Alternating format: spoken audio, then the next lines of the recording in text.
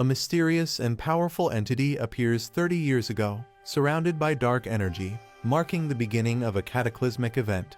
Monsters began emerging from a portal gate, destroying cities and attacking humans. The monster invasion throws the world into chaos, and another dangerous gate seems to open. A young man, frustrated and full of anger, lashes out at the gate and the hunters responsible for handling them. Showing his despair, the boy vents his frustration, questioning why he has to endure such a miserable life. Feeling abandoned by the world, a police officer tries to stop the boy from jumping, warning him of the danger, but he remains defiant. The boy shouts back at the officer, claiming it's his choice to end his life, showing his deep despair. The officers try to calm him down, but the boy struggles, refusing to listen and venting his overwhelming emotions. The boy screams that no one understands the immense suffering he has endured, highlighting his feelings of isolation. 3 hours earlier, the protagonist is fired from the Bitchin Guild, shocked by the sudden decision. The protagonist pleads, explaining his dedication to the guild and disbelief at being let go. The guild leader dismisses his contributions, stating he hasn't achieved anything significant for the guild. The guild leader reveals he only hired the protagonist for his diligence, but is now disappointed due to his lack of growth as a hunter. The guild leader harshly comments on the protagonist's injury, saying he can't work with someone who's now useless. The protagonist is speechless, struggling to defend himself against the accusations. The guild leader tells him to quit and offers to calculate his severance pay immediately. Desperate, the protagonist vows to find a way to heal his leg and prove he can still work. As the protagonist turns to leave, he encounters someone with intimidating tattoos. A blonde man mocks the protagonist, telling him to leave as per the boss's orders.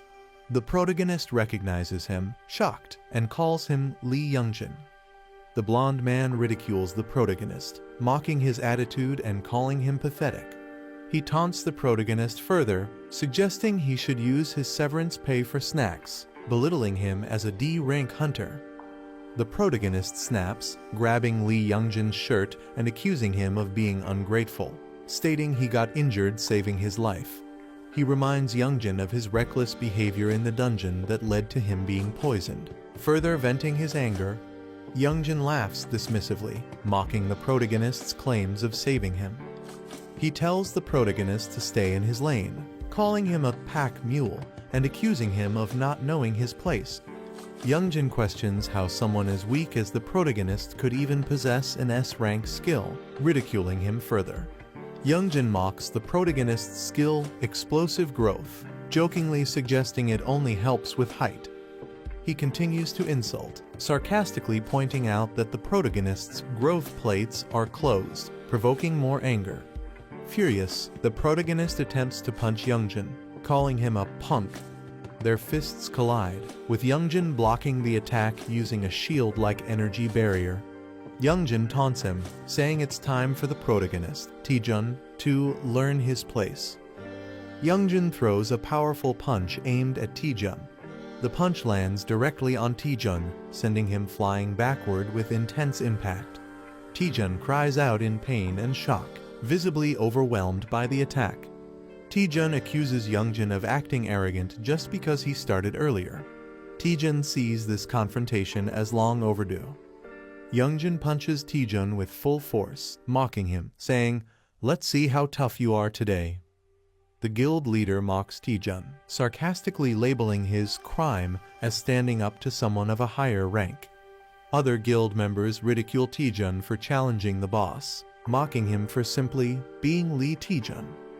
Taejun is brutally beaten and collapses to his knees, injured and humiliated. Youngjin looks smug and satisfied, breathing heavily from the confrontation. Taejun lies on the ground, battered and bleeding. A severance envelope is thrown at him with a mocking remark, thanking him for his past 7 years of work. As Taejun sheds tears of pain and humiliation, the final insult is delivered, but let's not see each other again. Taejun leaves a convenience store late at night, carrying a bag, while the clerk bids him goodbye. He walks through the empty, quiet streets under the moonlight, reflecting on his situation. Taejun opens a bottle, likely filled with alcohol, showing his desire to escape his emotions. He drinks deeply, sitting alone, visibly distressed, trying to drown his sorrow. Taejun gazes at the cityscape, enjoying the taste of the alcohol, though it seems bittersweet. He pulls out the severance envelope he received earlier, staring at it with a heavy heart. Taejun laments over the meager severance money, angry and defeated after 7 years of hard work. Feeling there's nothing left for him in the world, Taejun steps onto the edge of a bridge, considering ending it all. Taejun stands on the edge of the bridge, ready to jump, when a holographic window suddenly appears in front of him. The window displays a warning. The user's life is in danger. Please step back from the bridge. Taejun sarcastically responds, questioning why the system suddenly cares about his life now. He angrily addresses the system, blaming it for his suffering over the past 7 years. Taejun punches the holographic window in frustration, blaming the useless skill it gave him. He continues to vent his rage, criticizing the explosive growth skill for failing to improve his stats and questioning how he's supposed to survive with it. The warning reappears, urging him to step back from the bridge, but Taejun remains furious. A red warning appears, stating, "Initiating strike due to baseless violent actions by the owner." Taejun breathes heavily, his emotions boiling over. Laughing hysterically, he mocks the red warning from the system as rain pours down. Taejun challenges the system, sarcastically inviting it to strike him, calling it useless for failing to explain skills properly. In a fit of rage, Taejun hurls his bottle and attacks the holographic warning, shouting for it to disappear. He slumps in defeat, trembling from the overwhelming emotions. Taejun reflects bitterly, lamenting that no matter how hard he tries, nothing changes. He accuses the system of ruining his life, blaming it for not explaining his skill correctly from the start. Taejun screams at the system, enraged that it dares to dictate his actions, even denying him control over his own life. The police are trying to calm Taejun, urging him to come down and talk. Taejun yells at the officers, venting his frustration and expressing his suffering, standing on the edge of a railing. Taejun loses balance, his foot slipping off the railing. Taejun begins falling, looking shocked. As he falls from the bridge, he contemplates his imminent death, thinking, "This is how I die." Taejun reflects that maybe dying is better, given the misery of his current life. A mysterious system or entity acknowledges Taejun's complaint and initiates his transfer to the administrator's server. Taejun is enveloped by a glowing light, likely signifying his transportation to a different realm or scenario. Taejun is surprised and confused as glowing blue digital patterns start surrounding him. Taejun panics, asking what is happening, as the situation becomes more chaotic. Status windows appear, indicating that his system is being updated. Taejun is engulfed in a surge of bright blue energy, seemingly in the middle of a transformation or upgrade. The progress bar shows the update nearing completion, reaching 99%. The update is complete, confirmed by a glowing yellow status message. Taejun wakes up with a bandage on his nose, clearly feeling the aftereffects of something troubling. Sitting on a bench, he holds his head, complaining about a headache. Reflecting on his actions, he regrets drinking too much alone the previous night and vows not to drink again. Taejun recalls falling and suspects something unusual happened. He experiences strange sensations, as if a status window update is happening, confusing him. Laughing at the absurdity of a status window update, Taejun dismisses it as nonsense. He laments being jobless and wonders how he'll make a living. Considering doing day labor, Taejun is suddenly addressed by a glowing girl who knows his name. Shocked by her appearance, Taejun asks who she is, panicked and confused.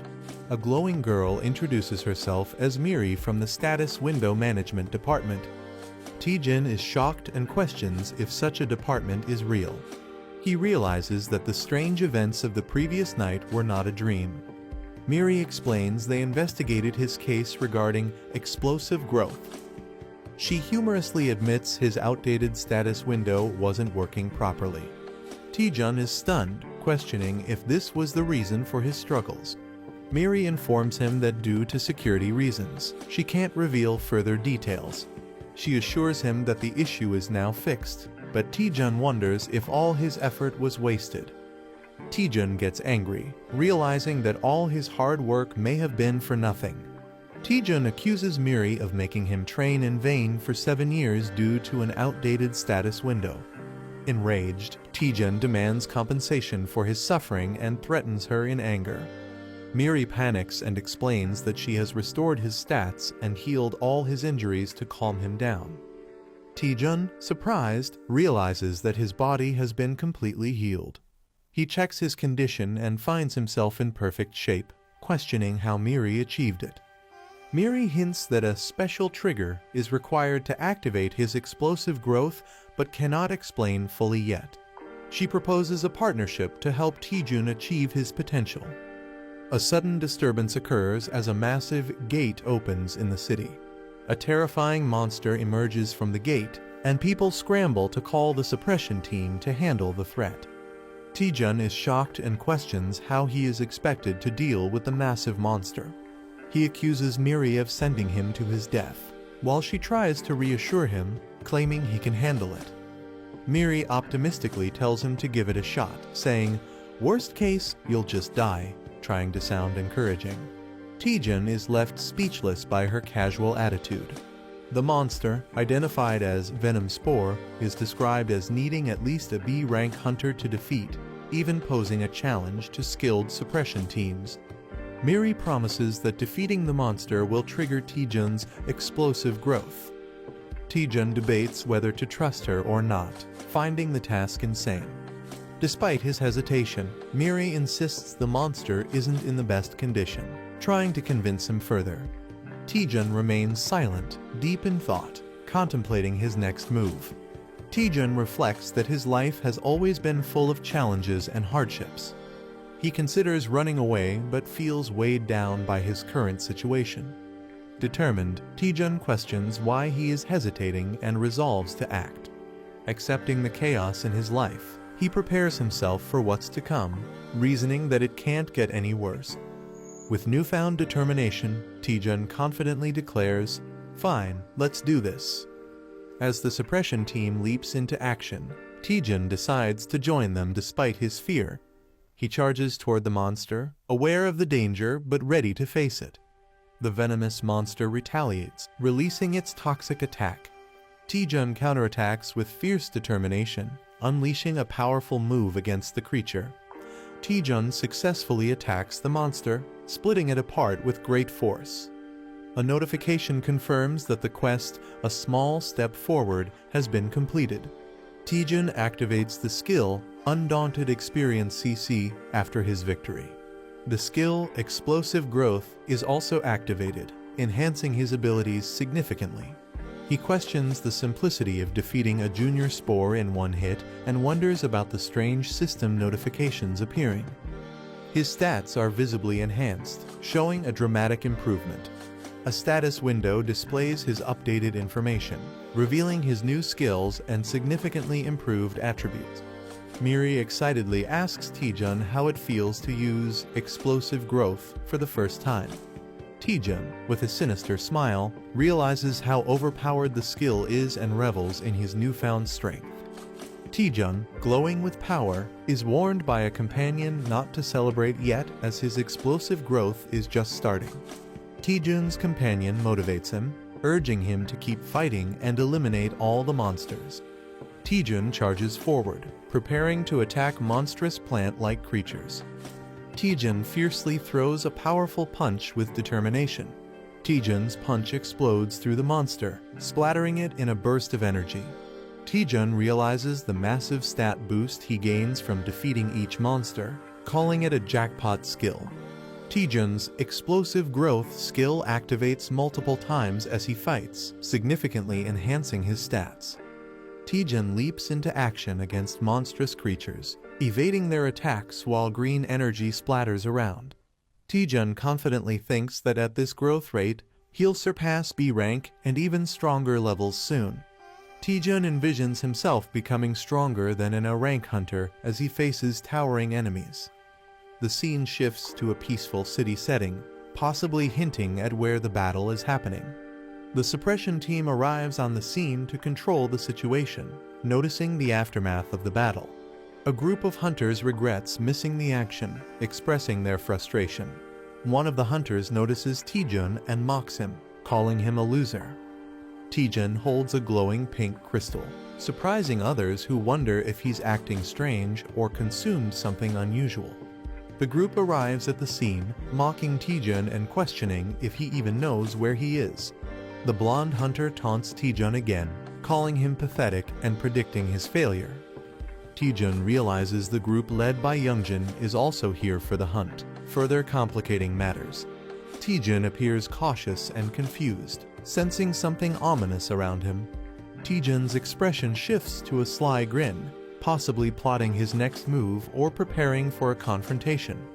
Taejun thanks a member of the suppression team, reflecting on his current injured state. The suppression team member acknowledges Taejun's efforts, praising him for preventing a dangerous situation. Taejun laughs it off, modestly saying he was just doing his duty as a hunter.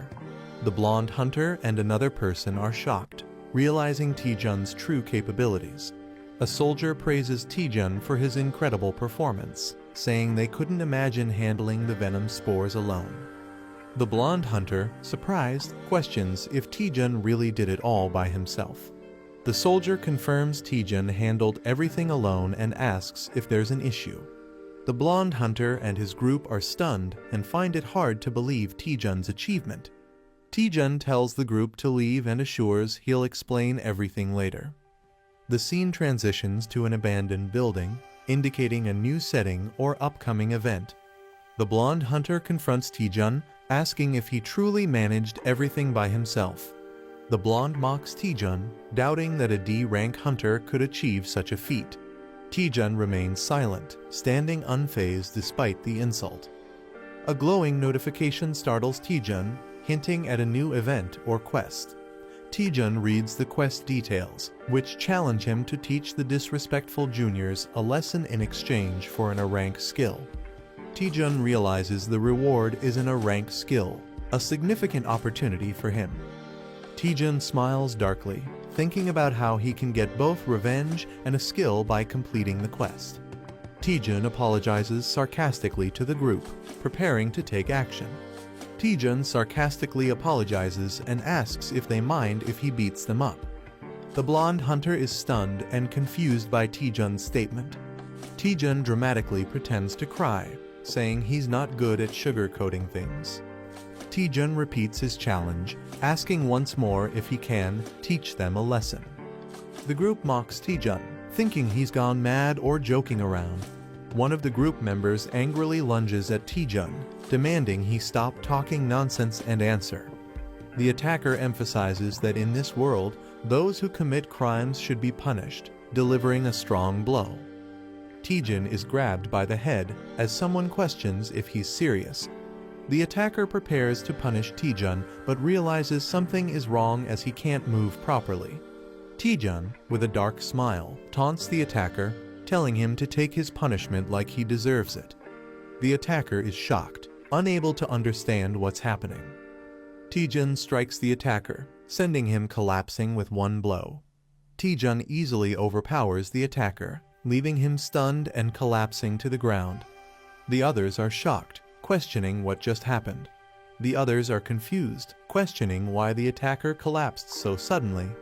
Taejun casually gestures for the rest of the group to come at him, inviting them one by one. Taejun menacingly smirks, daring them to endure just one flick on their foreheads for bullying their senior. The group questions Taejun's confidence and his intent to flick them, finding it ridiculous. Taejun flicks one member's forehead with enough force to cause intense damage, sending blood gushing. Taejun unleashes powerful attacks, effortlessly taking down multiple opponents. Another member suffers a devastating blow as Taejun displays overwhelming strength. The blonde hunter is stunned, questioning why his group is losing so easily. Taejun dismisses the idea that it's a joke and approaches the blonde hunter menacingly. Taejun calls out Youngjin directly, asking if he finds the situation amusing. Taejun declares he might let the others go but won't spare Youngjin. Taejun taunts Youngjin, saying a simple flick isn't enough for him and warning him to get ready. Youngjin, enraged and clenching his teeth, swears revenge, calling Taejun dead meat. Youngjin activates an ice ability, surrounding himself with sharp icicles and a cold aura. He mocks Taejun, assuming he has gained some physical enhancements, and warns him not to get overconfident. Youngjin arrogantly declares that Taejun is the one who's in trouble. Taejun observes the ice missiles and sarcastically questions when Youngjin learned such a skill. Taejun reveals that he, too, has just learned a new skill, showing flames igniting in his hand. A massive explosion of fire erupts as Taejun prepares to test his newly acquired ability in a grand display of power. A rank skill that is stronger than normal fireballs and reduces the target's healing ability. He is stunned by the fireball's sheer intensity, calling it incredible. Taejun jokingly admits he's new to the skill and advises Youngjin to be cautious. The fireball unleashes a massive, fiery explosion, showcasing its destructive power. Youngjin feels the overwhelming heat and realizes the power of the fireball. The fireball creates a huge fiery blast, leaving a crater. Youngjin, charred and exhausted, struggles to breathe and process what happened. He's confused but relieved, questioning how he managed to survive such destruction. Taejun jokes about Youngjin being so scared that he looks like he wet himself. He tells Youngjin to stop bullying guild members and be more respectful. Terrified, he promises to change and never bully anyone again. Taejun charges energy in his finger, hinting at a playful but intimidating move. Taejun suggests there's still something left to deal with, keeping the pressure on Youngjin. A cheerful narrator introduces herself and promises to explain what happened in the previous episode. Taejun gains a new status window ability, unlocking powerful skills to fight back. He uses his newfound strength to stand against those who tormented him. Taejun successfully takes revenge on his bullies. The narrator hints that Taejun might have pushed his power too far, and he collapses. Taejun lies unconscious, exhausted from overusing his abilities. Despite his state, the narrator urges him to head to the dungeon. Taejun has been unconscious for 3 days, and the narrator questions if he can overcome this challenge. Taejun is lying on his bed, suffering from intense pain after pushing himself too hard. He's frustrated and tells others to be quiet. The narrator is relieved Taejun is awake, but he explains he overused his mana, leading to his current state. Taejun admits he was reckless and got carried away with his newfound strength. He resolves to focus on improving his mana. The narrator acknowledges Taejun's rapid growth, but questions whether he truly needs to focus only on mana. Taejun clarifies that his extraordinary growth boosted all his stats except mana, which is now his priority. Taejun explains that his skills, like the fireball, consume a lot of mana, forcing him to prioritize increasing it to avoid future collapses. The narrator wonders if there's a specific way to raise just his mana more efficiently. Taejun notices that he has a set recovery time of 8 hours and 30 minutes before he's back to full strength. A massive tower designed for training and improving mana is shown. Taejun explains to the narrator that the Tower of Training is a well-known dungeon where beginners go to boost their mana. Despite being famous, the narrator notices the tower is oddly empty and questions why no one else is there. Taejun recalls the tower being popular a few years ago, but wonders if it's no longer in use. Taejun and the narrator spot an old man in the tower, surprising them. The old man tearfully mistakes Taejun for someone he refers to as Granny. Taejun and the narrator are bewildered by the old man's behavior, finding it strange. Taejun formally requests the old man for the Tower of Training quest, but the old man mishears it as fast food. Taejun clarifies he's talking about a quest, not fast food, but the old man misunderstands again. The old man finally understands Taejun is here for the tower's quest. The old man agrees to guide Taejun and the narrator through the tower of training. The narrator feels uneasy about the situation, but Taejun reassures her, saying he's prepared. The old man starts explaining the mechanics of the tower to Taejun and the narrator. The tower is divided into 10 stages, and clearing all of them will complete the quest. Taejun guesses the first task is to defeat 10 goblins, and he's correct. The old man acknowledges Taejun's guess with a cheerful response. Taejun impresses the narrator with his knowledge of the tower, claiming no one knows its strategies better than him. Taejun reveals he studied dungeon strategies on YouTube and memorized them, even though he couldn't go on real expeditions. Taejun confidently declares the beginner dungeon will be easy for him, earning admiration from the narrator. Taejun mutters to himself, and the old man overhears, prompting Taejun to play it off as a joke. They reach the first trial area, and the old man prepares to summon monsters. The old man struggles dramatically while summoning monsters for the trial. The old man nervously announces the arrival of the monsters, completing the summoning. Taejun and the narrator are fired up to face the challenge, confident that defeating 10 goblins will be easy. Movement in the bushes indicates something approaching, creating tension. Instead of goblins, large ogres and a few goblins emerge with a loud roar. Taejun, the narrator, and the old man face a massive crowd of ogres and goblins, far beyond what was expected. Taejun and the narrator are shocked at the situation, jokingly calling it bulking season. Taejun questions why the goblins appear to be oversized ogres, asking the old man for an explanation. The old man, lost in thought, mentions kimchi stew, completely ignoring the situation. Realizing the old man might be senile, Taejun is visibly annoyed and doubtful of the old man's capabilities. The ogres begin their attack with another fierce roar, escalating the tension. Taejun and the narrator panic as the monsters rush toward them, increasing tension. Taejun uses a powerful fire attack to hold back the ogres, showcasing his abilities. Taejun boldly challenges all the goblins and ogres, declaring he'll defeat them all. The fire attack devastates the monsters, burning them to ashes. Taejun surveys the burning battlefield, satisfied with his attack's impact. Taejun celebrates his success, but the narrator warns him there are still more monsters left. A massive ogre towers over Taejun, wielding a giant weapon, taking the battle to a new level. The giant ogre swings its weapon, landing a powerful blow on Taejun, catching him off guard. Taejun faces off against an ogre and prepares for a fight. The ogre attacks, and Taejun responds with determination, challenging its strength. Taejun skillfully dodges the ogre's powerful strike. Taejun spins, preparing a counterattack.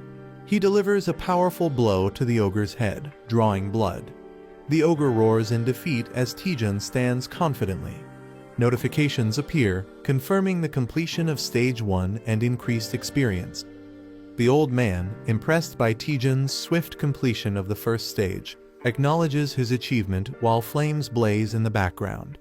Taejun looks surprised but takes in the comment. The old man teases Taejun, suggesting the first stage was easy.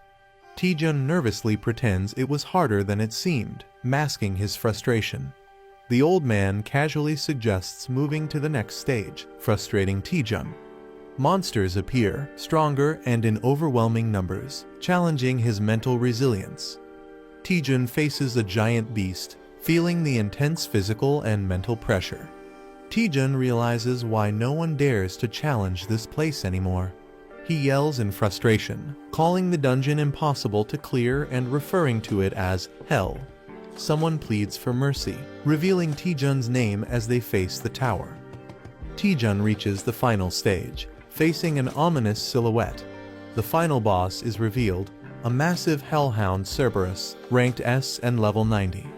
Taejun is horrified, sweat dripping as he reacts to the terrifying scene. Taejun realizes the final boss isn't a simple dog as expected, but an overwhelming threat. Taejun gives up, believing he can't defeat the boss, even with multiple lives. He's out of mana and struggles to find a way to continue. A hidden quest appears, tasking him with curing a senile NPC to restore order. Taejun reads the hidden quest details and begins thinking. He realizes the dungeon relies on the old man's unstable mana. The old man's loss of mana control causes the monsters to grow stronger. Taejun decides that if he can return the old man to normal, he can clear the dungeon. Taejun shares his plan with the spirit, but he's uncertain if it will work.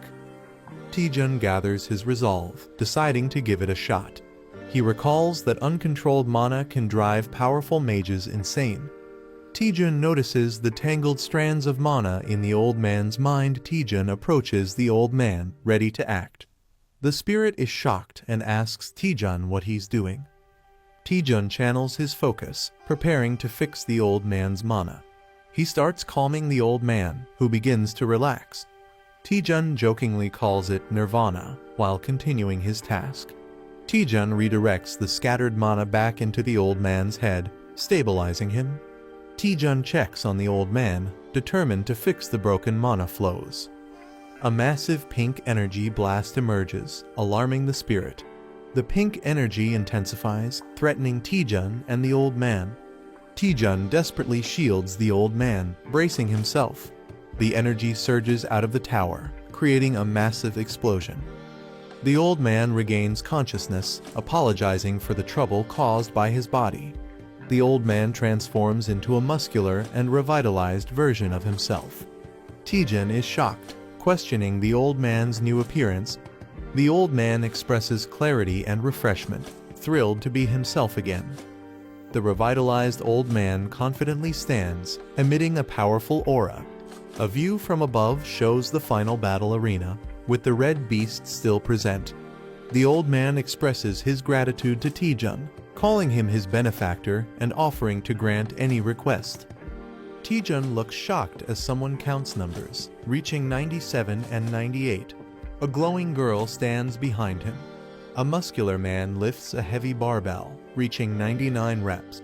The old man, now glowing with power, shouts 100 while lifting the weights. The weights slam into the ground, cracking it. The man explains that physical strength is needed for high-intensity mana use. His muscles flex, and he begins revealing something important. He proudly announces that his secret to becoming an archmage is intense physical training. The old man flexes and asks if they can feel the mana radiating from his muscles.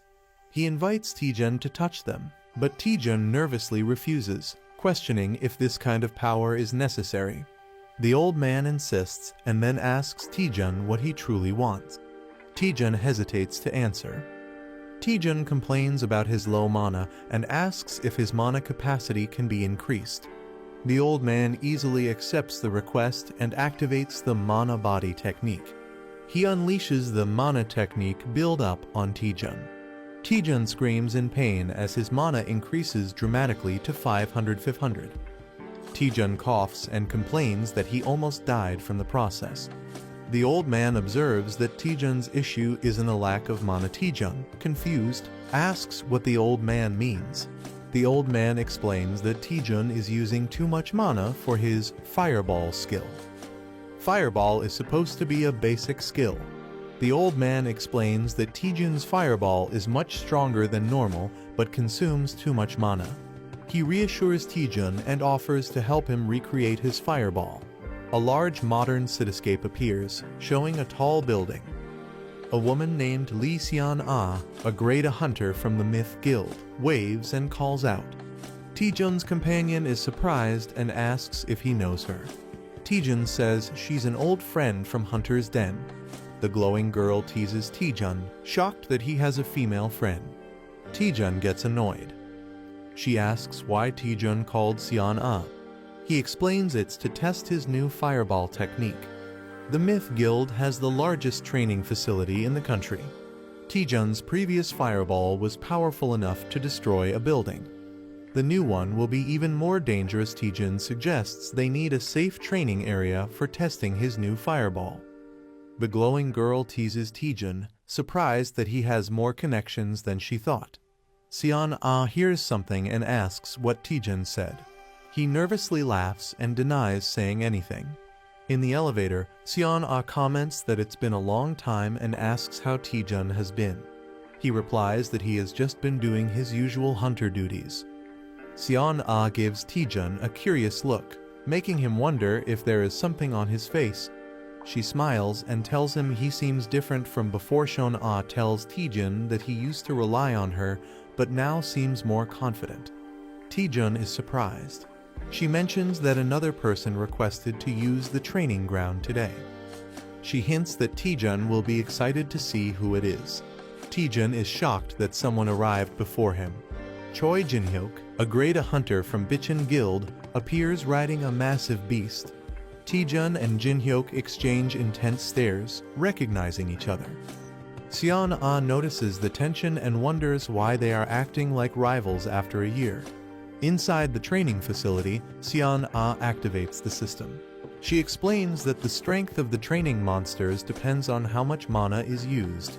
Seon-ah summons a monster, calling it cute, but Taejun is horrified by its appearance.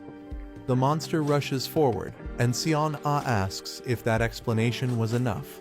She casually leaves to grab drinks, leaving them to train. Taejun, the glowing girl, and Jin-hyuk stand in silence. Taejun learns that he can create a monster using mana. A giant, muscular orc roars as it appears, surprising Taejun. Taejun cracks his knuckles, ready to fight. The orc charges at Taejun aggressively.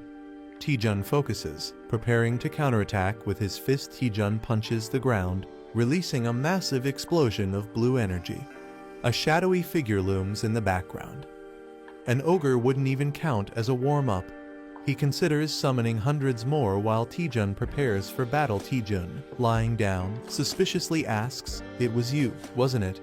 The other person responds in confusion. "What?" Choi Jin-hyuk glares at Taejun and accuses him. "Don't play innocent. You're the one who messed up the guild juniors, aren't you?" A battle scene flashes in the background. Taejun stands silently, looking slightly concerned or confused. Someone walks forward and says, "At first, I didn't want to believe it, but now that I look at it, it's true." Their steps echo in the empty space. Choi Jin-hyuk confronts Taejun. "Have you awakened some new power? What are you doing now that you're so strong?" He looks frustrated. A furious Choi Jin-hyuk accuses, "You're beating up your own family members who used to eat from the same pot." His face shows anger and disappointment. Taejun's face darkens as he mutters, "Choi Jin-hyuk." His expression is filled with determination and rage. A flashback shows Taejun, Choi Jin-hyuk, and Lee Seon-ah enjoying a meal together at Hunter's Den. The text reveals that Choi Jin-hyuk was once one of Taejun's few trusted friends. Choi Jin-hyuk distances himself from Taejun as he joins the Bichon Guild and climbs the ranks, symbolizing their growing gap. Choi Jin-hyuk, now more powerful and confident, surrounds himself with strong allies. Taejun watches from afar, feeling left behind. His expression is colder, showing that he has become someone different from the friend Taejun once knew. Taejun, carrying a large backpack, looks troubled. The text states, "I'm no longer a friend," indicating his bond with Choi Jin-hyuk is broken. A deformed man arrogantly admits, "Yeah, I did it. So what are you gonna do about it?" His expression is mocking and unbothered. Choi Jin-hyuk is shocked as the same man dismisses the situation, saying, "So I roughed those punks up a bit, big deal." The deformed man continues to justify his actions. "They were the ones who messed with me first, weren't they?" His face is unsettling and intense. Choi Jin-hyuk gets angry, clenching his teeth. He confronts someone, "And you? While I was getting beaten to a pulp, what did you do besides watch?" He believes the person should have fought alongside him. Choi Jin-hyuk grabs Taejun aggressively and yells, "Hey, you've got some nerve." Taejun is taken aback, responding, "Excuse me." Taejun stays calm despite being choked, saying, "You're strangling me. It's hard to breathe. I feel my life is at risk, so this is self-defense." His expression is indifferent. Lee Seon-ah enters the scene cheerfully, saying, "Sorry to keep you waiting. This sister has something for you." She holds a bag, possibly with supplies or weapons. Lee Seon-ah looks shocked, possibly reacting to the fight between Taejun and Choi Jin-hyuk. Seon-ah yells, "You too? What are you doing?" as Taejun and Choi Jin-hyuk clash fiercely. Choi Jin-hyuk swings his spear, sending a powerful red energy attack at Taejun, who dodges just in time. Taejun nervously calls for a timeout as he tries to escape. Choi Jin-hyuk responds, "There's no timeout." Taejun gets hit hard and is sent flying backward, crashing to the ground in pain. Choi Jin-hyuk acknowledges Taejun's growth, saying, "You've really become stronger, Taejun," while gripping his spear. Choi Jin-hyuk powers up with electricity and says, "I'll face you seriously." His aura crackles with intense energy. Taejun smirks and playfully says, "Should have done that from the start, tilde haha." He downplays his injuries, calling it just a scratch. Choi Jin-hyuk gets frustrated and thinks, when did this punk get so good at taunting? As his electrified power surges, Choi Jin-hyuk activates the Bichin spear technique, first form. His spear crackles with powerful yellow lightning. He fully unleashes Thunder Spear, surrounded by electric energy, showing his strongest attack. Lee Seon-ah is shocked and yells, "You're crazy, Choi Jin-hyuk, pulling out the Thunder Spear here." Taejun smirks and casually says, all right, tilde, I knew you'd use that technique, tilde." He seems unfazed by the attack. Taejun steps forward confidently, saying, "Then I'll go all out too." He prepares to counter Jin-hyuk's attack. Lee Seon-ah and the spirit next to her look surprised, reacting to something unexpected. Wait, is that? Taejun begins charging a powerful energy blast, glowing blue. He unleashes a massive fireball attack, engulfing the battlefield in bright blue flames. A system message appears, revealing the attack's name, Archmage's Fireball S. It reduces the enemy's healing ability on impact. Choi Jin-hyuk is stunned, thinking, that's just like an energy blast, as Taejun's attack threatens to overwhelm him. A character gathers immense energy, forming a glowing orb in his hands. He unleashes a massive blue fireball attack, sending it towards his opponent. The skill used is Archmage's Fireball S, which reduces healing upon impact. An enemy, wielding a sword, looks in shock, realizing the immense magical power of the attack. He panics, thinking he can't block such a powerful attack. The fireball explodes, creating a massive shockwave and engulfing the area. A mysterious mechanism activates, possibly a defensive tool. The explosion spreads, shaking the battlefield. Taejun, Lee Seon-ah, and Fighter all look in shock and fear *** at the overwhelming destruction. A mysterious figure appears, radiating powerful energy, and Taejun asks, "Who are you?" She is revealed to be Cha Soo-hyun, an S-rank hunter and the vice president of Myth Guild. She scolds Taejun, saying his reckless attack could have caused a serious accident. Taejun, feeling guilty, nervously explains that he miscalculated the power since it was his first time using the skill. The fighter sees the situation and thinks Taejun is in serious trouble. Cha Soo-hyun, in a dramatic moment, intimidates Taejun, making him sweat. However, instead of punishing him, she suddenly offers Taejun a chance to join Myth Guild. The blonde-haired fighter is shocked and furious, unable to believe it. It's revealed that Cha Soo-hyun is one of the strongest hunters in the country, making her offer a huge deal. Cha Soo-hyun officially offers Taejun a scout proposal, recognizing his talent. She admits she has never seen a fireball that powerful before and praises Taejun for pushing basic skills beyond their limits. She repeats her offer with an eager smile, showing genuine interest in recruiting him. Taejun is shocked but intrigued, realizing how rare it is to receive such an offer from the Myth Guild. Lee Seon-ah is overjoyed, feeling that Taejun's skills are finally being recognized. It's revealed that Myth Guild is one of the top 4 major guilds in Korea, alongside Hongik, Longhwa, and Chunjeon. Taejun considers the offer, thinking that joining Myth Guild would be a huge advantage for him. Cha Soo-hyun emphasizes that a true hunter must constantly train and overcome their limits. Taejun recalls his earlier excitement, remembering that he wanted to duel today to test his own limits. Choi Jin-hyuk looks confused, denying that he ever agreed to duel Taejun. Taejun, fired up, reflects on his fight with Choi Jin-hyuk, realizing something important. He sees Jin-hyuk as a massive mountain he cannot overcome yet, symbolizing his current limits. Determined, Taejun refuses the guild offer, stating that he still has mountains to climb before joining. Jin-hyuk is shocked and frustrated, wondering what Taejun is even talking about. Cha Soo-hyun laughs, admiring Taejun's dedication to training and liking his spirit. She asks for his name and rank, and Taejun proudly introduces himself as a D-rank hunter. Soo-hyun is surprised, believing that his talent is wasted at such a low rank. In recognition of his potential, she gives him a recommendation letter, showing that she still believes in his future. Taejun receives an invitation to take the B-rank hunter evaluation in a month. His friends congratulate him. Choi Jin-hyuk is furious, realizing Taejun is advancing quickly. Taejun reflects that higher ranks allow hunters to enter stronger dungeons, making this a valuable opportunity. 1 month later, he arrives at the hunter testing site to take the B-rank exam. Taejun feels excited and confident, believing the atmosphere itself feels different. His spirit companion notes how Cha Soo-hyun gave him a recommendation right away, proving her high regard for him. She then asks, "Why didn't you join the Myth Guild, since they were offering him so much support?" Taejun comically shouts money, revealing his real reason. He explains that guild hunters have to share their earnings, making solo hunting more profitable.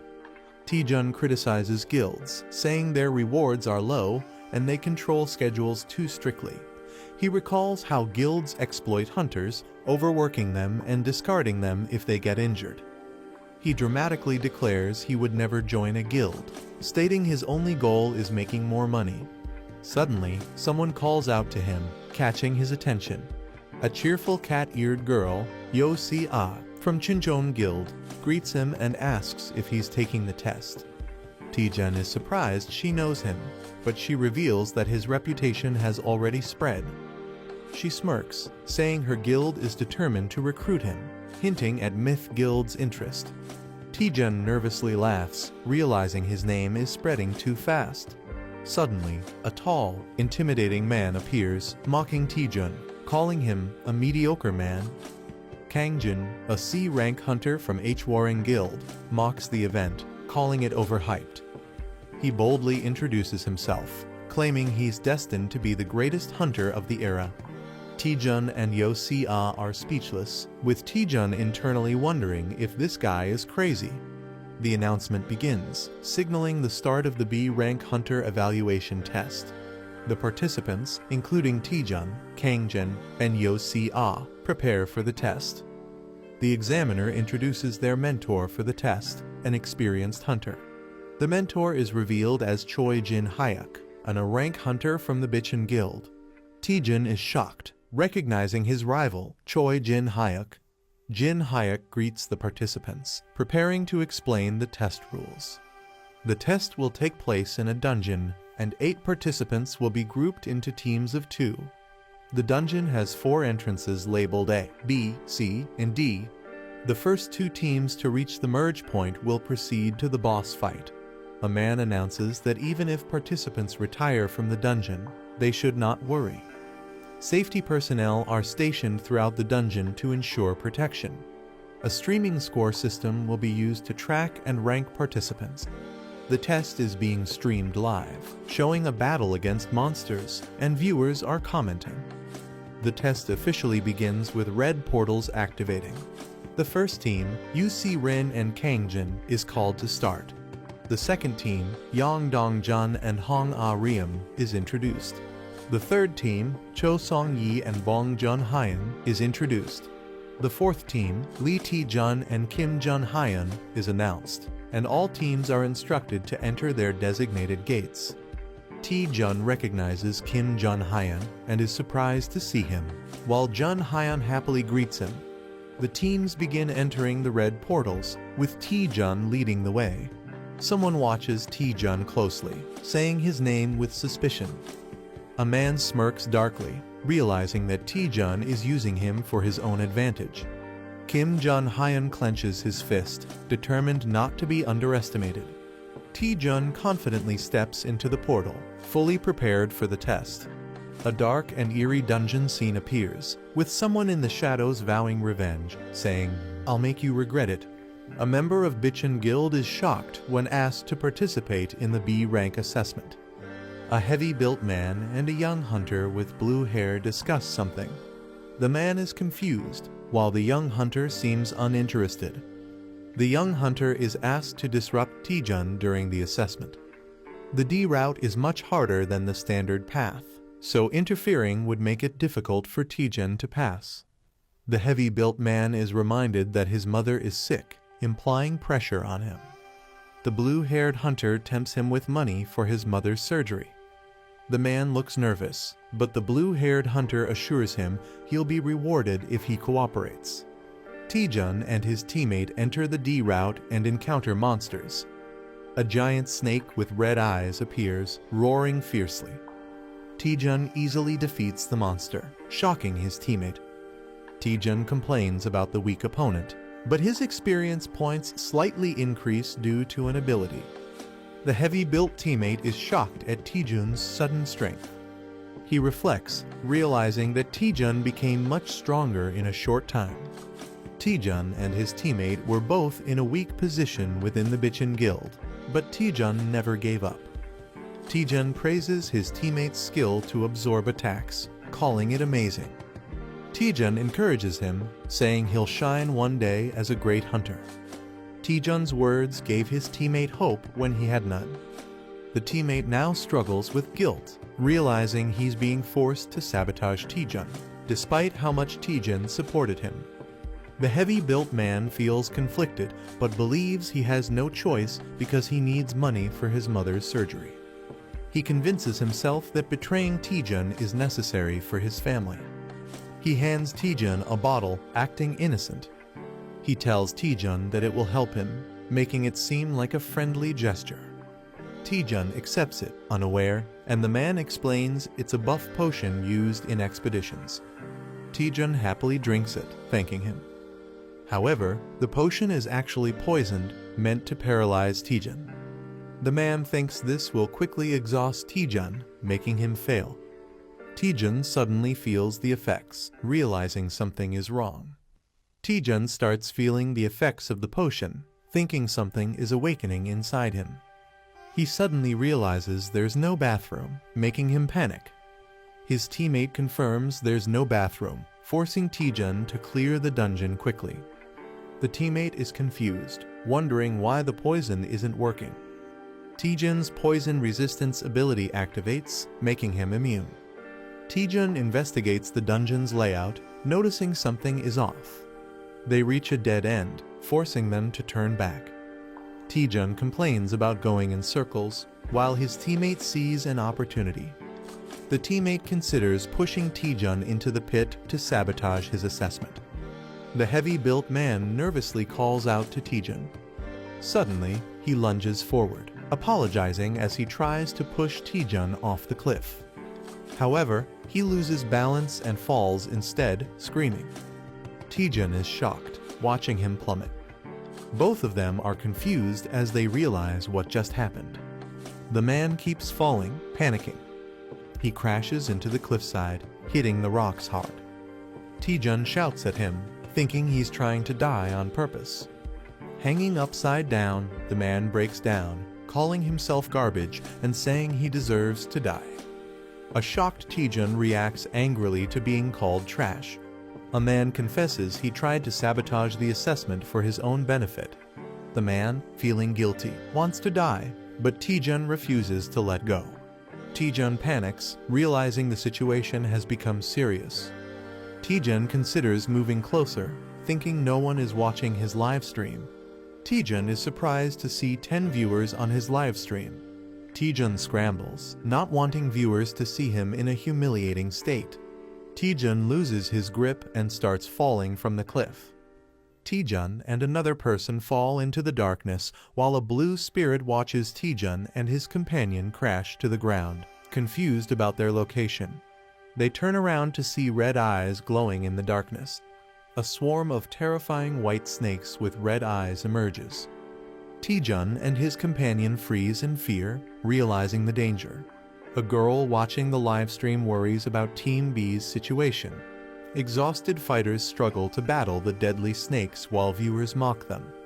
The girl doubts whether Team B can survive the ordeal. A terrified man panics and runs away, abandoning his team. With a teammate fleeing, the remaining member screams for help as Team B is eliminated. Team C is in chaos as one member attacks another in frustration. UC Rin cheerfully introduces herself while facing the deadly snakes. She confidently declares her intent to defeat the 1,000-year white snake.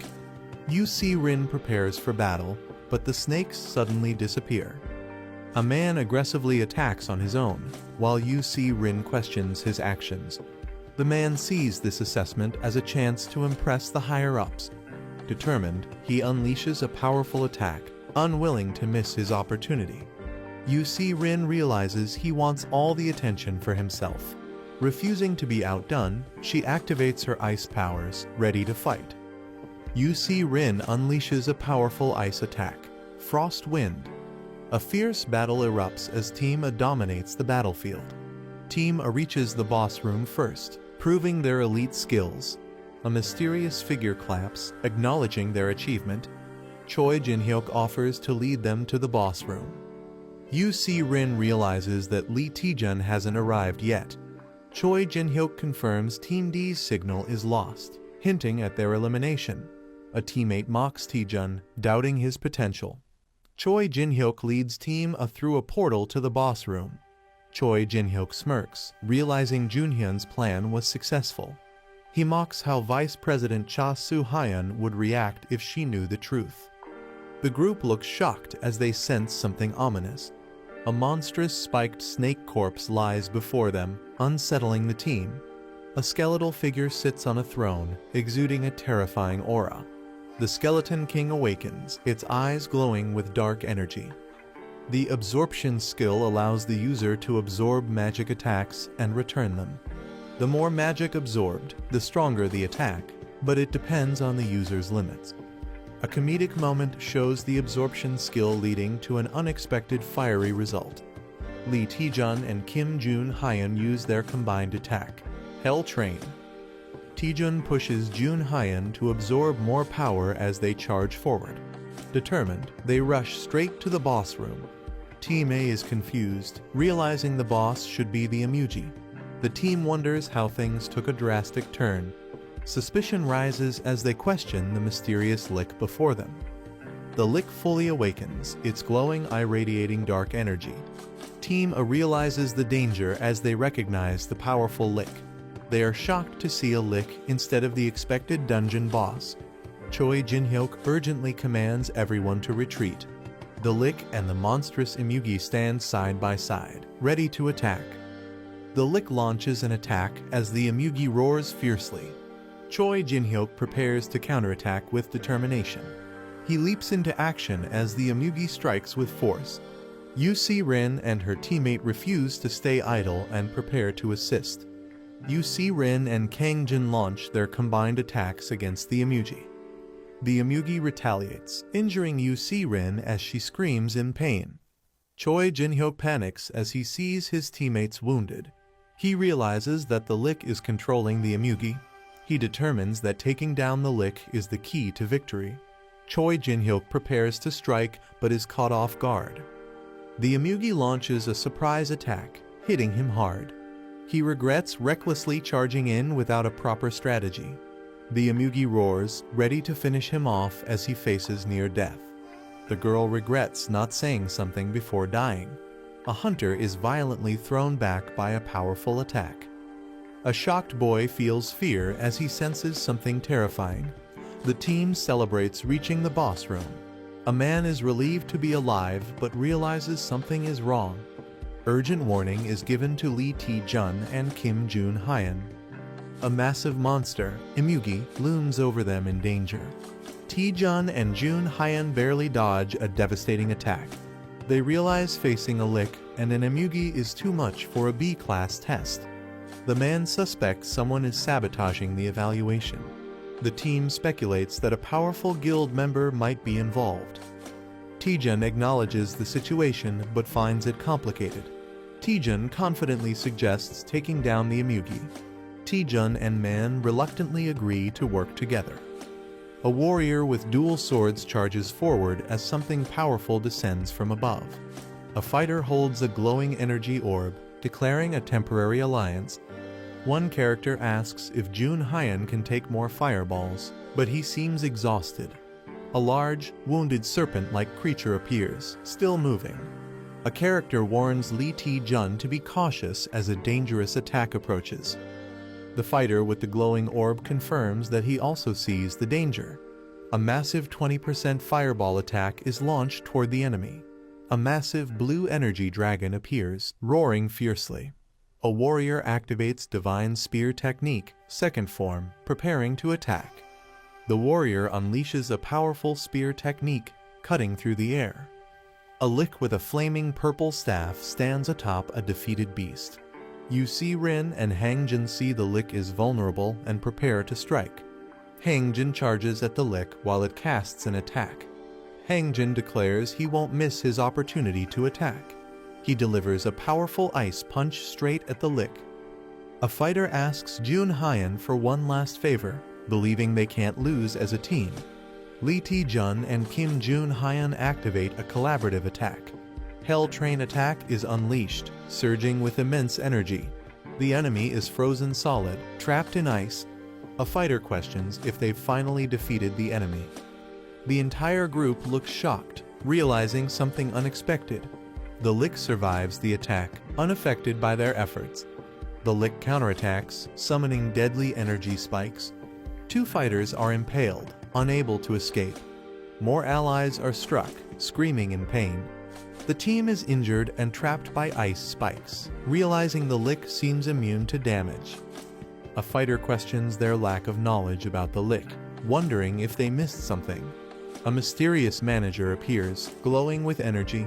The manager jokes about struggling to download an app.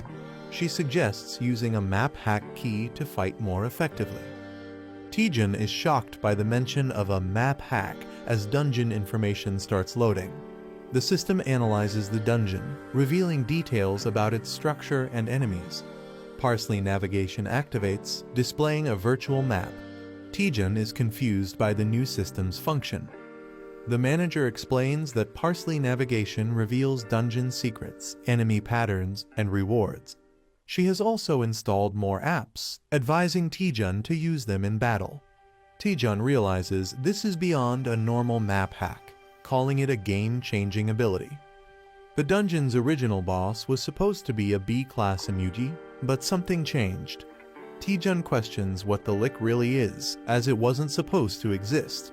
The Parsley translator activates, revealing that the lick, Iratus Chan, is excited.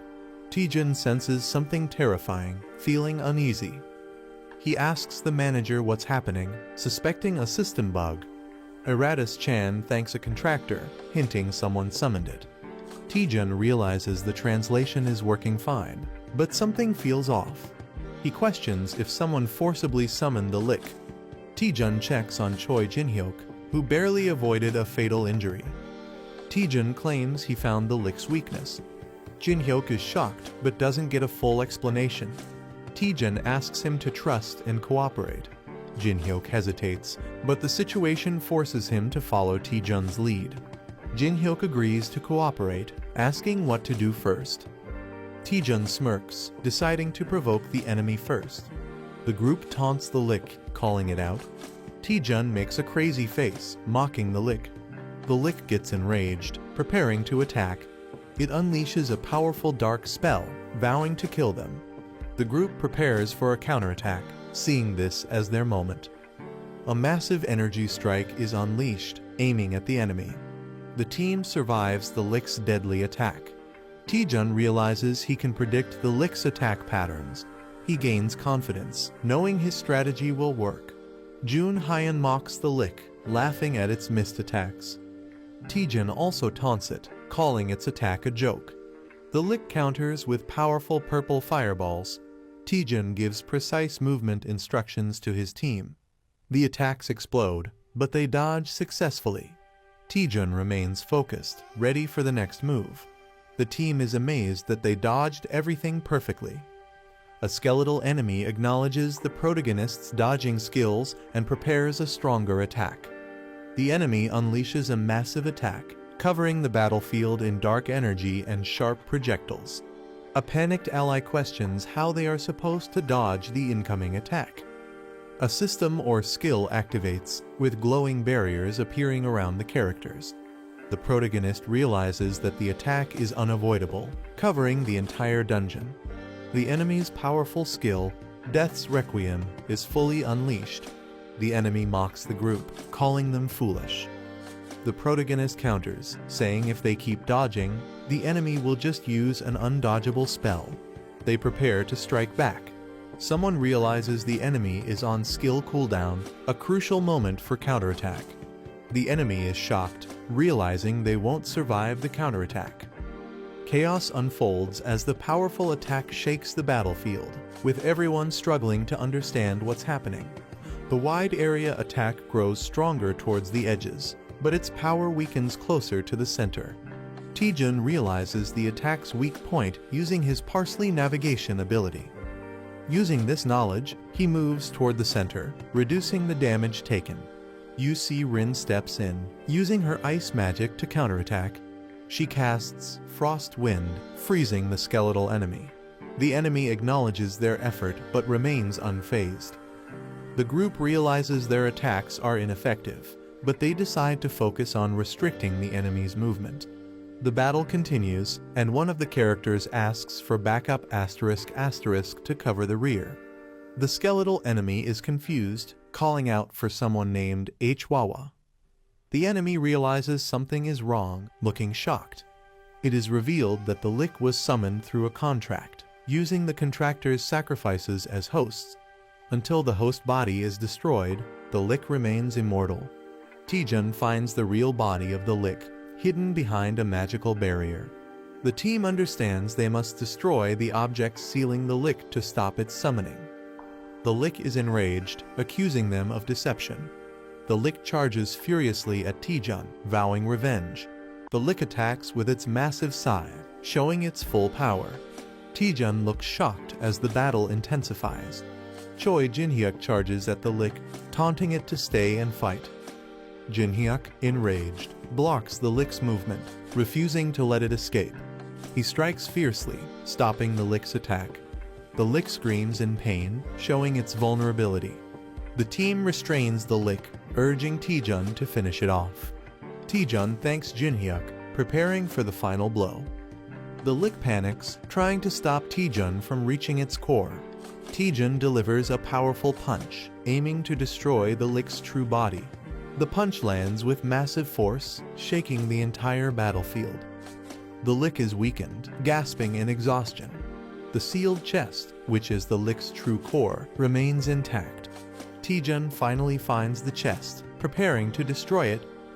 Bloodstained, dual-wielding spears, fighting skull with purple flames.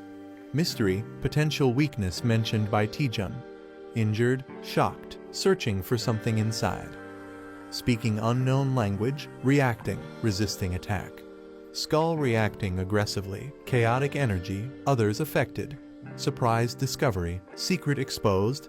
Observing, mysterious presence, tension rising. Holding a treasure chest, taunting with excitement.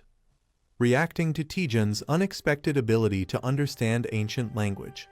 Holding a treasure chest, smug expression, spirit companion behind. Explaining contract-bound status, reacting nervously.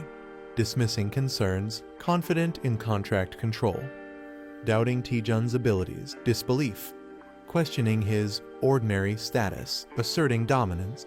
Sacred relic, magical significance, hidden knowledge. Doubting Taejun, realization setting in. Overwhelming presence, contract-breaking possibility. Reluctant agreement, forced cooperation. Offering wishes, tempting.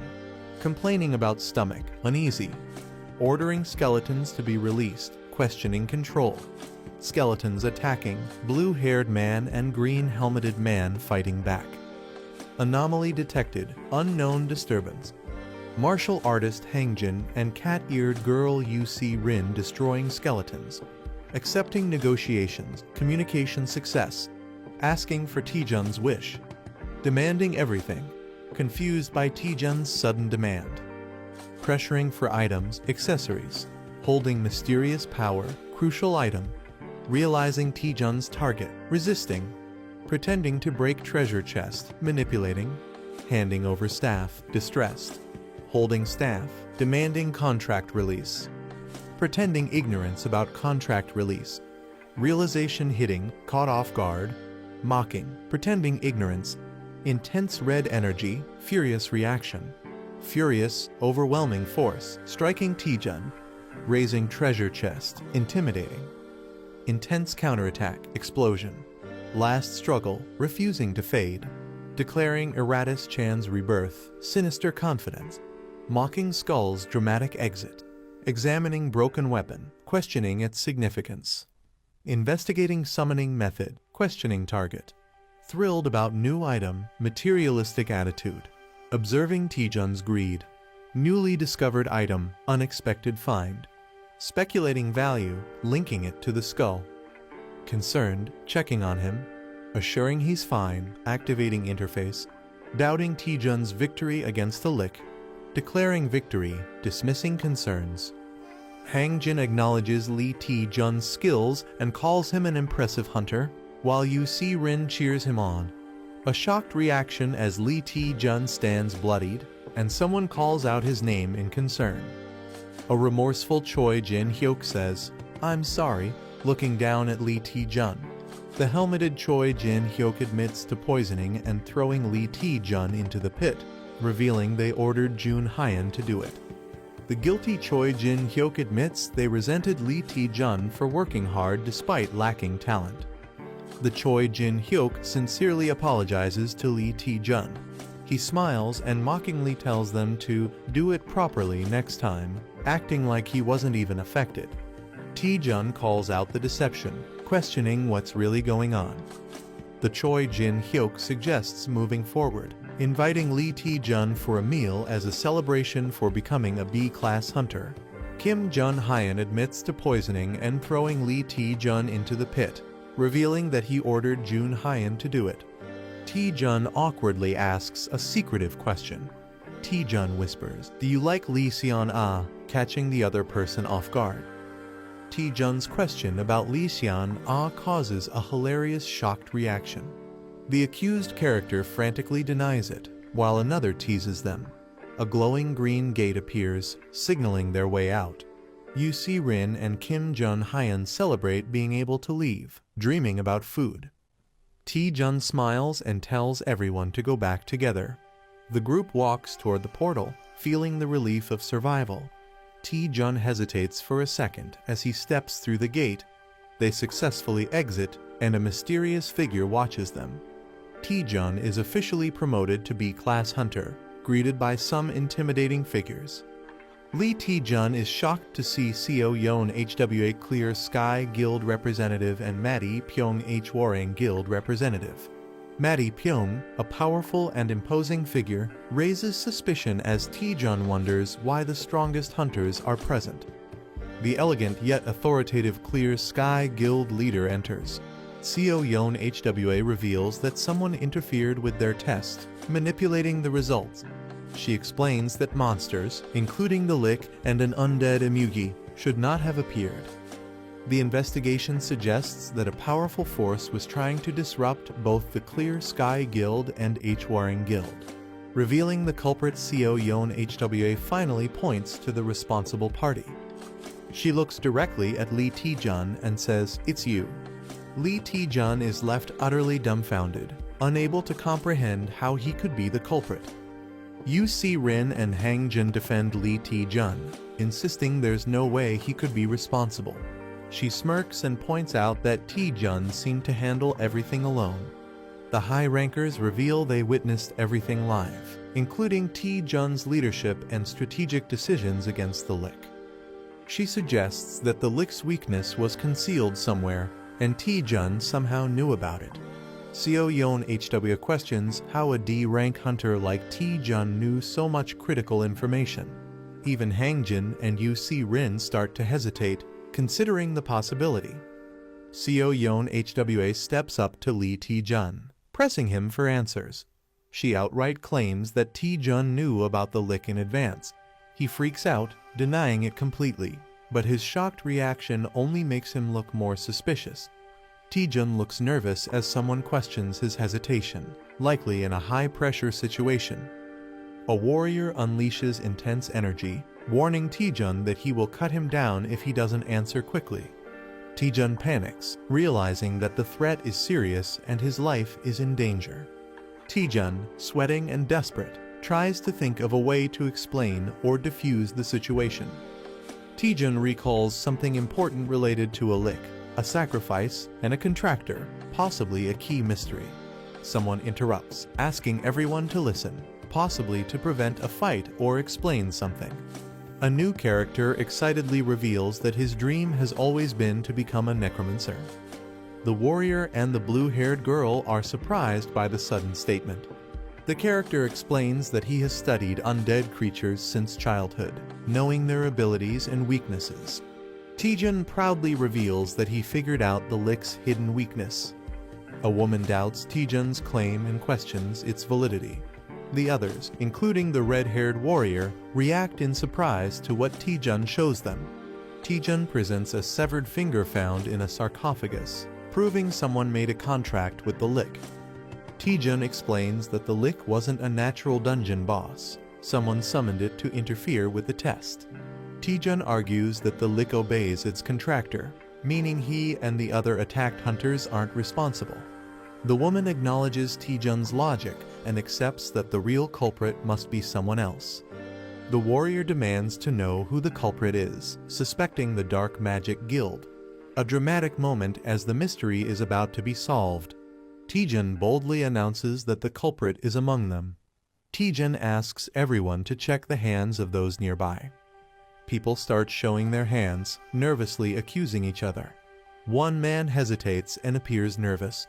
The true suspect is exposed as the owner of the severed finger. She is impressed and questions how Taejun figured it out. Taejun casually jokes that he learned this from detective manga. She looks completely stunned and exhausted by Taejun's reasoning. The warrior charges at Seo Yeon HWA, who prepares a magical defense. Someone traps the culprit inside a glowing green barrier to prevent escape. Furious, he charges at the bald man, vowing not to forgive him for harming his apprentice. The warrior unleashes a devastating attack called Dragon Strike. He suddenly notices something unexpected. The bald man appears lifeless, making others question if he took his own life. The warrior orders the body to be sent to the Alliance headquarters. He instructs his men to investigate the suspect's origins. The woman realizes that someone is using dark magic to target multiple guilds. She vows to uncover the mastermind behind the attack. The woman apologizes to Taejun for misunderstanding him and promises to repay him. Suddenly, Taejun faints and falls to the ground, shocking those around him. Taejun lies exhausted, realizing he has completely run out of mana. He starts regaining consciousness, wondering where he is. Taejun sees Choi Jin-hyuk and Lee Seon-ah looking at him with concern. Taejun wakes up in a hospital bed, surprised to see them there. Seon-ah says she came because she was worried, while Jin-hyuk jokingly says he just wanted to see if Taejun was still alive. She questions how much he pushed himself to collapse like that. They mention that Taejun made a huge impact in the B-rank exam, surprising him. News about Taejun defeating the Lick spreads all over the internet. He is surprised to see himself being praised in online discussions. Jin-hyuk feels overshadowed and claims Taejun wouldn't have succeeded without him. Seon-ah playfully argues that the video clearly shows Taejun doing all the work. Taejun enjoys the friendly banter, realizing it has been a while since they talked like this. The representative makes an unexpected entrance. Taejun and his friends are shocked to see her there. Seo Yeon Hwa reveals that she owns the hospital. She explains that Taejun was taken to their guild's hospital and that she owes him a debt. The cat-eared girl happily reminds Taejun that he saved her. She dramatically expresses how much she cherishes Yu Si-rin, making Taejun question the word precious. Seo Yeon Hwa prepares to fulfill any request Taejun has. She leans in, confidently stating that she will grant Taejun anything he desires. Seo Yeon Hwa, the Vice Guild Master, offers to grant Hunter Taejun anything he desires. Taejun seems unsure about what to ask for, while his friends react in surprise. Seo Yeon Hwa assures Taejun that he doesn't need to decide immediately since there's plenty of time. She walks away, telling Taejun she will be waiting in her office on the top floor until he recovers. With a warm smile, Seo Yeon Hwa invites Taejun to visit her once he makes a decision. Lee Seon-ah excitedly hugs Taejun, amazed at how much he has grown. She reminisces about how he used to get lost in dungeons and praises his progress, while Taejun looks embarrassed. Choi Jin-hyuk watches the scene and jealously calls Taejun a lucky guy. Lee Seon-ah asks again if Taejun has decided on his request, but he still hasn't thought of anything. Taejun considers asking for a magic-related item since Seo Yeon Hwa is a top-tier wizard hunter. Taejun considers asking for a magic-related item. He realizes that recovery is more important right now and decides to think about it later. Lee Seon-ah cheerfully gives him a drink to help him recover faster. She and Jin-hyuk decide to leave, making plans to head out. A mystical spirit comments that Taejun has a lot to think about. The spirit excitedly imagines a beautiful woman granting a wish, while Taejun is unimpressed. Taejun debates what to ask for, considering money as an option. He quickly dismisses the idea, realizing he should ask for something priceless instead. Determined, Taejun decides he needs to figure out what he needs the most. Suddenly, he remembers and asks about the items he got earlier. Taejun realizes his items were automatically stored in the Parsley Market vault. Confused, Taejun wonders what Parsley Market is. The spirit excitedly acknowledges that Taejun is finally asking about it. Parsley Market is revealed as a massive second-hand trading platform with over 100 million users. It has users from various dimensions, offering a wide range of items at reasonable prices.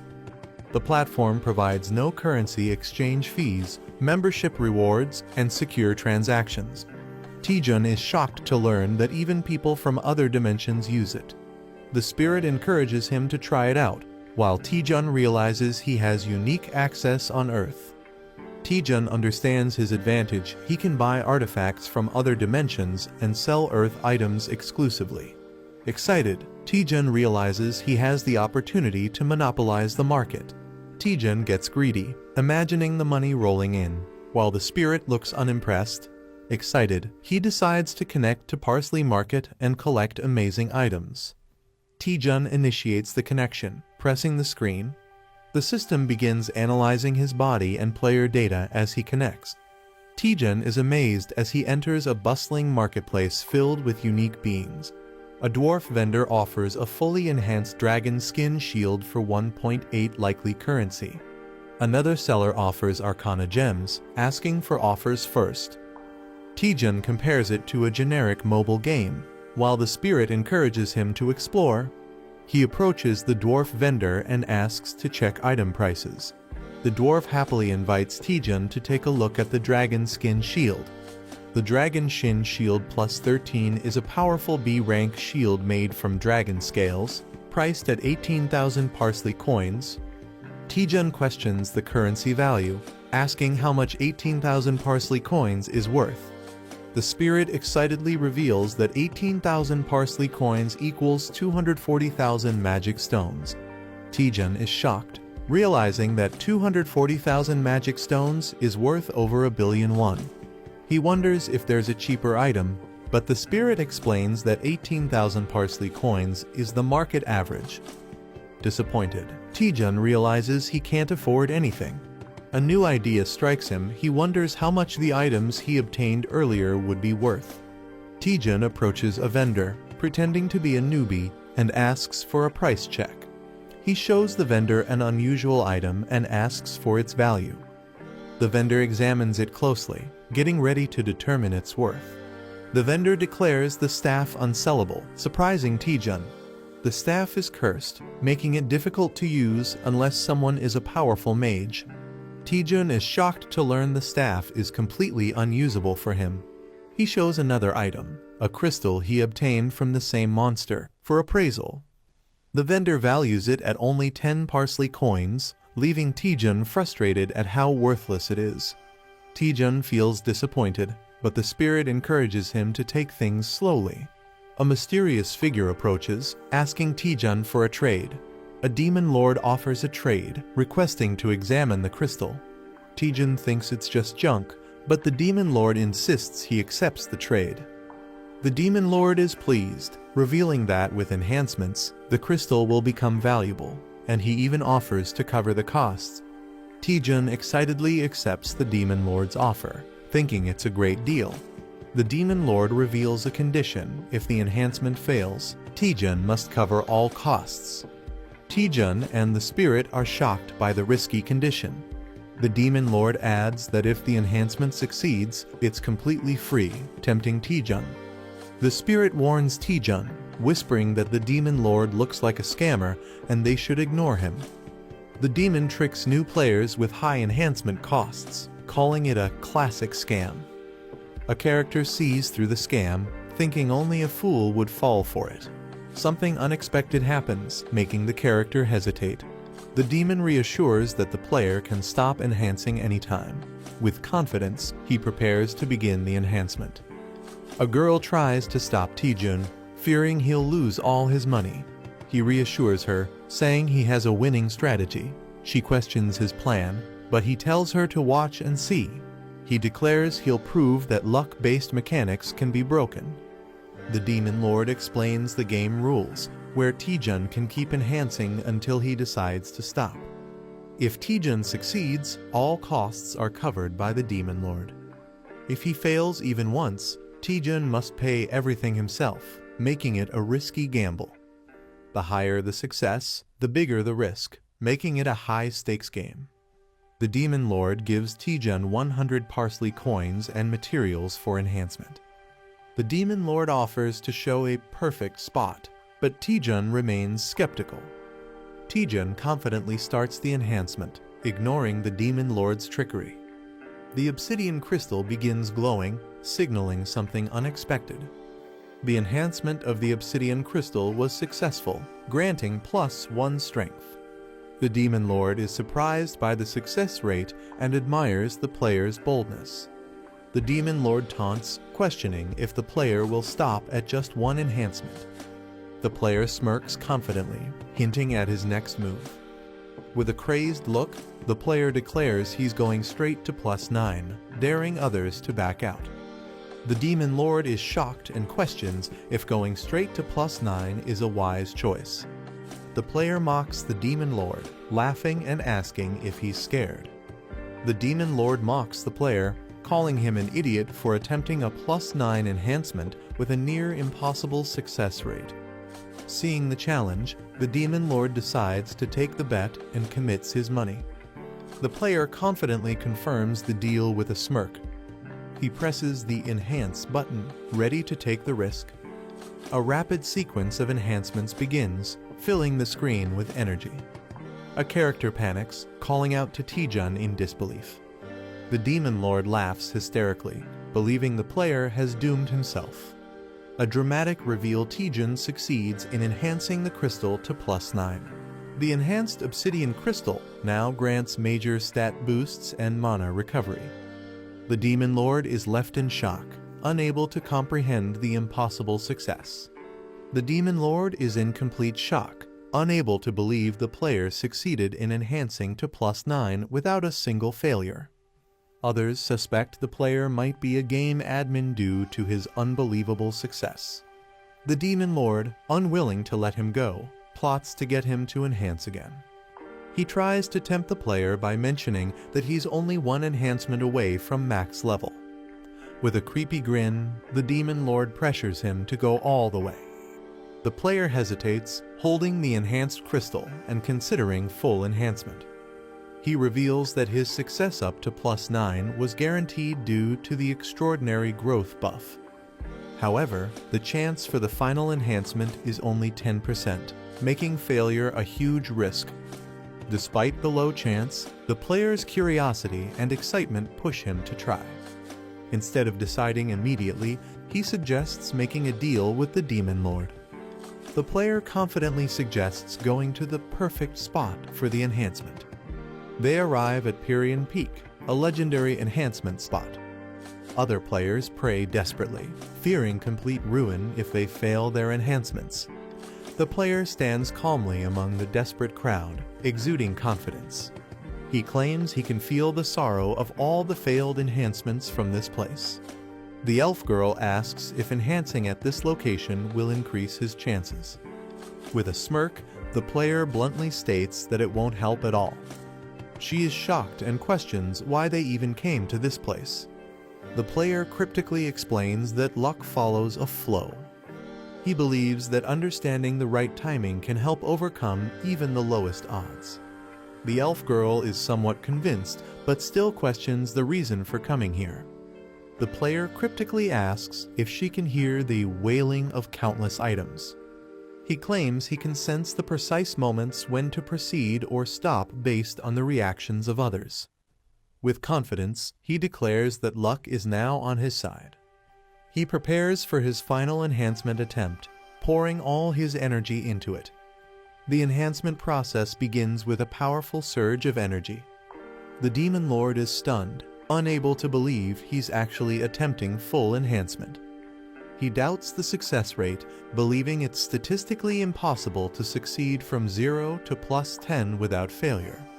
Everyone watches in suspense as the outcome is about to be revealed. The crystal glows intensely, marking the decisive moment.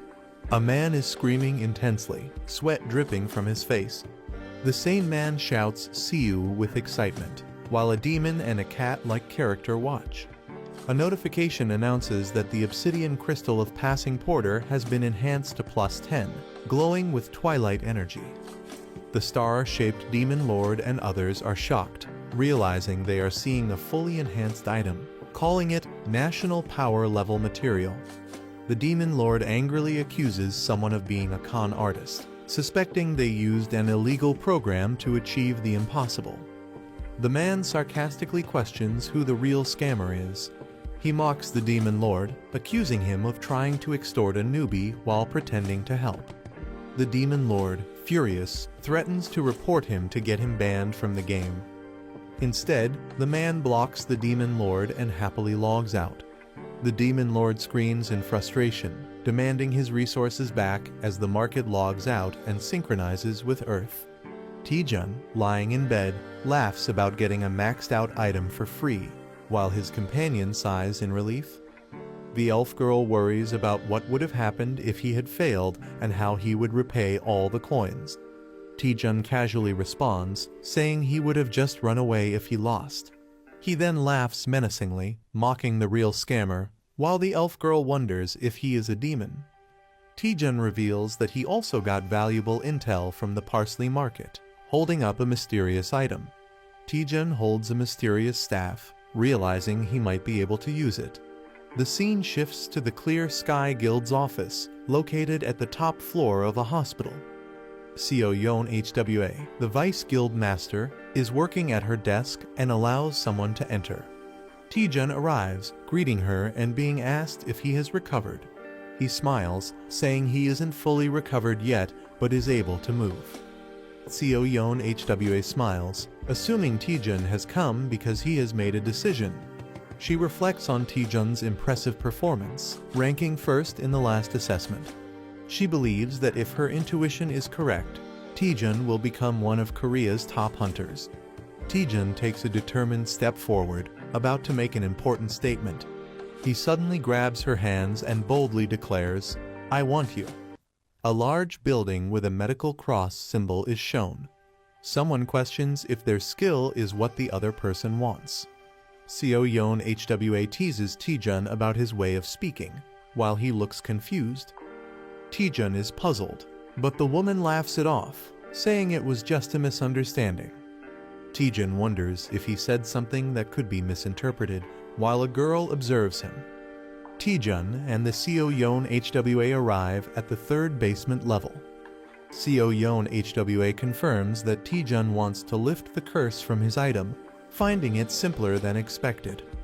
Taejun hands over a skull-shaped cursed item to the Seo Yeon HWA. Seo Yeon HWA examines the item, confirming that Taejun obtained it when he was a D rank hunter. Seo Yeon HWA prepares to analyze the curse, confident that it won't take long. She activates her magic, generating a glowing green spell circle. Taejun and the girl recognize it as one of Seo Yeon HWA's powerful S-rank skills. The skill, Spell Dispel, nullifies and breaks down the structure of the targeted spell. Since a curse is just a complex spell, Spell Dispel is effective against it. A sinister man reveals that he wants that exact skill and holds a glowing crystal. Perfect Mimic's Obsidian Crystal Plus 10 allows the user to scan and store another person's skill. A man confidently declares that he won't just lift the curse, but will also steal the skill. Holding a glowing triangular artifact, he prepares to initiate something powerful. Seo Yeon HWA performs a mysterious ritual, copying the skill using green magical energy. Seo Yeon HWA, now focused, looks ahead with a serious expression. A terrifying shadowy creature suddenly appears, shocking the Seo Yeon HWA. Covered in blood, she looks exhausted while a young man reacts in horror. A monstrous entity emerges, wielding dark energy and exuding a threatening aura. The young man runs toward the woman, calling her Vice Guild Master Seo Yeon HWA. The man attacks the creature with a powerful explosion, determined to complete his goal. His eyes glow red as he focuses intensely on the situation. A terrifying dark monster with glowing red eyes emerges, exuding an ominous aura. The young man realizes that physical attacks have no effect and prepares a new strategy. He unleashes a powerful 20% fireball, summoning blue flames in his hands. The massive fireball hurtles toward the monstrous creature, illuminating the surroundings. The young man checks on Vice Guild Master Seo Yeon HWA, who admits she let her guard down but isn't fatally injured. The young man is shocked and confused, wondering where the monster suddenly came from. Seo Yeon HWA corrects him, revealing that the entity is not a monster, leaving him puzzled. She explains that the eerie figure is actually a cursed spirit, a manifestation of the curse itself. They realize that the curse is attached to the staff and can only be lifted using Spell Dispel. Seo Yeon HWA, wounded and struggling, reveals that she has been hit with a debuff skill, preventing her from using Spell Dispel. Seo Yeon HWA decides to forcefully dissipate the curse using her magic. Surrounded by intricate magical symbols, she acknowledges the loss of the staff but promises to grant a wish next time. The young man panics as he realizes something is about to go wrong. He shouts in frustration, realizing that he won't be able to lift the curse or obtain Spell Dispel. Desperately, he asks Vice Guild Master Seo Yeon HWA if she has a skill called Power Infusion, to which she hesitantly confirms. The young man asks Seo Yeon HWA if she can temporarily lend him Spell Dispel, assuring her that he will handle the situation. Seo Yeon HWA warns that the cursed spirit is too strong to be defeated with borrowed power alone. The terrifying cursed spirit, a high-level entity, looms menacingly as she explains that even for her, dispelling it is a time-consuming process. The young man confidently asks if she would be willing to trust him despite the risks. Seo Yeon HWA hesitates, looking uncertain as she processes his bold request. Seo Yeon HWA sighs in resignation, realizing the young man is determined to lift the curse. She explains that spell dispel requires high-level calculations and that he must carefully follow her guidance. As the ritual begins, she warns that the buff duration is short, while he confidently prepares to take action. A system notification confirms that he has been temporarily authorized to use spell dispellus. With a determined smirk, he confidently declares that if Seo Yeon HWA can't do it, he will handle it himself. With everything set up, the young man prepares to use his newfound ability while Seo Yeon HWA watches. As the battle intensifies, the cursed spirit lunges forward to attack. The young man unleashes spell dispel, surrounding himself with powerful green energy. His perfect mimic's obsidian crystal successfully scans and saves the spell dispel's skill, leaving one slot remaining. The cursed spirit screams in agony as its body begins to break apart from the impact of the spell. The Spell Dispel Enhanced Growth version combines Spell Dispel with a calculation system, allowing automatic skill execution. Seo Yeon HWA instructs Hunter Taejun to analyze the calculation formulas behind the skill structure. Taejun, now confident and glowing with energy, assures her that he already understands what to do. Seo Yeon HWA is shocked, doubting that this complex process can be performed by instinct alone. Taejun, now fully prepared and brimming with power, boldly declares, "Don't worry, here we go again." The cursed spirit shrieks in anger as it prepares to attack. Taejun, filled with determination, challenges the cursed spirit, ready to unleash his power. He activates Lee Taejun's ultimate automatic spell dispel macro version, sending a massive surge of energy toward the enemy. The cursed spirit roars in agony as it is overwhelmed by the powerful blue energy. Seo Yeon HWA watches in shock, realizing that the curse is truly disappearing. Even a skilled spellcaster would need at least 5 years to analyze this complex curse. Taejun effortlessly calculates and breaks the spell structure, impressing those watching. The curse takes the form of a ghostly entity as it begins to break apart. Taejun successfully dispels the cursed spirit using Spell Dispel, leaving everyone in awe. The Errata staff is now completely freed from its curse. Taejun sarcastically praises Vice Guild Master Seo Yeon HWA, shocking her. He humbly admits that handling such a skill proves YS rank hunters are on another level. Seo Yeon HWA is stunned, realizing Taejun is far more impressive than she expected. She worries that joining Clear Sky Guild might actually hold him back. She suggests that Taejun check out Hwarring Guild, where the guild master has something for him. She smiles, implying that whatever it is could greatly benefit Taejun. The scene shifts to Hwarring Guild, located in the mountains. A giant red-scaled beast appears, preparing to fight. A martial artist with red afro hair proudly demonstrates his rising dragon fist technique. He ignites his fists with fiery energy, calling it a rare opportunity to witness his ultimate skill. The martial artist prepares himself, ready to demonstrate his technique. He uses Phantom Step, moving at incredible speed with a fiery aura. He launches his powerful rising dragon one-horn strike at the massive beast. Proud of his display, he asks if the technique was impressive, while Taejun awkwardly agrees. Meanwhile, a sinister figure observes the fight, holding a mimic crystal, waiting for the right moment to steal the skill. The protagonist dashes forward with intense energy, preparing for an attack or skill on Hanyang Island. Using a copied skill, the protagonist unleashes a powerful rising dragon strike against monstrous beasts. Laughing confidently, the protagonist marvels at the high-quality item they have obtained. The character gleefully expresses gratitude for receiving a high-class martial art for free, unaware of any hidden costs. A game-like notification reveals that the user's strength stat is too low, having the effectiveness of their skill.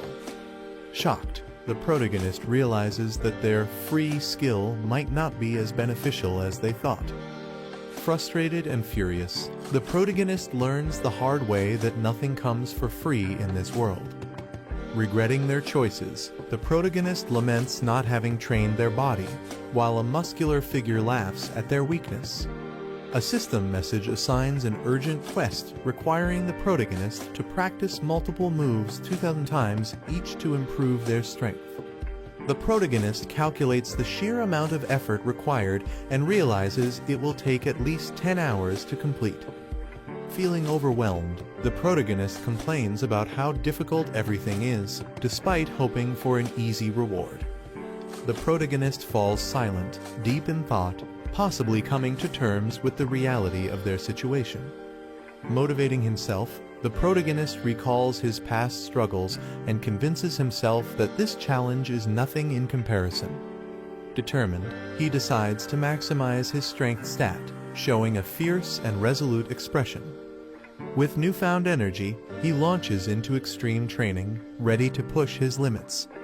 A cheerful character hums happily while carrying a bag, possibly bringing supplies or food. She warmly offers food to Taejun, reminding him to take care of himself while training. She is shocked or confused by something unexpected. A close-up of a sweating and exhausted Taejun, breathing heavily from intense training. Taejun, now muscular and toned, stands confidently, surprising those around him. The female character observes Taejun's unusual behavior, suspecting something has changed about him. The narration reveals that Taejun, once ordinary, is excelling in the B-rank hunter exam and gaining attention from guild leaders.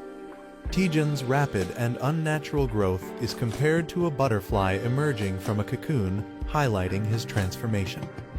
Lee Xian-ah feels conflicted about someone's growing recognition, sensing they are drifting apart. She is startled when addressed, realizing she might be caught for unauthorized training. She nervously tries to cover up, fearing punishment for using the training room without permission. Instead of scolding, the other person reassures her, patting her head. They notice an unusual aura, which turns out to be Taejun fighting inside the training room. The observer recognizes Taejun's martial arts style and seems intrigued. Taejun, surprised, greets the observer, who acknowledges their past acquaintance. The man acknowledges Taejun's success in passing the B-rank hunter exam. Taejun humbly thanks him for the compliment. The man asks if Taejun is still working as a freelancer, and Taejun confirms. The man decides to make an offer to Taejun. He explains that an expedition is planned, but a member dropped out due to injury. Lee Xian-ah panics and interrupts, concerned about something. She expresses her worry that the expedition might be too difficult for Taejun. Taejun asks about the dungeon's difficulty, and they reveal it's a grade 2 dungeon with little information available.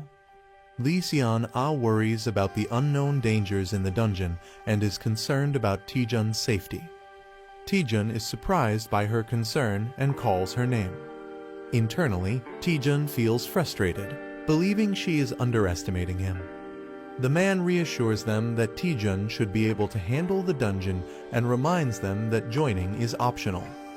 He suggests that fighting real monsters will be more beneficial than just training in a controlled environment. Taejun realizes that fighting in real battles gives a significant advantage compared to training. He agrees to join the expedition, but has one question. Taejun slyly confirms that freelancers keep all the magic stones they collect. Taejun walks through the city with a small spirit-like creature following him. A text conversation shows someone reminding Taejun to arrive on time, but he's still on his way. Taejun finds the situation annoying while the spirit calls out to him. The spirit warns him that it's dangerous to move freely since the culprit behind the evaluation manipulation is still unknown. Taejun reassures the spirit, saying he'll be with Shinhwa Guild members this time. The spirit questions if Shinhwa Guild can be trusted. A backstory panel explains that Hwarang Guild's Mati Pyong and Shinhwa Guild's Cha Sunhyun have been close friends for 20 years, strengthening the relationship between both guilds. Taejun explains that Shinhwa Guild is highly unlikely to be involved in the manipulation. Taejun confidently brags about his strength, claiming he's nearly invincible. He insists his confidence is justified, but the spirit warns him to stay cautious. They arrive at a Grade 2 transfer-type dungeon, which has no prior information. Lee Seon-ah is surprised to see Taejun already there. She introduces him to the team members from Shinhwa Team 3. No Young-chul, the youngest member, enthusiastically introduces himself. The team prepares to enter the dungeon, ensuring everyone is present. Lee Seon-ah reveals that one more person is joining, which surprises the team. She explains that a member got injured last night, so they called in a replacement hunter. Taejun is shocked to hear about another hunter, just as someone yells at him to move. Taejun turns around, noticing someone approaching. A rough-looking man steps out of a car, annoyed by Taejun. The man rudely questions if Taejun is deaf, acting intimidating. Taejun and the others realize this is the replacement hunter, and his appearance makes them uneasy. Taejun politely introduces himself to the rough-looking hunter and asks for his name. The man remains silent, staring at Taejun with a serious expression. He suddenly bursts into loud laughter, making the situation awkward. He rudely questions who Taejun is, clearly unimpressed. Ignoring Taejun, he tells the team to hurry up and enter the dungeon, frustrating Taejun. Lee Seon-ah calms Taejun down, explaining that despite his rough attitude, he is a well-known figure in the industry. Kim Ji-hoon is revealed as an A-rank freelance hunter, infamous for his terrible personality but unmatched skills. Kim Ji-hoon hoards all the magic stones, taking advantage of his freelancer status. His teammates suffer, left without resources, even for medical treatment. Taejun and Lee Seon-ah discuss Ji-hoon's reputation, realizing how terrible he is. Taejun has a moment of self-reflection, feeling like he can relate to Ji-hoon's greed. Taejun acknowledges that meeting someone like Ji-hoon was bound to happen sooner or later. Ji-hoon intimidates one of the younger team members, asserting his dominance. Taejun, with a sinister grin, plans to give Ji-hoon a taste of his own medicine, signals danger as a monster appears. Ferocious monsters charge forward, screeching wildly. The team prepares for battle, maintaining formation. Lee Seon-ah watches as the fight turns intense. A strong fighter swiftly eliminates low-level monsters. Kim Ji-hoon laughs, feeling rusty in battle. Lee Seon-ah scolds Kim Ji-hoon for acting alone. She warns that his reckless actions endanger the team. Kim Ji-hoon dismisses her concerns, questioning her leadership. Lee Seon-ah is furious after being insulted as a leader. Kim Ji-hoon mocks her, emphasizing power and fame. He laughs, belittling her leadership as he walks away. Another team member grits his teeth in frustration. A mysterious castle welcomes them under the red sky. Duke Duwas, the ruler of the cursed land, introduces himself. Kim Ji-hoon rudely interrupts, demanding answers. Duke Duwas reassures them he won't keep them long. The land once sealed away a great and ancient evil. The land was cursed, unfit for human life, until an artifact suppressed its evil. The artifact purified the land through consecration. Someone has stolen the sacred artifact, causing concern. Duke Duwas explains that restoring the artifact could revive the land. The invaders broke the artifact into pieces and scattered them. Kim Ji-hoon laughs, thinking the quest is too easy. Other members discuss the lack of a real boss monster in this quest. Lee Seon-ah realizes there are 4 artifact pieces in different locations. Kim Ji-hoon mocks her, questioning why she's even thinking about it. Kim Ji-hoon suggests splitting into pairs to search faster. Lee Seon-ah insists on staying together for safety, but Lee Taejun eagerly agrees. Lee Taejun silences her with a SHH before she can argue. A creepy smile appears as someone volunteers to team up with Kim Ji-hoon. The teams agree to regroup in the south after finding an artifact. Lee Taejun excitedly calls Kim Jae-hoon sir, surprising him. Lee Taejun claims he was inspired by Kim Jae-hoon's words.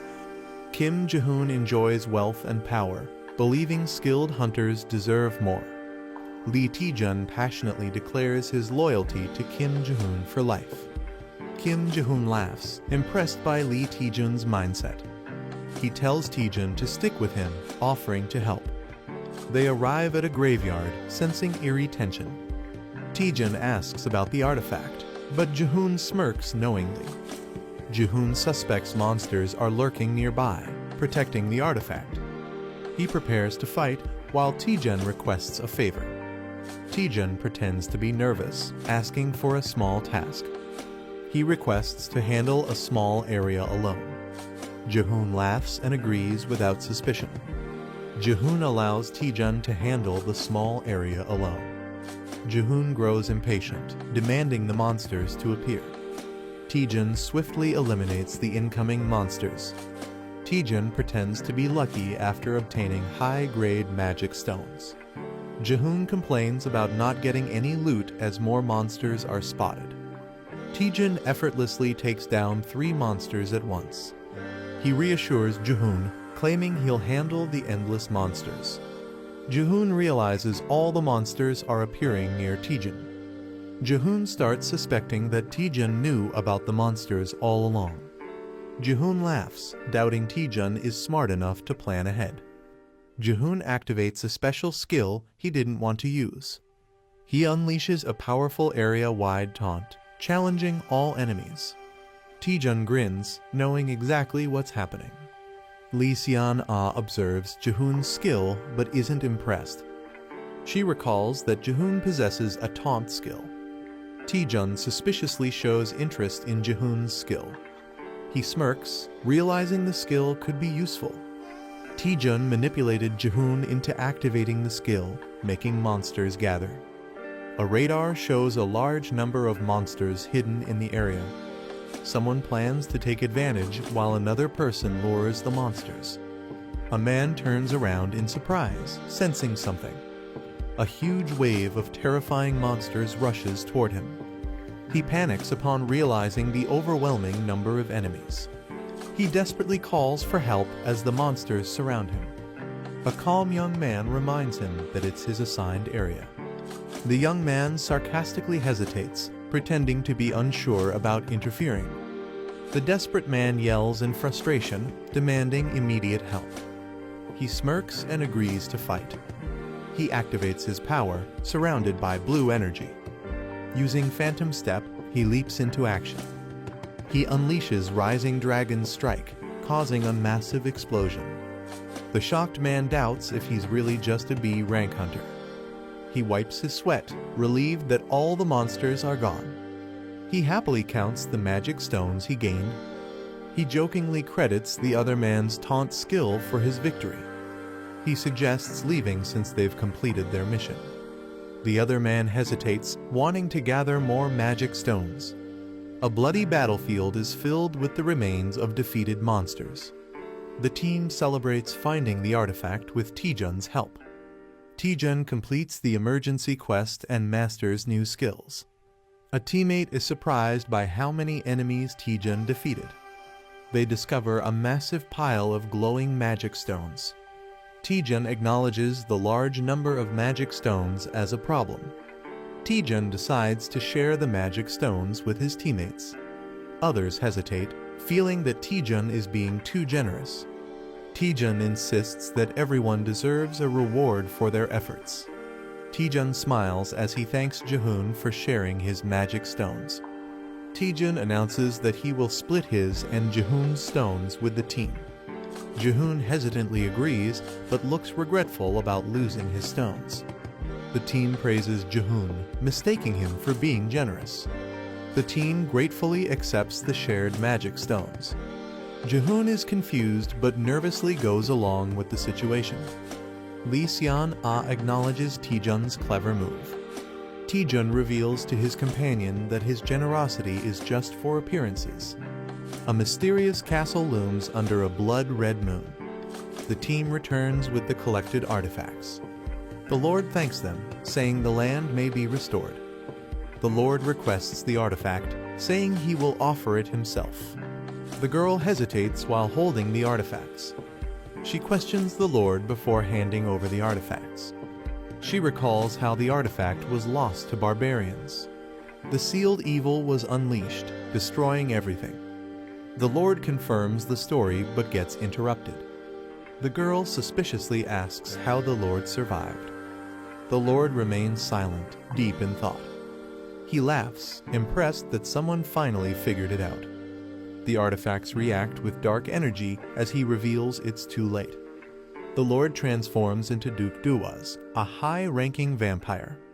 The girl realizes something is wrong with the dungeon. She suspects finding the artifact wasn't enough to clear the dungeon. She deduces that handing over the artifact triggered a new quest. Duke Duwaz acknowledges the duplicate quest's true nature. The team realizes that the Lord was the final boss all along. The vampire demands the artifacts to complete his resurrection. Sion Ah stands in a trance, clutching the artifacts. A teammate shouts in panic as Sion Ah moves forward. An ambush interrupts the situation with a sudden attack. A mind-controlled ally attacks with a blade. Charm's evil eye is revealed as a powerful mind control ability. The vampire's charm skill has taken control of an ally. Taejun realizes his spell nullification skill protected him. The vampire mocks Taejun, questioning his resistance to the power. Taejun mocks the vampire with a rude gesture. He taunts the vampire, who is visibly irritated. The vampire begins the ritual to restore his full power. He commands his mind-controlled servants to attack.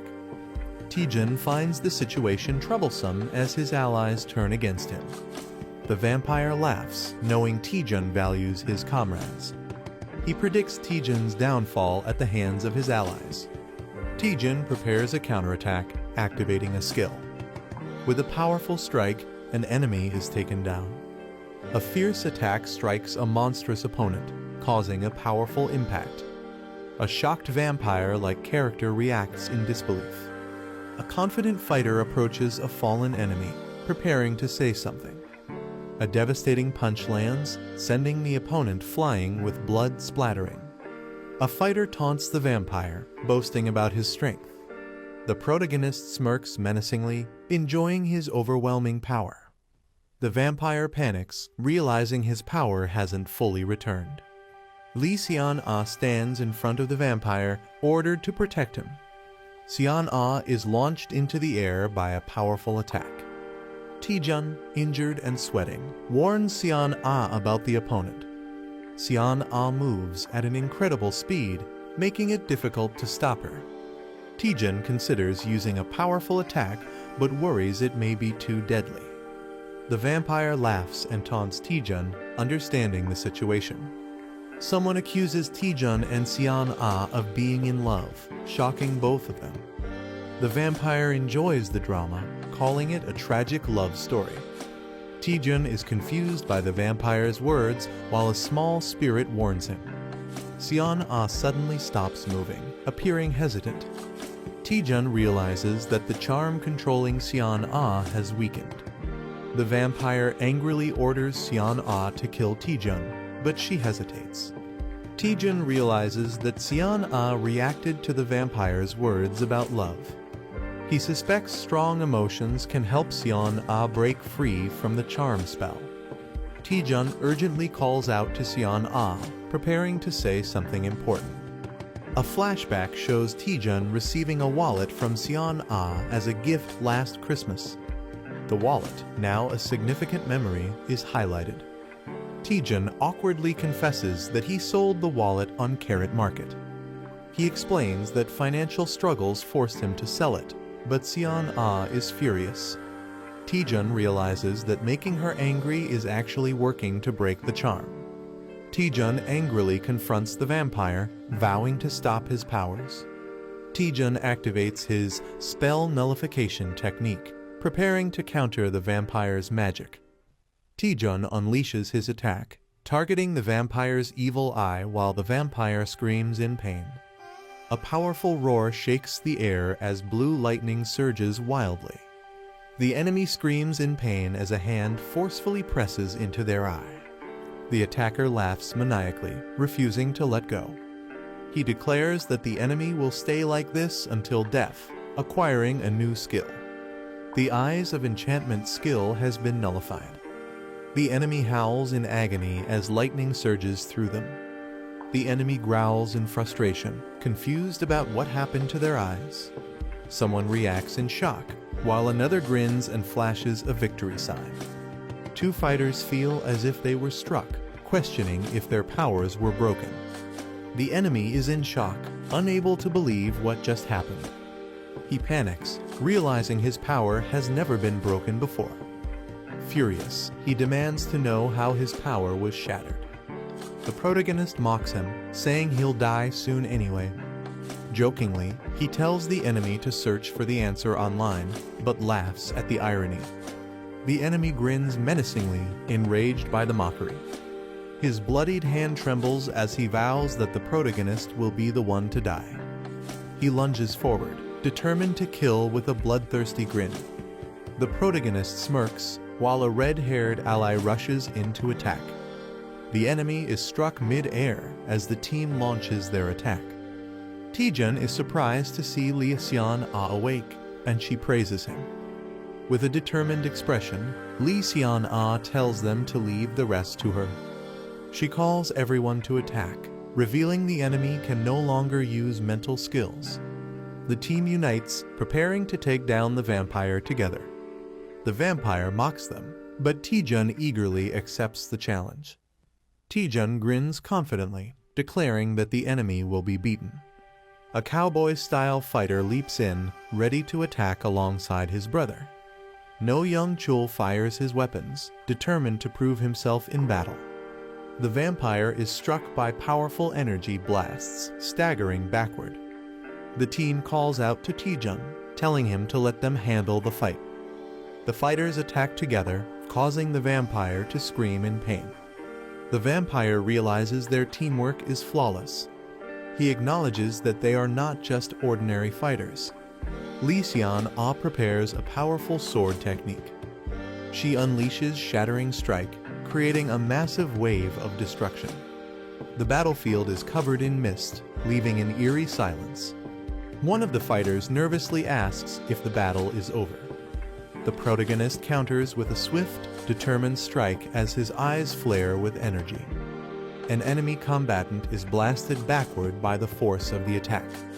The heroine charges forward, her mystical sword gleaming amid swirling light. A burst of radiant magic overwhelms the enemy, leaving him staggered on his knees.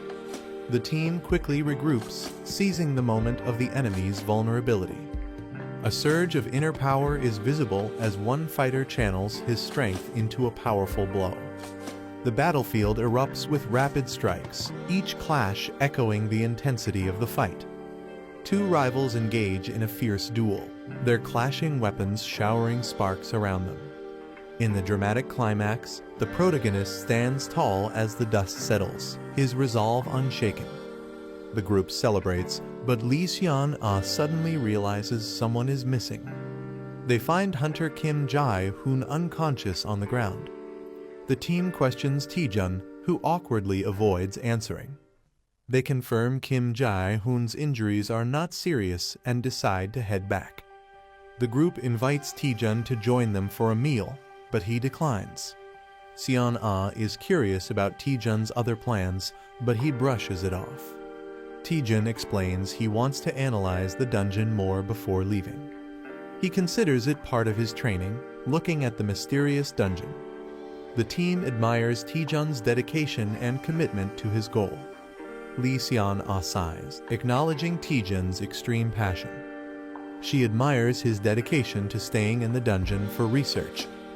A mysterious warning is given with a gentle touch on the face. Seon-ah warmly tells Taejun not to push himself too hard. Taejun is left speechless and flustered by her concern. The team waves goodbye, reminding Taejun not to go overboard. Taejun stands alone as a spirit questions his unfinished business. The spirit correctly guesses his real intent to study the dungeon. Taejun reflects on his past struggles, recalling how hard he worked to survive. Taejun excitedly explains that he found something interesting using parsley navigation. The navigation points to a mysterious jackpot treasure. Taejun can't resist the excitement and insists on exploring, while the spirit looks unimpressed. The spirit questions if Taejun ever studied dungeons, and he playfully claims he was a hard worker. Taejun explores a library, looking for clues. The spirit doubts the treasure's existence, but Taejun insists the navigation led them there. Taejun decides to try pulling a book like in the movies. The book triggers a hidden mechanism, revealing something. Taejun finds a secret passage and celebrates discovering hidden treasure. Taejun excitedly rushes forward to explore, but his companion warns him to wait. Taejun steps onto the ground, unknowingly triggering something. A trap activates, sending Taejun flying through the air. Taejun narrowly avoids deadly spikes and realizes the place is full of hidden traps. The navigation data suggests the traps are intentionally concealed. Taejun acknowledges the difficulty, thinking about how to proceed. Taejun decides to use a special ability to navigate the dungeon safely. Taejun summons a powerful skull-adorned staff with dark energy. The summoner calls upon Eratus using a dark ritual. A man is shocked upon recognizing the name Eratus. Eratus emerges from the summoning circle, demanding to know who summoned him. Eratus greets the summoner with an eerie presence. Eratus, the harbinger of death, introduces himself with his stats displayed. A ghostly creature screeches in fear, questioning the summoner's identity. Eratus is confused and questions how he was summoned.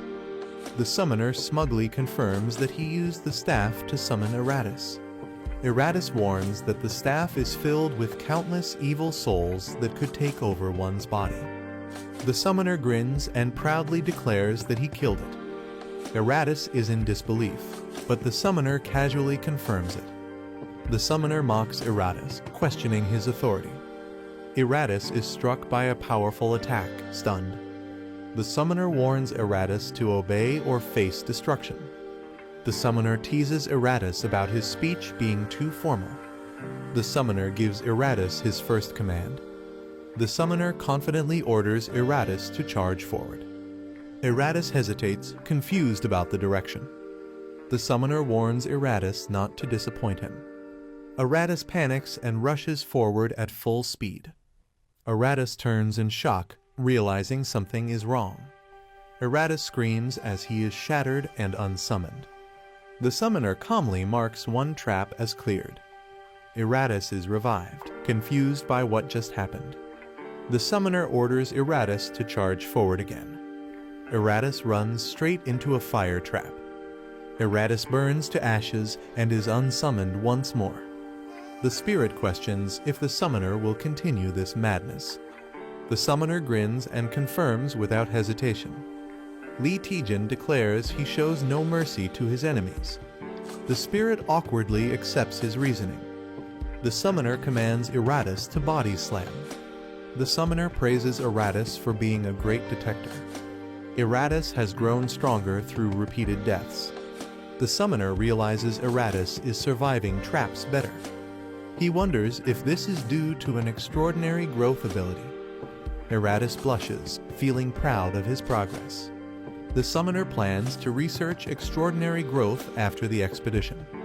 Eratus is shocked that his master is leaving after just saying, "Good job." Eratus protests, claiming even immortals have rights, but the summoner doesn't care. Eratus is unsummoned once again. The summoner moves on while the spirit calls him cold-hearted. The spirit believes they have reached the end of the dungeon. The summoner wonders if something feels off. He notices a suspiciously large tombstone. The summoner suspects something is hidden inside the massive structure. He touches the surface, triggering glowing purple symbols. A statue presents a red box containing a bracelet. The spirit recognizes it as a bracelet made from previous relics. The summoner considers appraising it but worries about the cost. He hopes it turns out to be a powerful, world-class item. The elf girl excitedly explains that items don't need to be appraised one by one. She introduces the Item Analyzer app that makes analyzing items easy. The guy is shocked and frustrated that she didn't mention this earlier. She insists she told him before, but he was too distracted to notice. He tries using the Item Analyzer and it scans an item automatically. The Relic of Malice is revealed as a unique grade bracelet with special vampire-related skills. He is shocked by its high grade, while the elf urges him to check the skills. The aesthetic of the vampire passive skill allows rapid healing except for severe injuries. Charm of the vampire skill allows controlling weakened targets. He gets excited about automatic healing, while the elf girl compares it to a duke's skill. She questions if the charm skill will ever be useful. He grins sinisterly, confident it will be very useful. He laughs, saying humans are everywhere, while the elf girl looks uneasy. He tells Mary Mai that she doesn't understand how the world works. He warns that humans can be scarier than dungeon monsters. A mysterious figure confirms their target, a newly ranked B-class hunter. A stealthy assassin with the Silent Shadow skill is assigned to handle the target alone. Lee Taejun arrives at the location, unaware that the assassin is watching him. The assassin recalls that Taejun was a D-rank porter not long ago but quickly rose to B rank. The assassin believes Taejun must die for becoming too noticeable. He launches a swift attack while Taejun finds the situation strange. Taejun stands victorious after a sudden counterattack, confused about the navigation error. The assassin is down, and Taejun questions when he appeared. Taejun wonders if the assassin had an invisibility skill, as he wasn't detected before. Taejun confidently tells the assassin to stop hiding and come out. With a sinister smile, Taejun unleashes powerful energy, warning he'll keep attacking until the assassin is dead. He throws a powerful, blue energy kick. The kick lands with explosive force on the opponent. A man watches in shock and fear. He unleashes a flurry of punches, overwhelming his enemy. The enemy begs for mercy, but the fighter hasn't even started. He mocks the defeated enemy, saying kids lack toughness. He casually asks the beaten man to introduce himself. The man, scared and bruised, reveals he's from the Red Hounds. The protagonist thinks the name Red Hounds sounds familiar. He remembers the Red Hounds as a criminal group that assassinates hunters for money. He questions the Red Hound member, who pleads for his life. He mocks the man's excuse of just following orders, calling him shameless. He prepares to interrogate the man using a mysterious power. He activates Vampire's charm to control the man's will. A loud scream echoes from inside a castle. Two Red Hounds wonder why their teammate hasn't returned. Han Jong-pil thinks it's taking too long to deal with a B-class hunter.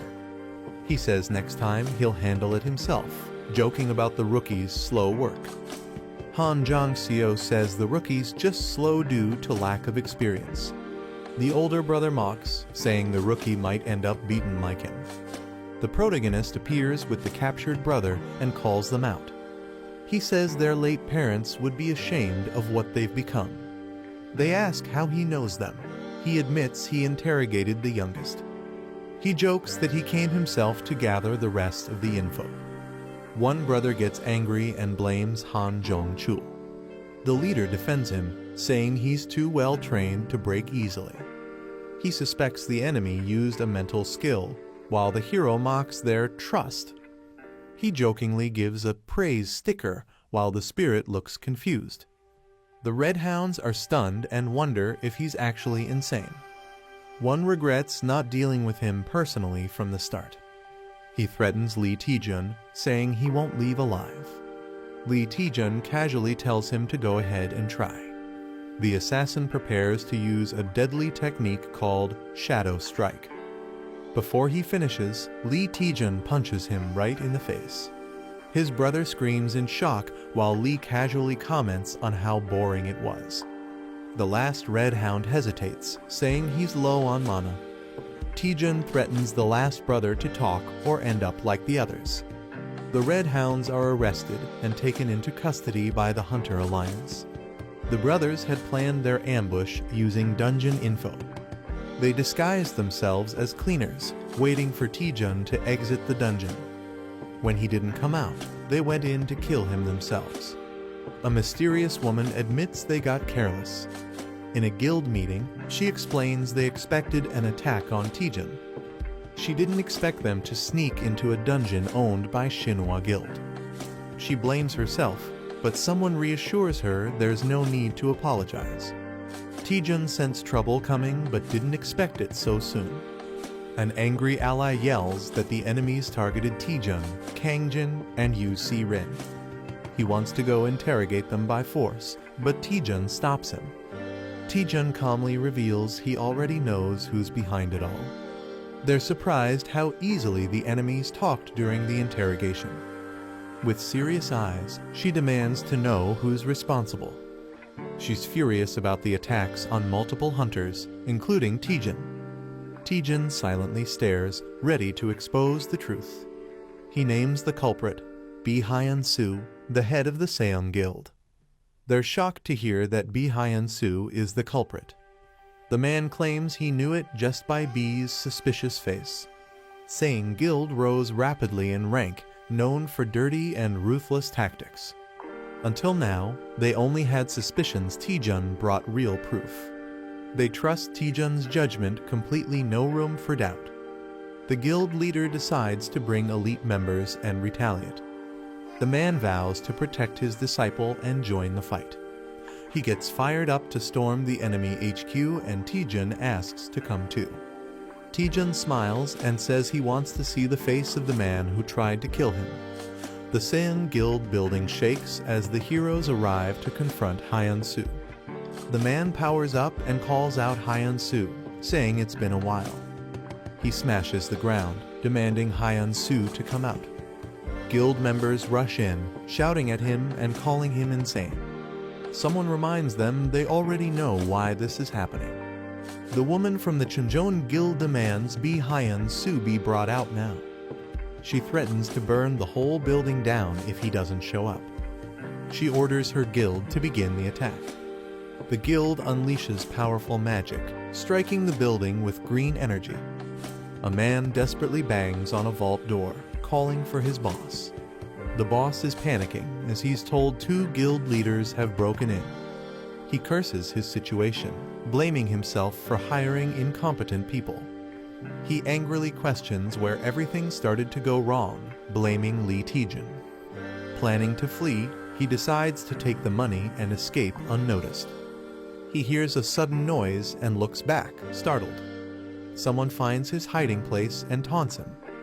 Shocked, he recognizes the intruder. A creepy man introduces himself as B-class hunter Lee Taejun with a chilling smile. A surprised man asks how Lee Taejun got there, and Taejun casually replies he walked. Taejun enters confidently, saying he's great at finding people. The seated man suspects Taejun wants something for showing up secretly. He offers Taejun a suitcase full of money, asking if that's what he wants.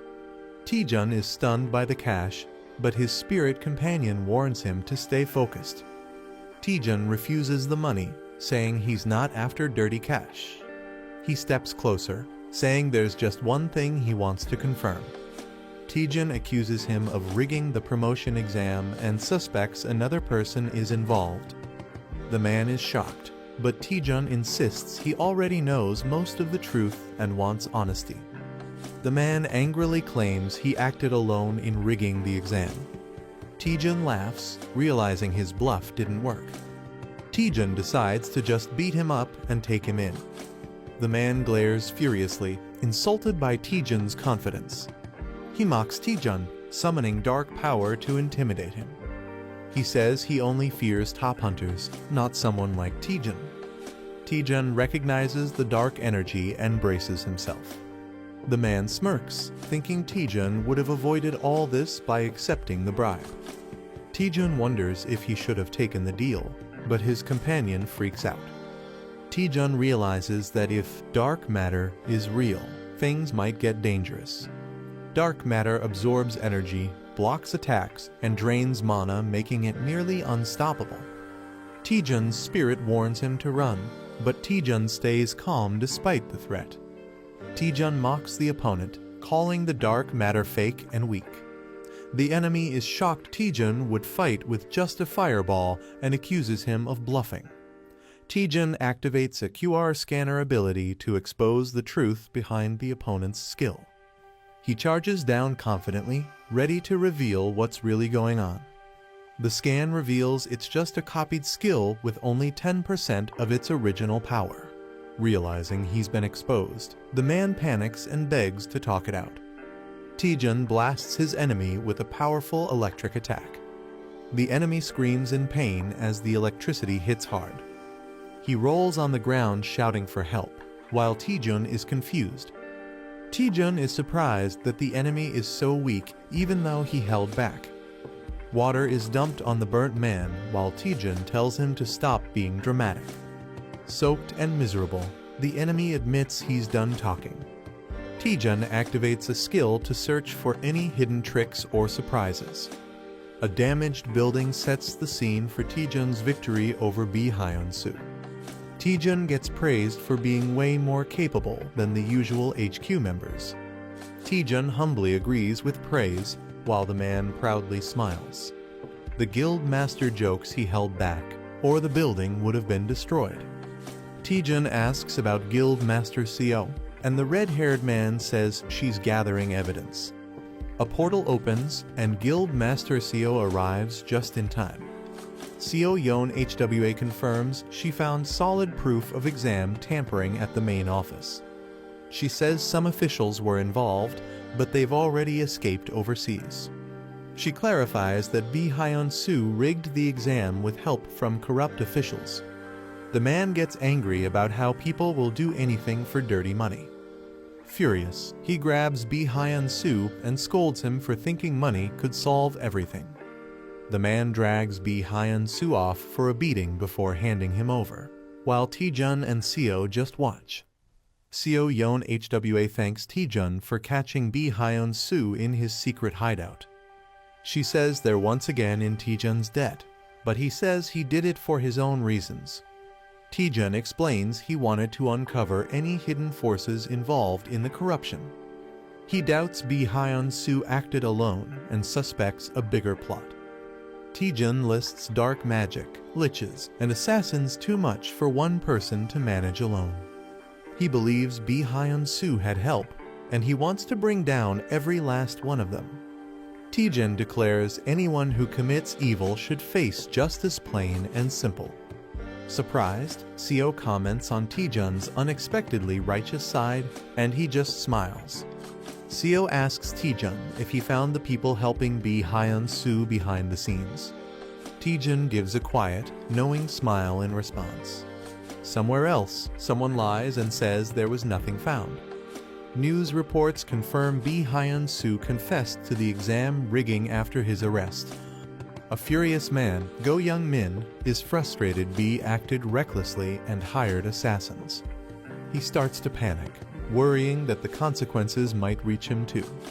He reassures himself that the sealed contract should keep him safe, then someone knocks. Nervously, he tells them to come in, sweating with tension. His vice guild master, Cho Yang-ti, enters and says someone wants to meet him personally. The masked visitor waits in the lobby, and Go Young-min wonders if it's someone from a known guild.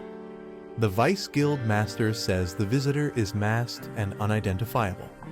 The visitor left a cryptic message, "Flying Fly," which shocks Go Young-min. Panicked, he shouts to let the visitor in immediately, wondering if Bi Hyun-soo betrayed him. As the masked person enters, Go Young-min anxiously questions if their secrets were leaked. The masked man removes his disguise, and Go Young-min is stunned it's Lee Taejun. The vice guild master recognizes Taejun from the B rank assessment.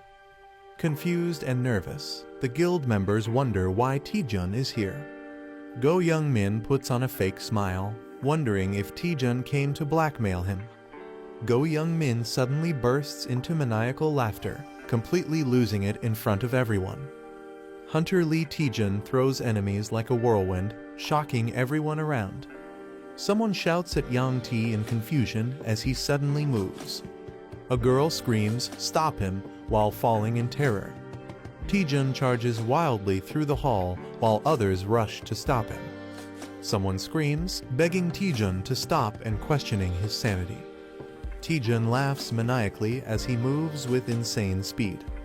The bald man commands Yang T to stop Taejun immediately. A purple attack is launched as Taejun is mid-flip, and someone yells in anger. A powerful energy blast explodes as someone screams Taejun's name in fear.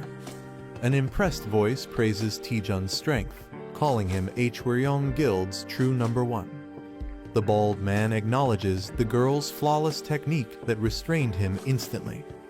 The girl slams someone into the ground, saying it's enough to pass the entry test. The man introduces himself while Taejun flips mid-air and restrains him with help from the girl. Taejun proudly states his name with confidence and a smile. Taejun says he attacked just to test the guild's skill level before joining. He smirks and says it was all just a test to see how they'd react. Someone watches Taejun nervously, thinking he's totally insane. The man is stunned by Taejun's behavior, calling it beyond crazy. He warns Taejun not to act foolish, reminding him of where he is. He mocks Taejun, saying a weakling without necromancy has no place here. Taejun mocks back, laughing at how obsessed they are with necromancy. The Hwaryeong Guild was built by Go Jin-ho, a master of uncontrollable blood magic.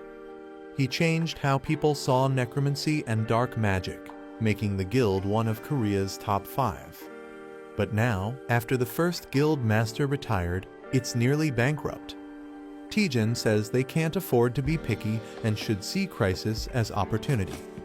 He boldly declares that joining him will revive the Hwaryeong Guild. The man hesitates, unsure, while Taejun prepares to reveal more. Taejun hands him a paper, saying, "Take a look at this." The man reads the document in shock, realizing its significance. A dramatic gasp bursts out. Whatever he saw left him horrified. Go Young-min panics and hides the document when asked what it is. He realizes Lee Taejun had known everything from the very start. The paper reveals shady deals and manipulation in the B-rank assessments. Taejun grins smugly, asking if they've changed their mind yet. He leans in creepily, pressuring Young-min to sign the contract. Angrily, someone slams their fist on the table, shouting, "You little!" Yang T yells at Young-min for letting a non-necromancer into the guild. Young-min nervously tries to calm Yang T down. He nervously argues Taejun is weird, but his skills are top-notch. Yang T complains that Taejun is only here to drain the guild's resources. He warns that Taejun must learn necromancy no matter what. If not, Taejun will face a brutal lesson during initiation. A peaceful city view sets the scene for a calm moment. Taejun enjoys his coffee, finally feeling relaxed. Guan Rimi teases him, saying he's living the good life. She reminds him that bounty hunters were just after him, urging caution. Taejun says he has a plan and wouldn't sit around carelessly. He shows a special ring, saying it helps assassins avoid being caught. Wearing the ring changes Taejun's appearance so most people won't recognize him. The ring is called the Ring of the Hidden Hunting Dog and disguises the user randomly. Guan Rimi feels relieved Taejun can now move around safely. She wonders why Taejun chose Hwaryeong Guild over the better-known ones. Taejun says other guilds are fine, but dealing with their demands would be too much trouble. He doesn't want to deal with constant international expeditions. He also dislikes being dragged into political events by top guilds. Since Hwaryeong is ranked low, it lets him freely profit from monastones. He even gets to set his own contract terms. Guan Rimi now fully understands his reason. Taejun casually says he might go shopping since it's been a while. Guan Rimi is surprised by his sudden interest in shopping. Taejun says splurging now and then is worth it. Let's go waste some money. They arrive at a huge, impressive building that leaves Taejun in awe. Taejun laughs, saying he never imagined this life before money really is powerful. Guan Rimi questions the place, feeling it's not an ordinary mall. Taejun explains it's the largest marketplace for hunters, packed with all kinds of gear. The mega mall has everything from weapons to armor, updated weekly with rare items. It's called Gwimuljeon, a massive hunter-only shopping complex in Korea. Taejun is about to shop when someone suddenly recognizes him. A girl says she barely noticed him with the item on. She says she's heard of him from her brother. Taejun is confused. She introduces herself as Cha Yerin, leader of the Shinhwa Guild. Taejun greets her and realizes she's the sister of Cha Soo-hyun. He asks why the Shinhwa Guild leader is at a mall, and she's surprised he doesn't know. Cha Yerin reveals she runs the mall and visits to check new items weekly. Taejun is shocked the biggest mall in Korea belongs to Shinhwa Guild. He apologizes for not recognizing her, and she says it's fine since she avoids media. A girl asks Taejun if he has some free time, catching him off guard. She tells Taejun she heard about his heroic actions during the dangerous dungeon expedition. She offers him a reward as a token of thanks for saving lives. Taejun politely refuses, saying he didn't do it for a reward and her gratitude is enough. She smiles softly and agrees not to insist further. Still holding a gift, she hesitantly asks if he's really sure about refusing. Taejun looks shocked when she says he could have picked anything he wanted.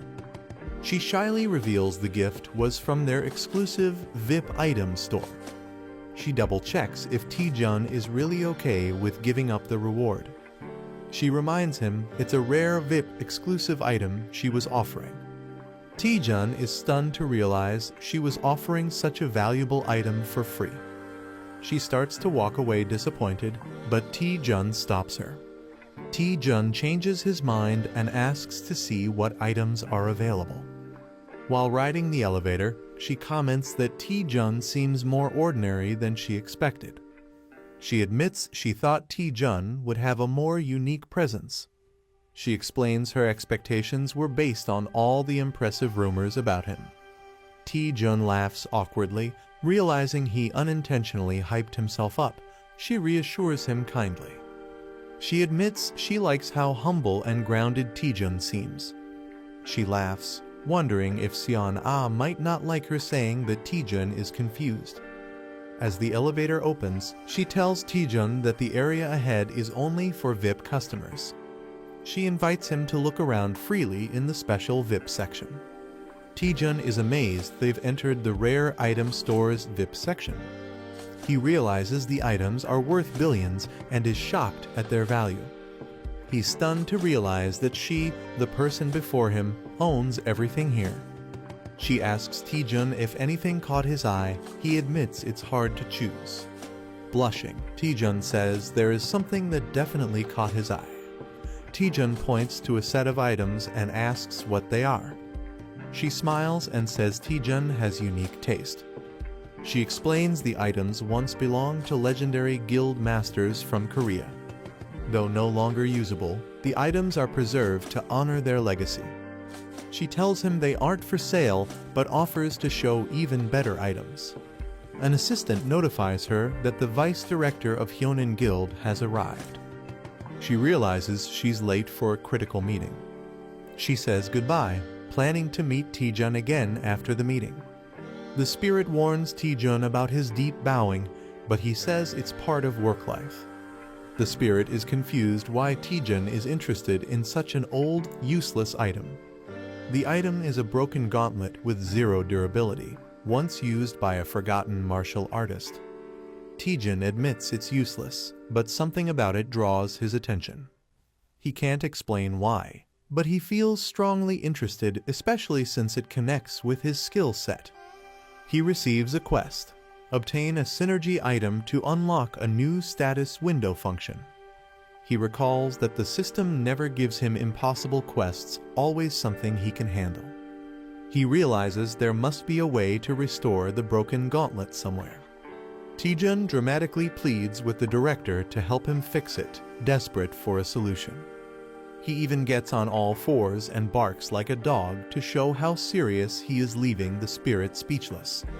Taejun lies on the floor, desperately trying to think of a way to convince the director. He overhears something surprising and snaps to attention. He's confused, hearing someone mention a previous agreement and contract fee. Director Cha Yerin appears surrounded by guards. Someone seems to be causing her trouble. Taejun realizes something, he might have a chance here. He sees an opportunity to help the director and earn her favor, and maybe that item too. Determined, he dashes off to help her like a dramatic hero. He dramatically declares himself as the loyal hound ready to serve Director Cha Yerin.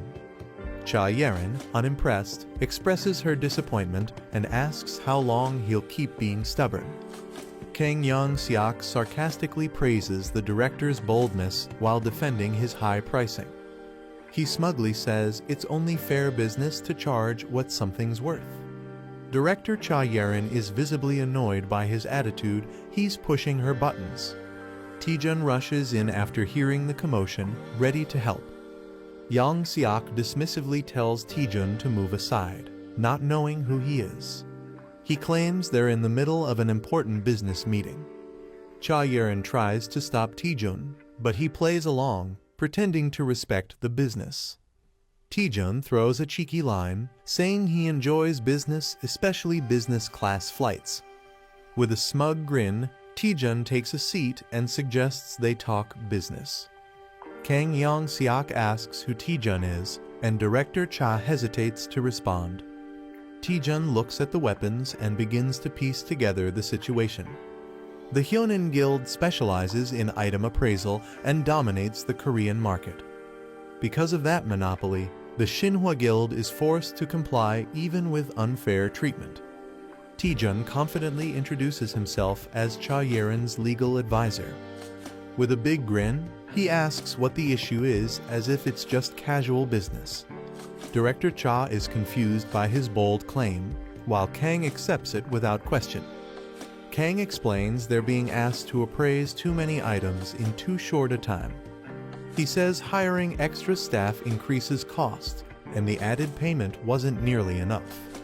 Kang Yang-seok demands double the original fee, shocking both Taejun and Cha Yerin. Taejun says he understands the issue, but finds something suspicious about it. He confirms with Kang that the Hyonin Guild is supposed to be an appraisal specialist. Taejun questions why experts would need a whole week. It sounds too slow and inefficient. He mocks them, laughing that a week per item is absurd and saying he'd have found another guild by now. Kang becomes visibly angry and offended by Taejun's words. Kang challenges him, warning that switching guilds could ruin all their items. He explains that a wrong appraisal can permanently destroy an item's value. Taejun listens as Kang insists that taking a chance with another guild is too risky. The director questions if any other guild can handle the job. The woman tells Taejun to back off before things get worse. Taejun apologizes for stepping out of line and disturbing business. Taejun leaves quietly, and the director feels satisfied. The director smugly claims their appraising skills are unmatched. Cha Yerin shows up, surprising the director. Lee Taejun cheerfully introduces himself as the new item appraiser. A man nervously greets Director Cha Yerin for the first time.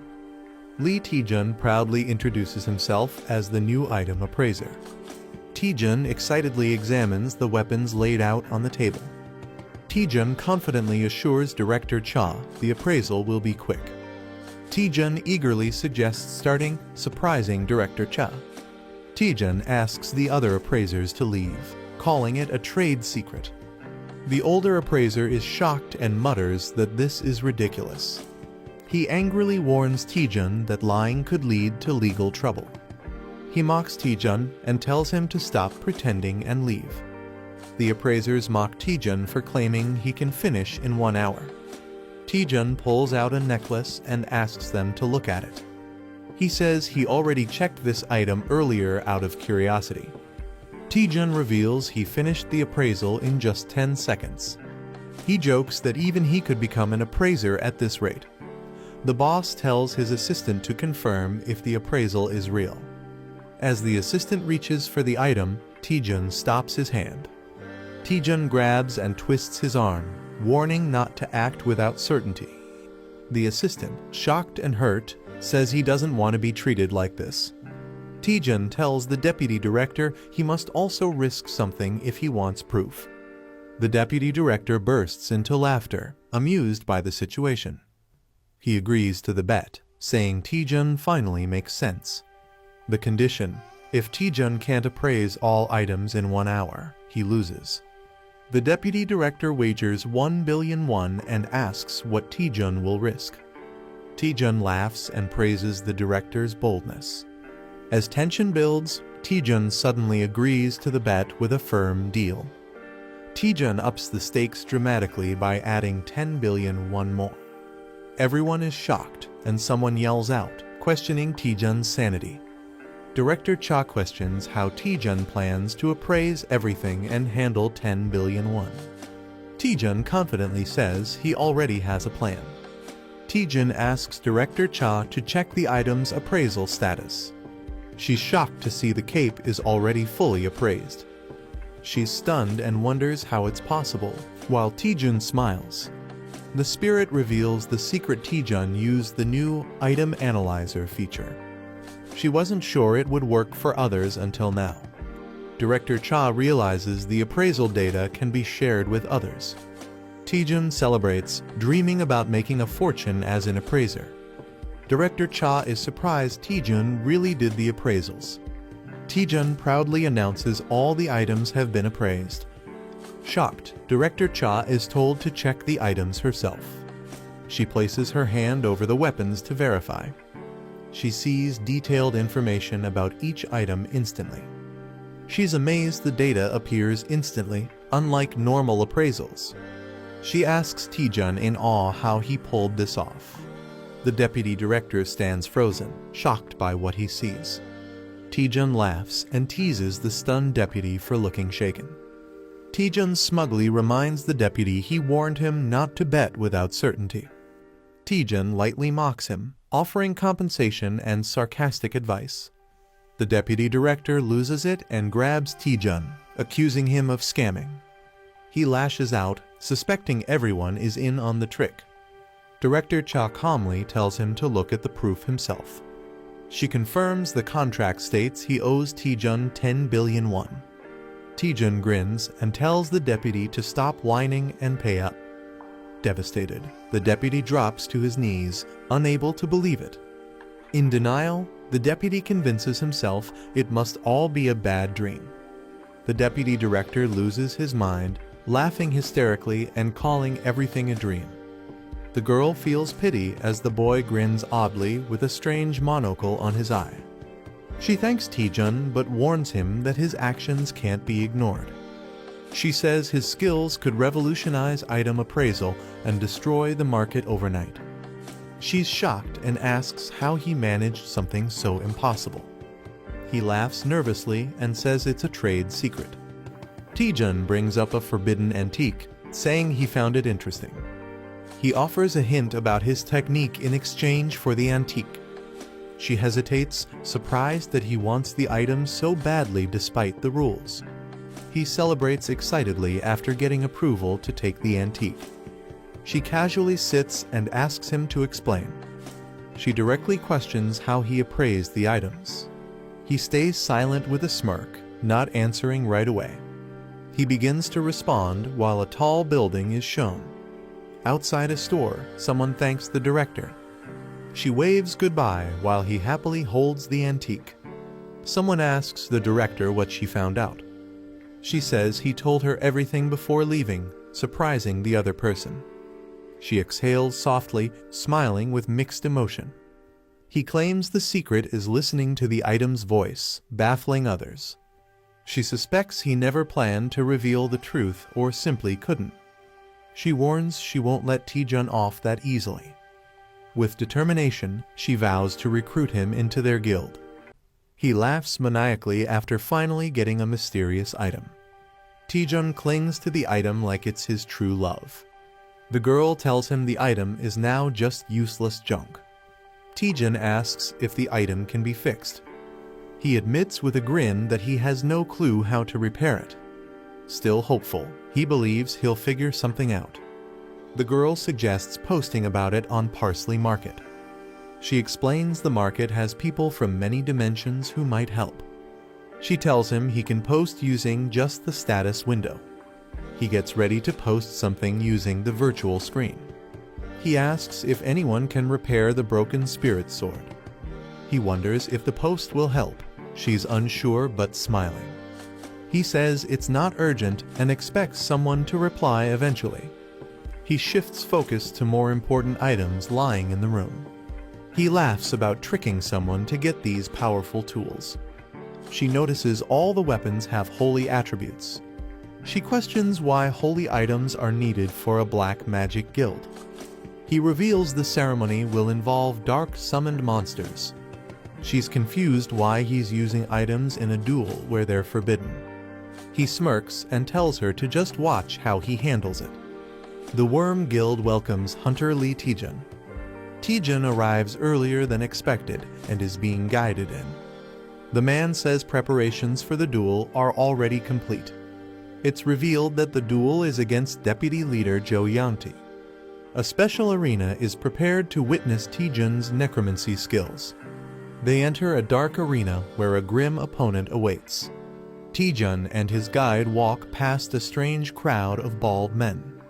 Taejun suspects the guild is trying to mess with him. He thinks they want to humiliate him for being weak at necromancy. He always felt something was off, but now it's clearly worse. The girl wonders why all the necromancers are bald. She panics after learning dark mana may cause baldness. The opponent reminds Taejun of the duel rules. The duel will be strictly limited to necromancy skills. If Taejun wins, he can join the guild on his own terms. But if he loses, something ominous awaits. If Taejun loses, he must serve the guild leader forever. Taejun expected this and isn't surprised at all. Jo Yanti secretly controls the guild from behind the scenes.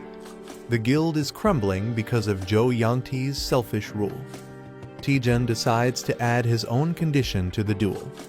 If he wins, Taejun wants to replace the current deputy leader. He also demands compensation for the guild's financial damage. Taejun adds a wicked grin, making it entertaining for the crowd. The opponent realizes things might not go as planned. He angrily denies causing any harm to the guild. He claims the guild survives only because of him and summons a powerful Death Knight. He dares Taejun to show what he's got. He wants to see if Taejun's necromancy is truly impressive. The battle begins as energy builds around them. Taejun confidently calls out to a spirit named Eratus. The audience reacts with surprise and confusion. Taejun's summon is revealed to be a single skeleton warrior. Everyone doubts Taejun, mocking him for summoning just a skeleton. The guild leader laughs at Taejun for summoning just a skeleton. Taejun orders Eratus to attack. The skeleton responds loyally. Eratus delivers a powerful blow during the clash. The opponent is shocked that his Death Knight's armor broke instantly. Taejun grins, taunting that light magic melts darkness. Taejun jokes about the new gear while Eratus humbly compliments it. It's revealed Eratus wields holy power rare for a skeleton. The enemy refuses to believe it's possible. He's stunned by the existence of a holy attributed skeleton warrior. Mana exists in fire, holy, earth, wind, dark, and water elements. Each attribute has power differences that affect battles. Eratus was once a dark-type skeleton under his master. After training, Eratus evolved to resist holy mana. Taejun commands Eratus to strike as the Death Harbinger. Eratus charges in while an ally yells at him to dodge. Eratus slams down a powerful attack, shaking the floor. A demon prepares to counter with a massive red blade. The demon's slash lands hard, shaking the battlefield. He mocks the idea that darkness can defeat light.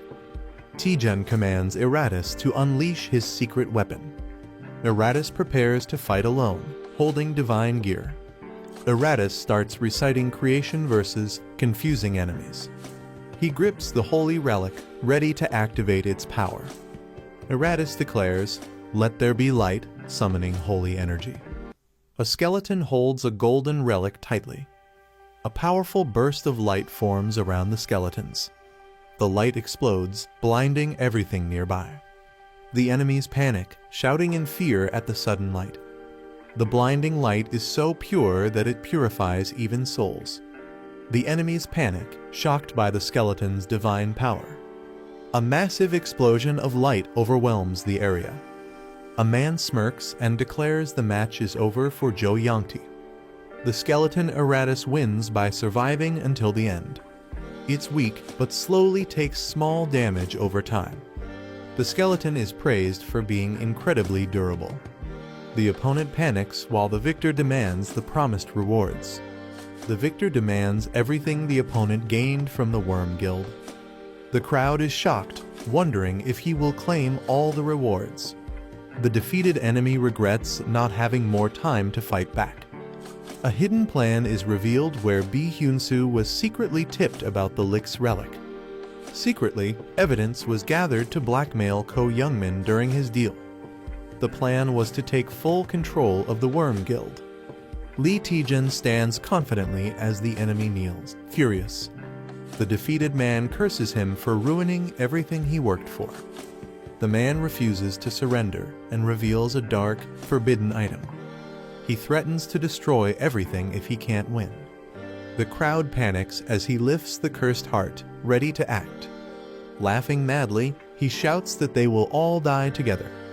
People scream in terror as dark energy floods the area. A boy scans the situation seriously with glowing blue eyes. The cursed item is recognized as a deadly, suicidal weapon. The forgotten heart drains life and summons a cursed being from another world. The man laughs wickedly, accepting death and cursing Lee Taejun. A terrifying creature emerges from the dark portal. The summoned being, called the Black Death Bride, appears ominously. The onlookers panic, realizing they are all doomed. People scream in terror and try to run away from the cursed monster. Some manage to nullify the deadly curse effect on themselves. The Black Death Bride unleashes powerfulest grade curses immediately. Witnesses stare in horror, questioning what kind of monster it is. An old man steps forward and offers help to Hunter Lee Taejun. He introduces himself as Go Jin-ho, the former guild leader. Taejun is surprised, asking when Go Jin-ho arrived. Go Jin-ho comments that the summoned skeleton is no ordinary one. Go Jin-ho notes that the summoned skeleton feels more like a lick due to its high intelligence. He tells Taejun they need to handle the evil spirit before it worsens. Blood magic bursts out as they attack the Black Death Bride. The monster screeches in pain, caught in a fierce assault. The Black Death Bride shrieks in agony but remains strong. Go Jin-ho observes that a demon summoned with a life sacrifice is incredibly sturdy. He decides to escalate the attack using stronger blood magic. A massive, explosive blast of red energy is unleashed toward the monster. Taejun watches in awe, amazed by the legendary power of the Guchin Bone King. Go Jin-ho is revealed as the legendary Guchin Bone King, a master of blood magic. He once ruled the world after the Great Cataclysm and made the Worm Guild famous. The Black Death Bride shrieks as his attack strikes it. Go Jin-ho launches another blood attack with full force. Suddenly, he shows signs of exhaustion, surprising everyone. Lee Taejun rushes to support the weakened Bone King. It's explained that blood magic uses the caster's own blood, making it risky. Fighting the cursed monster in close combat is extremely dangerous. Another fighter prepares a long-range fireball attack instead. The boy launches a powerful fire attack at the monster, shouting fiercely. The Black Death Bride is hit but shows no real damage. Taejun is shocked, realizing the attack failed to harm it. The monster quickly charges toward them, gaining speed. Taejun worries because his mana is low after using the fireball earlier. The Black Death Bride gets struck by a powerful light attack. Eratus charges forward, vowing to protect his master. Taejun yells at Eratus for disappearing during the fight. Eratus awkwardly admits he was weakened by too much light earlier. Eratus admits he fainted while standing during the earlier fight. He reassures everyone that he will now protect his master with all his strength. Eratus bravely blocks the Black Death Bride's next attack. Taejun and the Spirit Girl notice that Eratus's personality feels strangely different. Eratus fiercely attacks the Black Death Bride with holy light. The Black Death Bride counters and grabs Eratus, overpowering him. Eratus screams in pain as purple energy surrounds him. Taejun shouts Eratus's name in shock as he is engulfed by the attack. Taejun panics, realizing even divine power isn't enough to defeat the monster. Eratus struggles to stand and tells Taejun he must survive without him. Eratus decides to burn all his remaining strength into one final attack. His sword glows brightly as he prepares to sacrifice himself. Taejun shouts in shock, trying to stop him, but Eratus charges forward. Taejun panics, warning Eratus about the cost of using the item. He cries out, saying once used, the item can never be recovered. Eratus charges ahead, holding the glowing, powerful weapon. Taejun screams in despair, knowing it's a one-time item worth 8 billion won. Eratus swings the glowing sword with all his strength. A blinding golden light floods the entire area with overwhelming power. The Holy King's gambling card is activated as Eratus strikes. Go Jin-ho watches in amazement, calling Eratus an unbelievable skeleton. He notes that Eratus can not only use holy items, but also wield the holy sword. The Black Death Bride screams in agony as the light overwhelms it. A system message announces the Black Priest is defeated and Eratus's holy durability slightly increases. Taejun scolds Eratus for using the powerful weapon too early. Eratus apologizes, explaining he only did it to protect his master. Taejun sighs, frustrated but unable to stay angry at him. He admits that despite the heavy debuff, the Holy King's star cluster's power is extraordinary. Taejun realizes recharging the Holy King's star cluster costs an astronomical amount. He jokes that it would be easier to just buy a new one because of the insane cost. Taejun pats Eratus and acknowledges his bravery and determination. He smiles and praises Eratus, saying he did a good job. Eratus feels emotional as Taejun thanks him for saving his life. Guchin Bone King notes that Eratus is stuck with a troublesome debuff. Taejun asks if he needs to take any action to fix it. Guchin advises him to simply release the summon and let it rest for a while. Guchin admits it's the first time he's seen a skeleton wield holy weapons. He says the sight reminded him of the heroes of the past. Taejun shyly smiles, thinking it was just a skeleton. Guchin sincerely thanks Taejun for everything he did. Guchin says Taejun helped stop Zhou Yangti's betrayal plan. He acknowledges that their goals aren't so different. Guchin asks Taejun if there's anything valuable left in Hwaryeong. Taejun awkwardly laughs, realizing Guchin had seen through him from the start. Taejun explains he joined Hwaryeong Guild only for his own benefit. He says he never intended to take anything from others. Taejun confirms that Hwaryeong Guild still holds value for him. Guchin quietly accepts his answer with a nod. Guchin declares in front of everyone that Taejun's abilities have been proven through the duel. He praises Taejun for defeating Jo Yangti and saving everyone from the summoned spirit. Guchun formally announces that Taejun will become the vice guild leader of Hwaryeong.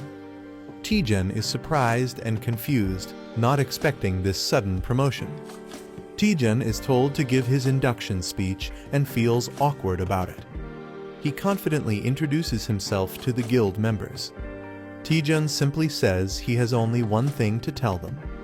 He shouts that everyone should protect each other's livelihood, surprising everyone. The scene shifts to Myth Guild's building shining under the sunset. News spreads that Lee Taejun has officially joined the Hwaryeong Guild as vice leader. A man feels surprised and betrayed by Taejun's decision. He blames another man for being careless and losing talented people again. The woman scolds her brother for losing talented people like Lee Taejun. She regrets not bringing Lee Taejun into their guild earlier. She can't understand why someone with his talent would join Hwaryeong Guild. She decides to ask Seon Ah, who is close to Taejun, for help. The girl says she's unsure if asking Taejun to join Myth Guild will work. She explains that although they're close, even she doesn't fully understand Taejun's thoughts lately. The woman wonders why Taejun suddenly joined Hwaryeong after insisting on freelancing. The girl admits that despite 10 years of friendship, Taejun remains unpredictable. Taejun arrives at the guild, determined to keep getting stronger.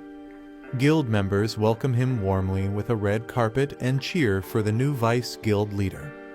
A bald guild member insists on personally guiding Taejun to his office.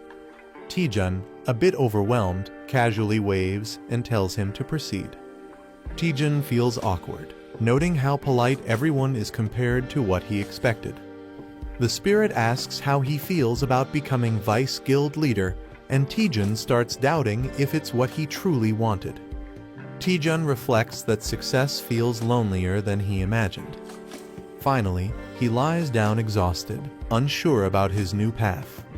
Taejun reflects that he's been chasing his goals non-stop without thinking much. After clearing many difficult quests, he's grown rapidly and caught up with strong hunters. Although he's gotten stronger, he feels a strange uneasiness inside. He questions if it's really okay to grow this powerful so quickly. Taejun starts doubting the manager, realizing he knows too little about her and the system. He recalls that it was strange he had a unique status window that no one else on Earth had. The manager panics after discovering something shocking while investigating the dramatic growth. Taejun urgently asks what's wrong, and she reveals she found critical information. Taejun asks what kind of information the manager found, and she begins reading it to him. She explains that users of dramatic growth quests must follow strict quest rules.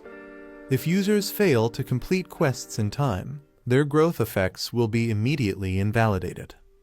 Taejun is shocked and panicked after hearing the serious consequences. Taejun panics after learning that the dramatic growth system limits user growth and could erase everything he's gained. The quest window appears, showing that Taejun has only 2 days left to complete the mission. The boy is shocked, realizing everything they worked for might be lost. The elf girl nervously confirms the bad news. He screams in frustration, while she defends herself saying she only found out by stealing the info. Another boy suspects she was sent just to secretly monitor him. The boy is stunned after seeing how insanely overpowered the hidden skill really is. The elf girl hesitates, saying there's information she still can't reveal. He complains about how she always avoids giving straight answers, frustrated by her secrecy. She clenches her fist with determination and assures him that she is always on his side. The boy asks if he can trust her, and she responds with a cheerful yes, calling him a friend. He thinks deeply, concluding that she doesn't seem like a bad person. Remembering her concern during past dangers, he decides to give her the benefit of the doubt. Gaining some trust, they shift focus to check the remaining time on their quest. The elf girl updates the interface, and Taejun is relieved he can finally see the quest details. They discover only 2 days remain to complete the Radical Growth quest, which puts Taejun under pressure. She reminds him to check the item post he made earlier at the Parsley Market for a solution. Curious, Taejun opens the post, wondering how many comments it received. Taejun checks the comments and is disappointed to find only one, and it's useless spam. He panics, feeling like all his effort was wasted. Suddenly, a new comment appears mentioning an ultra-legendary item. A mysterious user responds, recognizing Taejun from a past encounter involving a strange staff and enhanced crystal ball. Taejun gets frustrated waiting for the slow reply while the elf girl watches over his shoulder. The message explains that the item contains complex mana circuits that require precise repair. Taejun is shocked to learn he'll need at least a 7th circle mage to fix it. The mysterious commenter jokingly suggests finding such a mage, and Taejun quickly thanks them for the tip. The mysterious user logs off, leaving Taejun frustrated and wondering if he knows any 7th circle mages. They consider asking Seo Yonhwa, but she's only a 5th circle mage at best. Taejun explains that 7th circle mages are extremely rare and top tier even on a global level. As panic sets in, Taejun reveals that he might know one person who fits the requirement. Taejun admits the person he's thinking of isn't the most reliable, but he's their last hope. He knocks on a door, calling out with a polite, "Excuse me." A tired-looking staff member peeks out and says he's brought documents for the deputy guild leader. The staff member reluctantly enters, asking the leader to treat the task as part of his responsibilities. The staff member finds a note saying, "Today's a vacation day," on the guild leader's door. Surprised, he realizes the leader is absent on his very first day. Taejun and the elf girl arrive at the Tower of Training in search of the 7th circle mage. The elf comments on how the place hasn't changed, still empty and unwelcoming as ever. She questions why a dungeon is in the middle of the city instead of behind a gate. Taejun explains that the tower is actually a massive gate, and in rare cases, the surroundings adapt to the dungeon. Despite its odd location, he clarifies that the dungeon itself is just like any other. Taejun notes that the dungeon used to be a regular building, though he wasn't around back then. As they walk through the arena, he wonders aloud if the old man they're searching for has gone missing again. Suddenly, a loud explosion erupts as a muscular figure crashes down, yelling, "Trainee." Taejun and the elf are caught off guard, shielding themselves from the debris in shock. A muscular old man suddenly appears, shouting about protein and startling Taejun. Recognizing him, the old man greets Taejun warmly and praises his improved physique. Taejun explains that he's been training thanks to the old man's previous help. He then politely asks the old man to repair an item with broken mana circuits. The old man gladly agrees to fix the item as a favor to his lifesaver, surprising Taejun. Before starting, he says he wants to ask Taejun an important question. Standing tall, he asks Taejun what strength means to him. Taejun is caught off guard as the old man explains that true strength is about upholding one's convictions. The old man explains that some pursue strength by building their bodies, while others dedicate themselves to training their skills. These people devote their lives to chasing great ambitions with conviction. Pointing directly at Taejun, he demands to know what Taejun wants to become strong for. Taejun sheepishly admits he never thought about it, prompting the old man to call him a foolish youth. The old man shouts that strength without purpose is poison and leaps toward Taejun. He launches into a surprise move called Practical Compressed Muscle Training. Taejun barely dodges the explosive punch, shocked by the sudden attack. As the dust settles, he stands up, stunned, realizing he just barely avoided death. Taejun yells at the old man, calling him crazy, but the old man calmly says Taejun's body moves fast, while his heart is uncertain. he compares Taejun to a lost, aimless beast with no direction. Taejun tries to fight back, but the old man easily counters and offers to give him a valuable lesson. With a confident pose, the old man assures Taejun that he'll take it easy on him despite his overwhelming strength. Taejun, clearly annoyed, glares at the old man and accuses him of provoking him on purpose. He launches into an attack, jokingly warning not to report him for hitting an elder. Using a powerful skill, he charges with intense force toward the old man. The old man blocks the move effortlessly, impressed by the weight and force behind Taejun's strike. Taejun, filled with determination, declares the fight isn't over yet. He unleashes his powerful technique, the Rising Dragon Divine Fist. His glowing fist charges forward, bursting with intense blue energy. The old man braces himself as the attack comes crashing down from above. Taejun's powerful attack creates a massive explosion, making it seem like the battle is over. Excited, Taejun and the elf girl wonder if they've actually defeated the old man. But the old man calmly reappears, praising Taejun's strength and creative combat skills. He warns them they've forgotten something crucial while Taejun focused on physical power. The old man reveals a glowing magical attack and reminds them that he's also a mage, casting Elkeroid's Fireball X. The old man confidently states he's a wizard and prepares to cast a powerful fireball. Taejun is shocked, wondering if the spell is the same as his own fireball technique. The old man explains that the fireball's power varies infinitely based on the caster's mana. He demonstrates how mana strength and quantity shape countless versions of the same spell. He then tells Taejun that while his fireball has improved, it still lacks the essence of ultimate power. The old man explains that mana is fueled by one's desires and inner cravings. He unleashes his ultimate fireball, an embodiment of his dreams and willpower. He shouts that mere desire to grow stronger isn't enough to reach the highest level. Taejun panics as the massive attack barrels toward him, accusing the old man of not going easy. The old man urges Taejun to block it with everything he has and discover his true self through the clash. Taejun questions his true reason for wanting to become stronger in the first place. He recalls the silent years he spent climbing from the bottom with no recognition.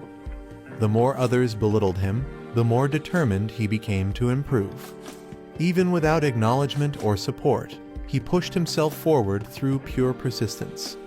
Taejun realizes that he sought strength to prove all his effort and pain hadn't been meaningless.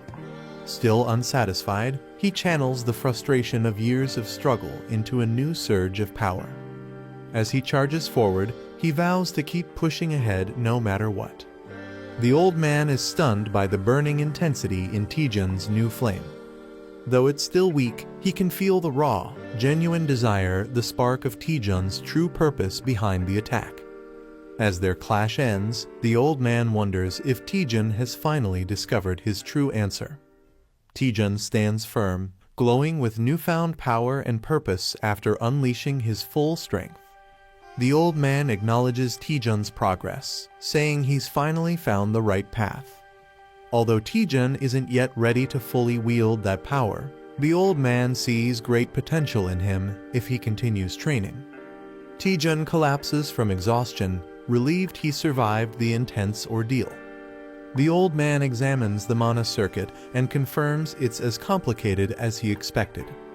He estimates the repair will take between 8 to 12 hours due to its intricate structure. Taejun is shocked by how long the process will take. The old man explains that restoring the circuit demands deep concentration and he'll be unable to do anything else during that time. He places crystals around the item, channeling all his focus and energy into the restoration. He asks Taejun to guard him in case anything goes wrong during the process. Taejun casually agrees, brushing it off as something easy and not a big deal. The old man confirms he'll begin and Taejun enthusiastically gives the go-ahead. He starts focusing his energy, placing his hand over the item surrounded by glowing runes. Suddenly, he erupts into a dramatic chant and intense ritual, surrounded by pink magical energy. Taejun and the spirit girl are left speechless, stunned by how extreme the process is. Taejun wonders what he's even guarding since there's no danger around, and the girl awkwardly realizes he has a point. Bored, Taejun decides there's nothing else to do but take a nap while the old man continues his intense ritual. He jokes about shadowboxing for 8 hours and lies down to relax, finding the situation surprisingly peaceful. The girl agrees and joins him in resting, reminding him to wake her when it's over. Taejun mumbles in his sleep, dreaming about receiving a gift and happily accepting it. Meanwhile, a monstrous spider-like creature creeps toward his unguarded body. Just as the creature gets dangerously close, it growls, breaking the silence. Taejun slowly opens his eyes in confusion, sensing that something is wrong. Taejun wakes up screaming as a monster nearly bites him, reacting in pure panic and smashing it in self-defense.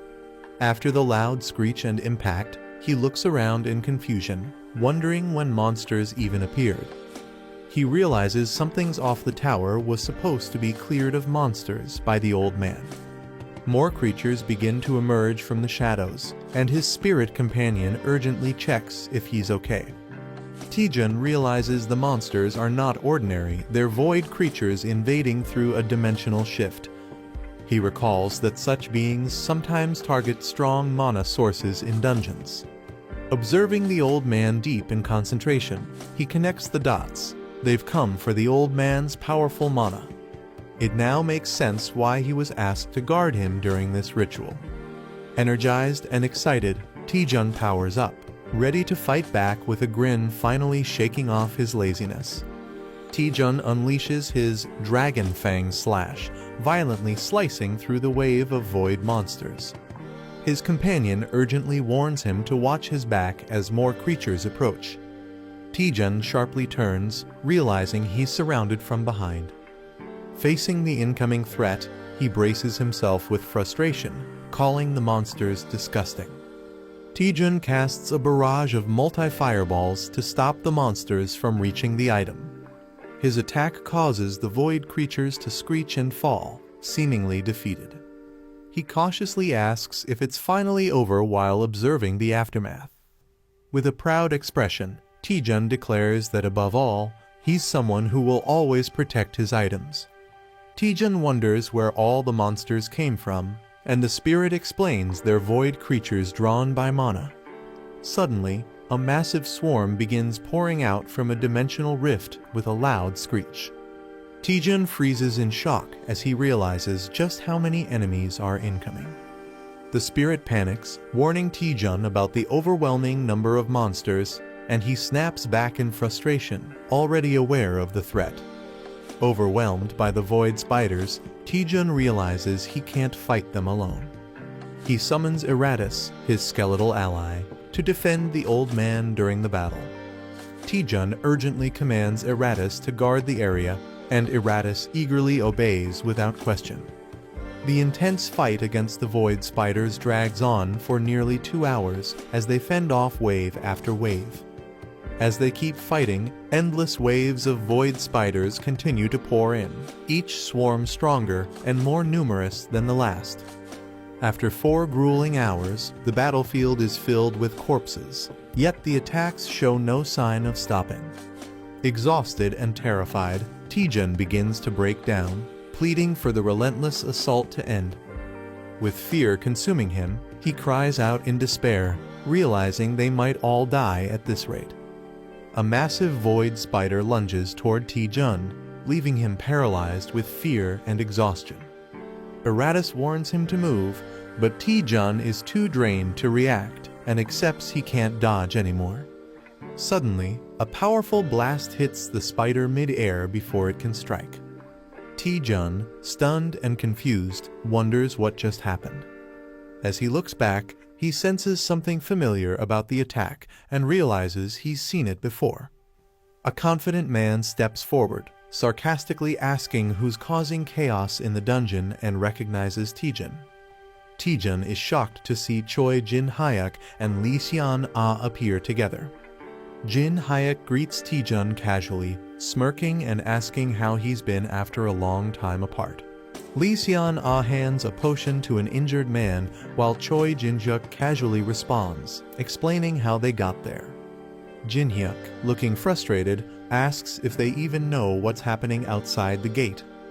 A visual flashback reveals a berserk dungeon unleashing monsters, forcing civilians to flee in panic. Still annoyed, Jin-hyuk vents about their bad luck, lamenting how a national emergency ruined their rare vacation.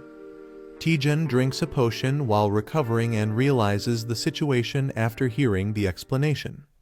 It's revealed that each dungeon has a limit to the number of monsters it can contain before becoming unstable.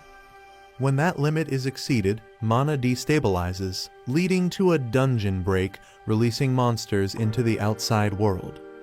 Lee Seon-ah, shocked by the scene, questions Taejun about what happened and asks about the mysterious old man. Taejun stands silently as he watches a glowing magic formation in the distance, sensing something ominous. Taejun hesitates, unsure how to explain the mysterious old man's presence to Seon-ah. He reveals the old man is actually an NPC who guards the dungeon and is currently recovering from an injury. Taejun believes the monsters are attacking because they're drawn to the guardian's weakened mana during his healing. He suggests they all join forces to eliminate the spiders and restore the dungeon's stability. Lee Seon-ah confidently tells Choi Jin-hyuk they already plan to take down the spiders. Taejun joins in, and everyone splits up to begin the fight, with Choi telling them not to get in his way. Choi unleashes a powerful electric move, Light Blade Art, 5th form, slicing through enemies.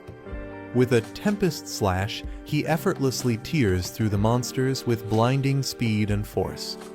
Confident in his strength, Choi mocks the threat level, but is suddenly warned to watch out as danger strikes from above. Choi Jin-hyuk is caught off guard by a sudden enemy strike. Lee Seon-ah slashes through enemies and warns him not to lower his guard. She explains that even weak monsters can be dangerous when they attack in overwhelming numbers. Embarrassed, Jin-hyuk denies being careless, but Seon-ah bluntly tells him he already let his guard down. Choi Jin-hyuk agrees with Lee Seon-ah's warning and urges everyone to stay alert. A talking skeleton warrior suddenly appears, declaring the need to work together and not get complacent. Both Jin-hyuk and Seon-ah look confused and try to ask who or what this skeleton is. As they question him, the old man NPC is seen being swarmed by a wave of incoming monsters. Taejun unleashes a powerful strike that sends a wave of monsters flying. He notes that monsters targeting mana isn't unusual, but seeing such an overwhelming number of them surprises even him. Suddenly, Jin-hyuk senses a tremor and looks around, alarmed by the shaking ground. A sudden motion catches everyone's attention as a dark force stirs. Someone shouts to alert the group that something is emerging from the shadows. A powerful boss monster appears, towering with glowing red eyes and a fearsome presence. Taejun realizes the endless wave of enemies must be linked to this boss summoning them. The group realizes that the Queen Spider, an S-rank monster, is the source of the endless void spiders. Taejun figures out the spiders weren't being summoned endlessly, they were being spawned by her. He confirms the Queen was the first to appear and has been behind all the chaos from the start. Acknowledging the threat, he warns that the Queen won't go down easily and definitely revealed herself for a reason. Taejun warns that the Queen Spider might be baiting them into a trap. Choi Jin-hyuk argues they can't just stand by while it's exposed in the open. As the swarm intensifies, Choi fights back, saying they'll be overrun if they don't act. Taejun admits Choi isn't wrong, silently acknowledging the urgent threat around them. Taejun assesses the battlefield, realizing they can't attack blindly, but also can't stay idle. He confidently commands Iratus to charge into battle as the best strategy. Eratus panics, questioning if his master is sending him to die, while Taejun casually shrugs. Taejun grins mischievously, reminding Eratus that he's immortal, so it's no big deal. Taejun laughs darkly, assuring Eratus he'll just revive him if he dies. He orders Eratus to stop hesitating since he's just a summoned being meant to charge ahead. Even Choi Jin-hyuk and Seon-ah join in, shouting at Eratus to go check if it's a trap, leaving him shocked. Eventually, everyone yells "charge," leaving Eratus speechless as he's pushed to lead the advance. Eratus realizes his true role and accepts his fate with a heavy heart. Feeling used, he laments that he was just a disposable tool from the beginning. Crying out to the heavens, Eratus bravely charges at the Queen Spider with all his might. He prays for strength as he clashes directly with the terrifying Queen in a bold frontal attack. Eratus looks confused when nothing seems to happen after his dramatic attack. Sitting on the Queen Spider, he casually reports back that everything appears normal. Taejun mocks him for overreacting, calling him a drama queen with a laugh.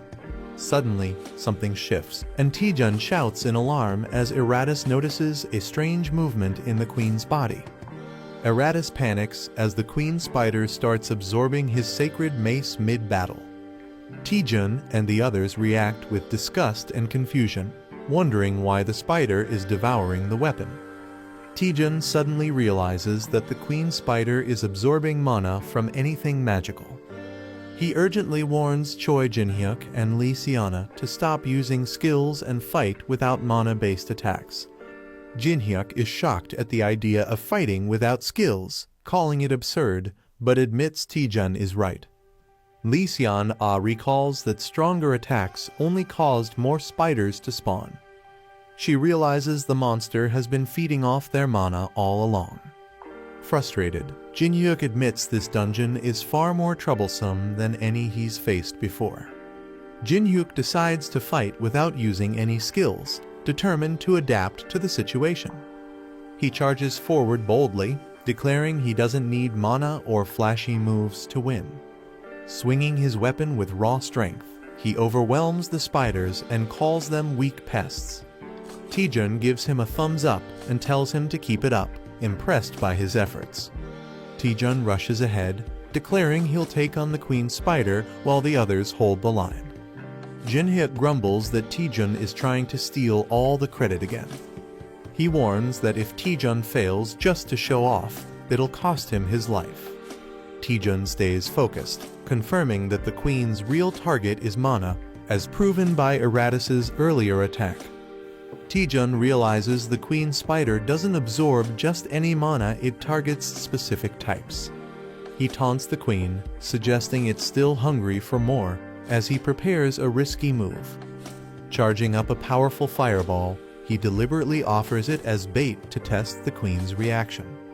Seon-ah and Jin-hyuk are shocked, questioning why Taejun is using skills after warning them not to. Jin-hyuk yells at Taejun, warning that using magic will only spawn more spiders. The Queen Spider reacts as the blazing fireball hurtles toward her. Taejun watches as the Queen is overwhelmed, revealing that mana reflects the caster's desires. He concludes that the type and effect of mana vary depending on what the user truly wants. Taejun explains that if one can conceal their desires, they can mask the mana's attributes. A powerful greedy fireball skill is launched, confusing Jin-hyuk with its hidden nature. Taejun mockingly offers the fireball to the Queen Spider, pretending it's a harmless gift. With a mischievous grin, he calls it a perfectly roasted fireball prepared just for her. A fluffy void spider shivers and cries out, looking both strange and cute. The boy sits down, clearly disgusted by the creature's appearance. Despite the spider's odd looks, he realizes it's a valuable discovery. The system reveals that the spider produces high-priced silk called void silk thread. Overjoyed, the boy exclaims that it's like finding a spider that lays golden eggs. The boy realizes the spider requires a constant mana supply to keep producing silk.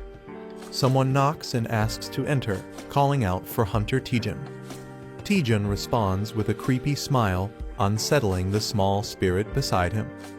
A woman, exhausted by reporters, enters and demands to know what madness he's been involved in. The woman panics about a dungeon break, saying it's beyond her ability to handle. Taejun reassures her with a fake smile, saying the guildmaster is taking care of it. He wraps his arm around her, pretending everything is fine, while she questions if it's really okay. She worries the lie will be exposed soon, while Taejun mocks her for not understanding how the world works. Taejun says people care more about the outcome than the method. He highlights the guildmaster's prediction and his own role in stopping the disaster. He believes this incident will be remembered for a decade, and it will help restore the damaged reputation of the Hwaryeon Guild. Taejun emphasizes that all of this will ultimately benefit the Hwaryeon Guild. He flashes a greedy smile while the woman imagines piles of money and rewards. Though hesitant, she admits his logic is strangely convincing. She then grows suspicious and asks why he brought her to this unused, isolated area. Taejun tells Guildmaster Ko that he plans to set up a workshop and needs her help. He reveals a small creature, the offspring of the Void Swarm Lord, and places it in her hand. He explains that with a mana supply, the creature can endlessly produce valuable silk. He shocks her by revealing the silk sells for 1,000,000 won per gram, leaving her stunned. Ko is overwhelmed by the profit potential and asks how much it all adds up to. Taejun slyly asks her to take care of the spider, calling it their cute little poppy. The scene shifts to a dimly lit room now covered in spiderwebs. Ko nervously offers a tray full of mana crystals to support the spider's production. Ko gently offers the mana crystals, telling the spider to eat well. Suddenly, the spider growls menacingly, revealing its monstrous size. It roars and lunges at Ko, startling her and making her panic. Out of breath and terrified, Ko realizes the spider has grown far more than expected. Ko panics, realizing the spider might devour the whole building if it keeps growing. Someone on the phone checks in, asking how the workshop is progressing. Taejun proudly replies that they've already produced a full kilogram of silk and tells them to proceed. Relaxed and smiling, Taejun allows the caller to ask a question. Ko nervously asks if the spider creature is really safe to be around. Taejun casually assures her it doesn't bite, while the creature looms ominously. He then says he'll be away on a business trip and leaves the spider in her care. Shocked, Ko demands to know where he's going. Taejun replies with a smile, saying he's visiting Dihwado, where the former guildmaster lives. Ko is shocked to hear Taejun plans to visit Dihwado, a highly restricted danger zone. She explains it's a Class 1 area that requires special permission from the Union. Normally, only those with clearance from her uncle or an authorized escort can enter, but she can't reach him. Taejun casually acknowledges the issue, pretending to take it lightly while lounging in his chair. Ko assures Taejun that she has connections and will find a way to handle the situation. She asks if he has urgent business with his uncle and why he's suddenly going to Dihwado. Taejun casually replies that as the new vice guildmaster, he wants to formally introduce himself. He smirks, adding that he heard his uncle has prepared a special gift for him. A system notification appears, assigning a quest to learn a blood magic skill within 4 days and 13 hours. The character realizes the urgency and decides they must act immediately. The scene shifts to the Chunjeon Guild building under a clear sky. Inside the guild, a woman grants permission to enter after someone asks to come in. Taejun enters and greets Representative Seo Yeonhwa with a smile. She warmly welcomes him and asks how he's been doing lately. Reading the news, she mentions his recent feat of stopping a dungeon break. Curious, she jokes about how he's always involved in major incidents, and Taejun laughs it off, calling it luck. Seo Yeonhwa expresses regret, saying she would have tried harder to recruit Taejun if she'd known he'd join the Hwaryong Guild. She explains that not just she, but many others were disappointed by his choice. Taejun humbly reacts while she acknowledges his accomplishments make the disappointment understandable. She then jokes about other guild leaders getting drunk and singing in frustration over losing him. Seo Yeonhwa says Taejun's interest in dark magic explains why he joined the Hwaryong Guild. She asks why he came to visit her today, and Taejun begins to explain. He reveals his plan to visit Dihwa Island, but admits he can't go without an S-rank companion. Taejun then politely asks if she would accompany him on the trip. Seo Yeonhwa apologizes, saying she can't join Taejun due to prior commitments. Taejun panics, thinking her refusal ruins his entire plan. She clarifies that she can assign another guild member to escort him instead. Realizing he can still proceed, Taejun lets out a big sigh of relief. Seo Yeonhwa gives Taejun a gift as thanks for resolving the exam manipulation case. Taejun is surprised and asks what it is, and she explains it's a key card to a high-security apartment for top hunters. She says it's a perfect gift since he's been in the spotlight lately and needs privacy. The apartment is well protected, ensuring he can live peacefully without media disturbance. Overwhelmed with gratitude, Taejun tears up and asks if he can call her Nuna. Seo Yeonhwa laughs and playfully says she's not old enough to be called Nuna. The scene shifts ominously to Dihwa Island, revealing the lair of the Gucheng Bone King. A dark presence stirs inside the lair, declaring that the time has come. The Bone King ominously states he can no longer suppress his thirst, hinting at an impending threat. A dark, monstrous figure demands blood, threatening terrible consequences if it's denied. The shadow warns it will devour the man's entire body as blood tendrils start to engulf him. The protagonist arrives near Dihwa Island with only 3 days and 14 hours left on the quest. He realizes he must master blood magic within 2 days to meet the deadline. Even learning from the Gucheng Skeleton King might not be fast enough. The reward for success is unlocking the feature horizon of Communication Ver 1.1. The protagonist asks Administrator Mia if a single skill can interfere with the system's status window. He brings up past incidents like the Spell Dispel and QR scanner being added through shocking growth. He questions if it's acceptable for a skill from one employee to tamper with the system. Mia admits she reported it to higher-ups, but they didn't take any special action. Her only instruction is to monitor the situation unless something unusual happens. The protagonist confirms that his skill isn't currently seen as a threat to the company. During a quest, he obtained an item that unlocked the Monman Wiki feature in his status window. This feature provides detailed information about monsters' traits and weaknesses. Shocking growth not only boosted his stats, but also enhanced the overall functionality of his status window. The protagonist admits he doesn't fully understand his new skill, but plans to take advantage of it. UC Rin excitedly greets Taejun, saying he looks cooler than before. Taejun recognizes her as the representative from the Chinjon Guild. UC Rin happily volunteers to help him, saying no one else would. She smiles slyly, saying she can't miss such a rare opportunity, snapping a photo of him. UC Rin excitedly takes selfies with Taejun, praising him for stopping a dungeon break. Taejun is confused and embarrassed, especially as she calls him Appa despite not being close. She asks to post the photos online and suggests they follow each other on social media. Suddenly, a man dashes in, loudly greeting Taejun with exaggerated respect. Taejun is stunned, wondering who this dramatic guy is. UC Rin is surprised to see Hunter Kangjin suddenly kneeling before them. He dramatically declares that he owes his life to Taejun and has sworn to follow him as his Hain. Taejun is overwhelmed and confused by Kangjin's devotion. Just then, the boat captain yells at the group to hurry up because time is running out.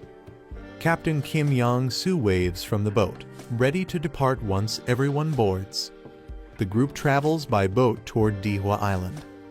Captain Kim Young-soo grumbles that he wouldn't go there if it weren't for Yeon Hwa's request. He asks if the hunters are unaware of the monsters near the island. They mention that many monsters exist, especially a large number of sirens. The captain warns them that it's currently the sirens' breeding season, making the journey even more dangerous. Monsters guarding their eggs become extremely aggressive during breeding season. Even a slight intrusion into their territory can trigger a massive swarm. Captain Kim suggests taking a detour to avoid provoking them. Taejun, however, places a hand on his shoulder and says there's no need for that. With a creepy smile, he insists they head straight through instead. The captain is shocked by Taejun's order to sail straight into dangerous waters. Taejun confidently assures him that even a swarm of sirens won't damage the ship. He urges the captain to trust him and take the fastest route. Despite being convinced, the captain firmly refuses the risky plan. The captain refuses to risk his life, stating he has a family to provide for. Taejun offers to pay him double whatever Representative Seo Yeonhwa is paying.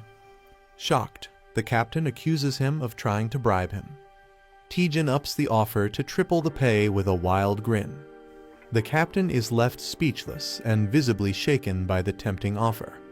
The captain yells, "Full speed ahead," as the ship charges forward at maximum speed.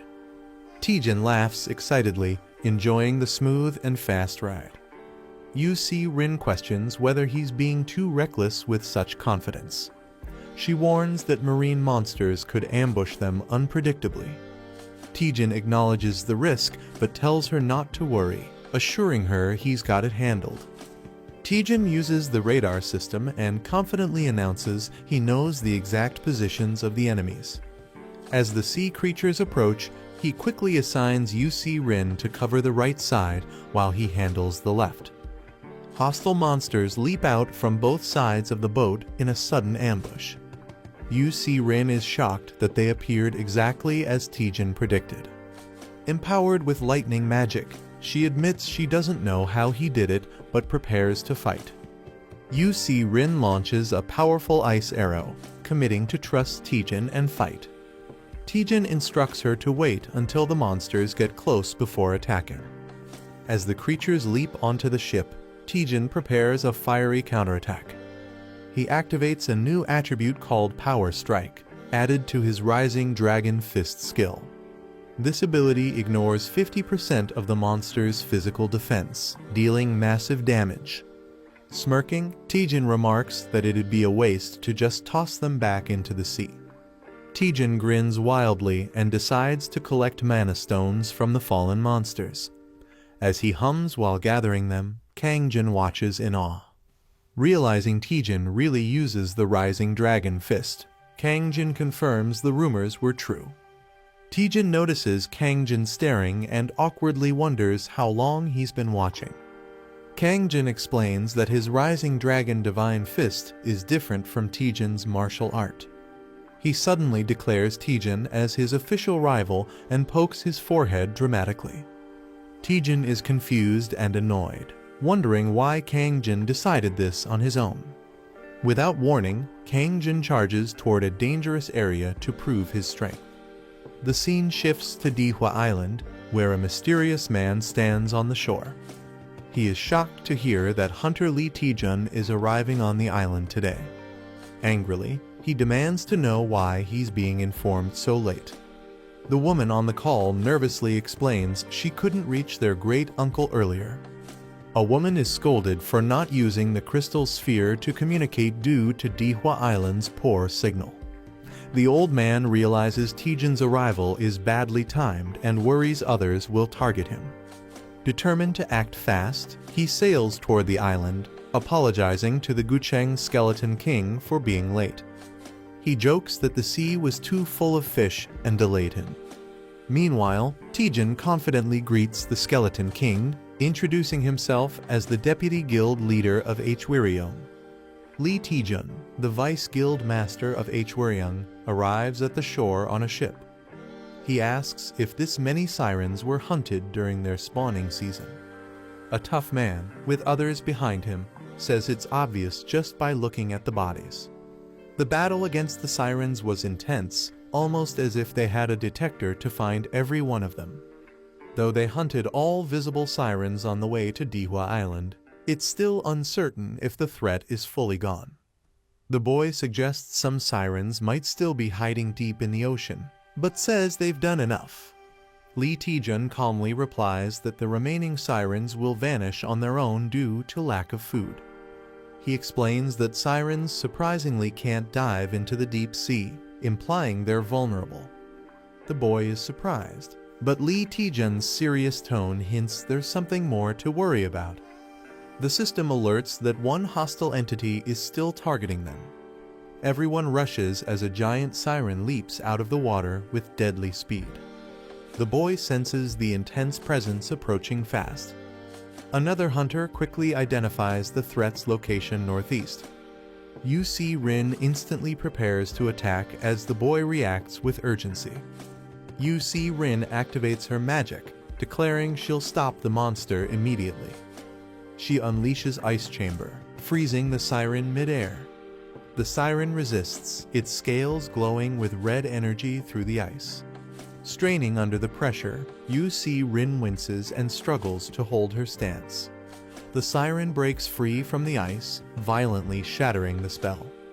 Rin is struck back, confused and hurt by the sudden backlash. She realizes the siren is immune to magic, which causes her own mana to go berserk. Shocked, she questions why a B-rank siren would have such a powerful passive ability. Rin warns Taejun that this siren is not an ordinary one. The massive siren leaps from the water, letting out a terrifying screech. Shocked by its size and power, the man panics and questions what kind of creature it is. It's revealed to be Siren King a monster with mana-nullifying scales that reflect magic. The boy recognizes the creature as a Siren King and prepares cautiously.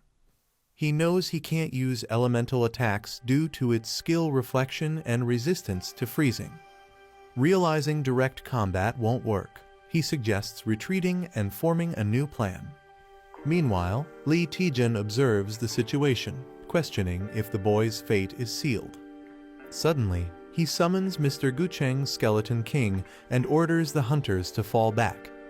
The Siren King rises from the blood-soaked sea, declaring it will fight alone. It lets out a loud screech as it charges forward with rage. Lee Taejun prepares a powerful dark spell, scolding the creature for its disobedience. He strikes the Siren King directly, showing no mercy. With overwhelming force, he states it must be disciplined, unleashing a devastating blow. The Siren King lets out a final screech as it falls lifeless. Everyone watches in awe as blood magic annihilates the sea monster. Rin is stunned that an rank boss was defeated so easily. The boy admires blood magic's unmatched power and magic penetration ability. Lee Taejun, walking away, considers that despite its risks, this magic might be worth mastering. Lee Taejun declares that Dihwa Island will finally have peace, at least for now. He mentions he meant to personally congratulate the boy on his new position. He thanks him for visiting first despite not having greeted him earlier. Taejun then invites everyone to follow him to his residence. The scene transitions to the grand estate of ********************************************************************************************************************************************************************************************************************************************************************************************************************************̈̈̈ amazed to meet Mr. Gucheng's Skeleton King on such a remote island. Rin realizes why Sister Yonawa kept his identity a secret. They express disbelief that such a legendary hunter lives here quietly. Rin excitedly recalls how he defeated the Siren King with just blood magic. Even compared to other top hunters, his power proves he's a true hero of the Great Cataclysm. One of the boys boasts that their master is even stronger than Mr. Gucheng. Another mocks the claim, asking if he's just a kid trying to brag. The group starts settling in, with each person identifying their assigned room. The boy politely tells them to rest after their long journey. The boy tells the others to relax while he goes to meet Mr. Gucheng's Skeleton King. He knocks on the door and politely asks to enter. Gucheng welcomes him while calmly sipping tea. The boy happily responds that the room is spacious and the mansion is amazing. Gucheng is pleased to hear the boy likes the room. He invites the boy to follow him to receive his appointment gift. They walk down a dimly lit corridor beneath the mansion. Gucheng compliments Taejun for handling the dungeon overload in mansion impressively. Taejun humbly says he just got lucky, but Gucheng tells him not to act modest. Taejun insists the Hwaryeong Guild master worked harder and still does. Gucheng mocks his own nephew, calling him useless. He reveals the nephew ruined Hwaryeong with mismanagement and unpaid taxes. Now, thanks to Taejun's success, Hwaryeong is seen as heroic, and Gucheng says he deserves the credit. Taejun reflects on how Ko Young-min turned out to be worse than expected. He questions why Mr. Gucheng entrusted Hwaryeong to someone so unfit. Taejun presses further, saying even Gucheng must have known his nephew wasn't ready. Gucheng pauses and begins to explain, saying, "That's because..." Gucheng admits he's grown weak and suggests they continue the conversation elsewhere. Taejun wonders how someone like him could be considered weakened. He reflects that even awakened beings are still human and time affects everyone. As he thinks this, he tries to scan Gucheng's status using a QR reader. The scan fails, revealing that Gucheng's level is far beyond what the system can detect. Taejun is shocked that Gucheng can't be scanned, something only top hunters can resist. He recalls other legendary hunters whose stats also remain hidden from him. He wonders if Gucheng is still powerful enough to stand among them. A shadowy figure looms behind Gucheng, making Taejun question what secrets he might be hiding. Taejun is amazed as they enter a glowing, hidden underground room. He's surprised that such a space existed beneath the mansion. Gucheng calls it humble compared to the other major guilds. He then tells Taejun that his initiation gift has been prepared inside. Gucheng offers Taejun a choice from powerful items, warning some have penalties. Taejun considers his options carefully and picks Magnetus's skull. The skull grants boosted stats, dagger mastery, and Kingslayer's power. Taejun notes that even the other items are stronger than typical rare ones. Gucheng reflects that any ordinary hunter would be overwhelmed with gratitude for this opportunity. Taejun feels disconnected from the close combat-focused items on display. He asks Mr. Gucheng if there are any items related to blood magic. Gucheng is surprised and questions Taejun's interest in such a rare field. Taejun explains that blood magic has mana-free benefits and is useful for dungeon raids. Gucheng, looking serious, apologizes and tells him to choose something else. Taejun protests, but Gucheng tells him to take anything he likes and leaves to prepare food. Suspicious, Taejun senses something is off and wonders if Gucheng is hiding something. He starts to feel frustrated and restless about the situation. Taejun screams in desperation, admitting that only blood magic excites him now. Taejun begs desperately to be taught blood magic. He wonders if it's possible to learn it without using an item. He's told that blood magic can't simply be taught like a skill. Without the passive ability Mana Blood, it's impossible to use blood magic, no matter how hard one tries. Taejun searches for a skill book that might awaken his Mana Blood. His system's newly added flash function activates and detects a hidden device. Surprised by the function, he recalls adding it after getting stuck in a dark dungeon. The light reveals a secret compartment with something unusual inside. Taejun finds a red button and hesitates, fearing it could be something dangerous. Taejun jokes that a secret button can't possibly be a nuke and decides to press it. With a playful grin, he pushes the button, saying it's all or nothing. Suddenly, sirens blare and an air raid warning goes off, startling both him and the spirit. They rush toward the sound and discover a glowing device as Taejun mutters, "This is..." Taejun finds the Codex of Blood, a forbidden book that grants mana blood and enables blood magic. Delighted, he clutches it like a treasure, calling it "my honey." At dinner, Gucheng questions his choice, calling it underwhelming for an initiation gift. Taejun insists it's perfect for him, especially because he needs mental contamination resistance. He also receives Banjir's Onyx, which boosts his stats and grants resistance to mental corruption. Gucheng accepts Taejun's choice and calmly ends the dinner, telling everyone to rest for the night. The group thanks Gucheng for the delicious meal and leaves the dining hall. As night falls over the island, something ominous begins to stir. A mysterious hand drenched in blood appears, and a voice reflects on past memories involving Gucheng's Skeleton King. A dark entity confronts Gucheng, claiming Lee Taejun seeks to learn blood magic. It reminds Gucheng of his own past desire for power and accuses Taejun of having the same hunger. Gucheng resists, shouting that Taejun has nothing to do with the entity. The entity reveals that Taejun has already found the Codex of Blood, the key to forming a blood magic contract.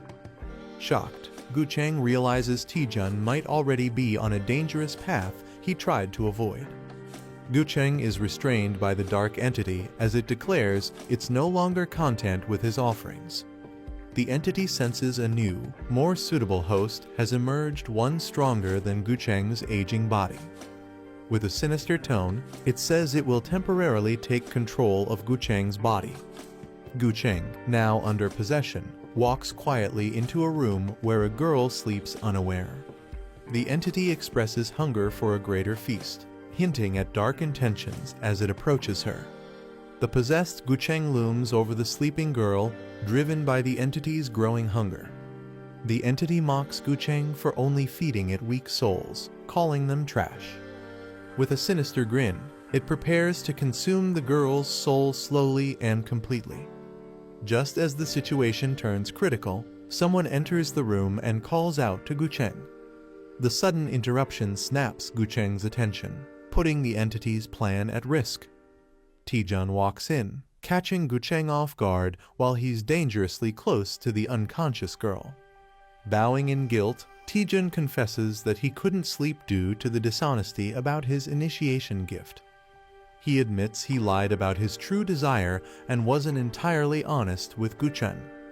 Finally, Taejun reveals the real object he wanted all along, the Forbidden Codex of Blood.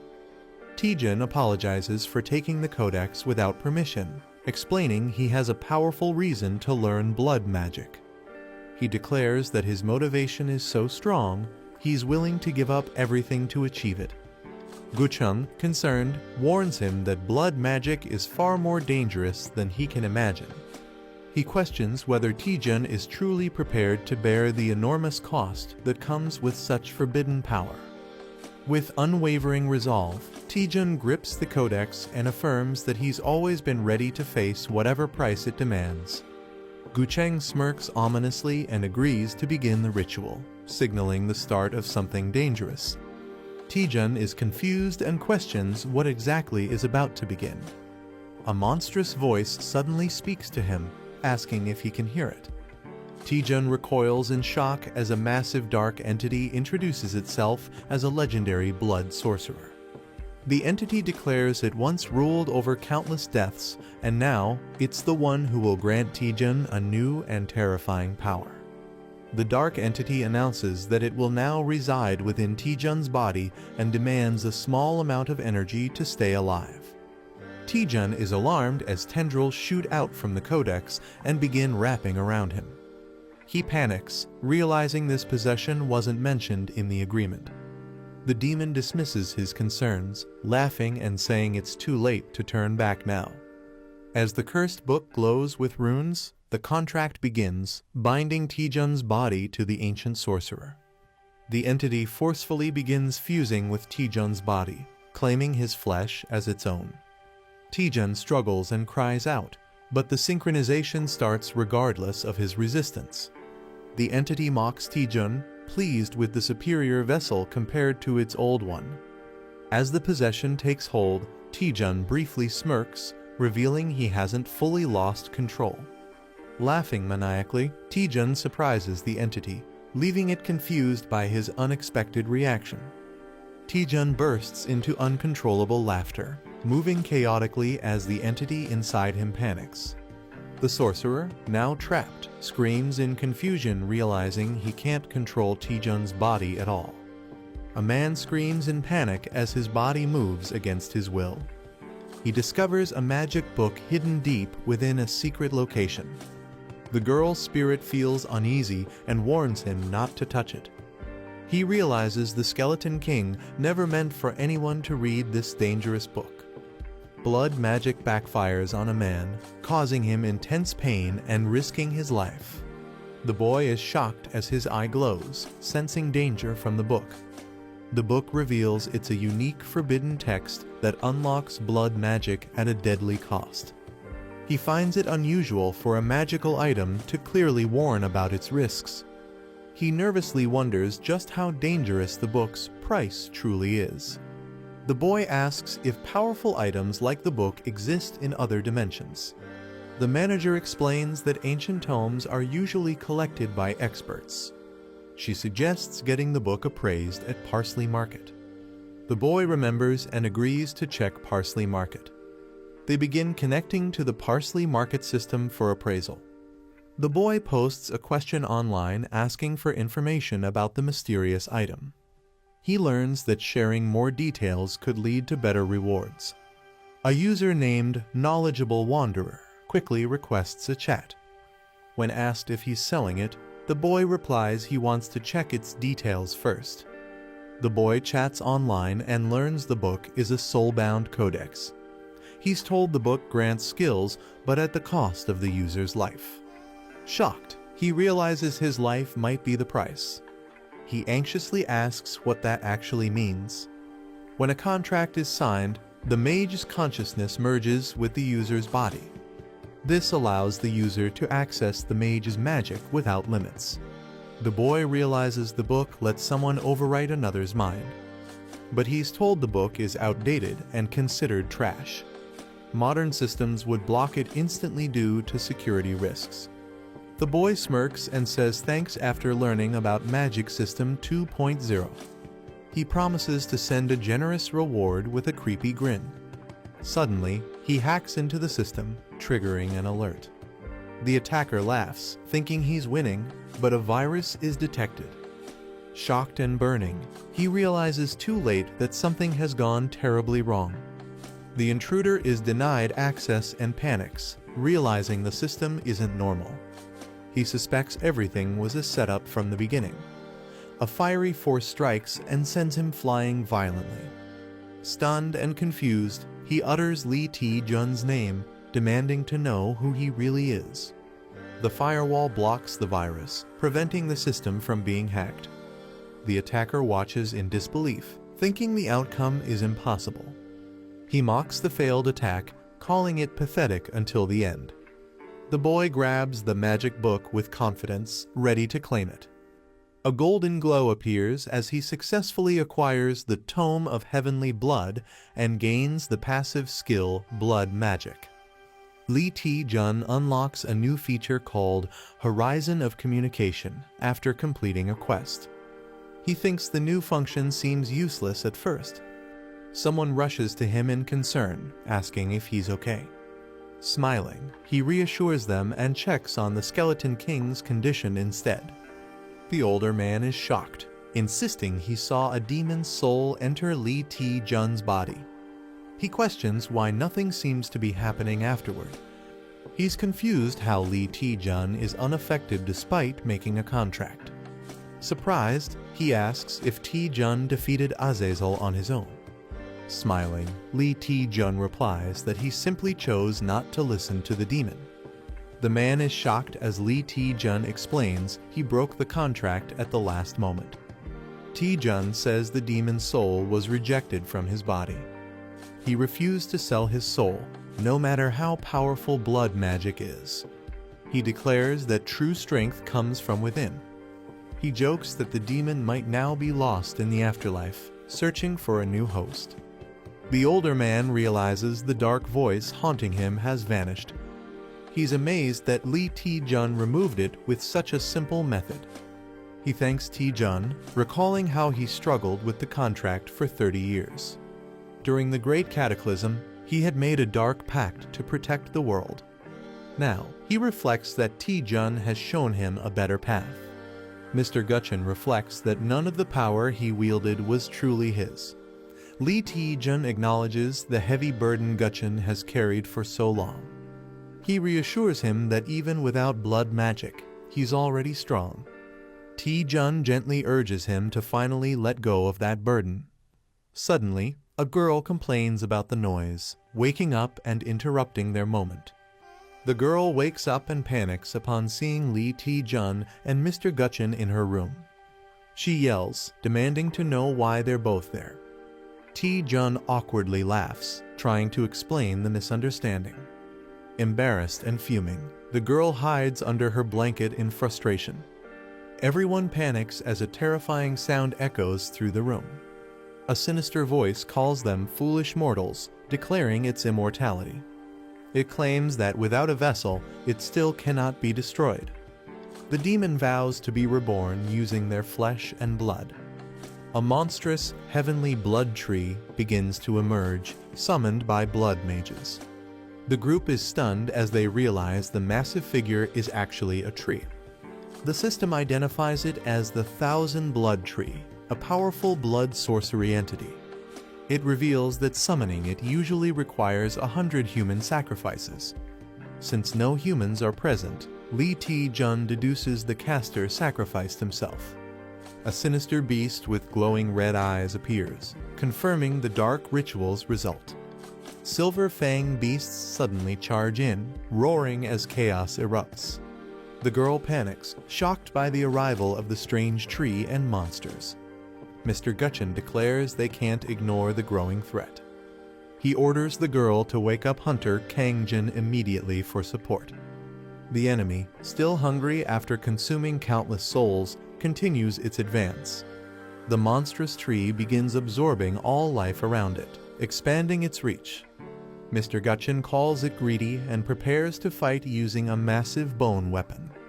A panicked hunter demands to know what's going on. Another fears that a gate has opened nearby, worsening the situation. Lee Taejun steps forward, ready to explain everything before it's too late. Lee Taejun explains that the monstrous tree is the remnant of the blood mage who once haunted Mr. Gutchen. He thought the mage had vanished after failing to form a contract, but somehow it returned. The girl is shocked that such a terrifying being could come back in this form. Mr. Gutchen confesses that all his past power came from that demon's blood magic. Another hunter expresses regret, ashamed of being called a hero despite the dark truth behind his strength. Mr. Gutchen is told not to belittle himself, as he's still a hero without blood magic. Magic users prepare to handle the incoming Silver Fangs with confidence. One of them casts a freezing spell to intercept the beasts. Lee Taejun notices something unusual about the enemies. He warns everyone that these Silver Fangs are not ordinary monsters. The Silver Fangs look normal, but are powered up by blood veins and buffs. They have magic absorption and healing, making regular attacks useless.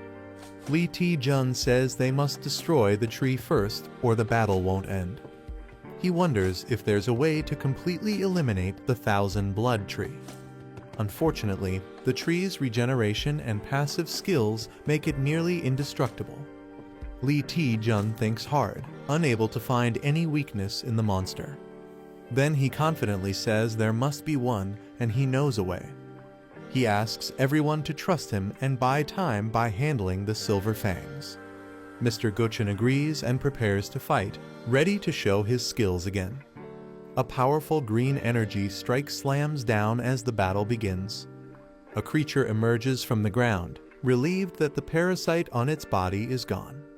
Surrounded by undead, it declares that it feels great for the first time in ages.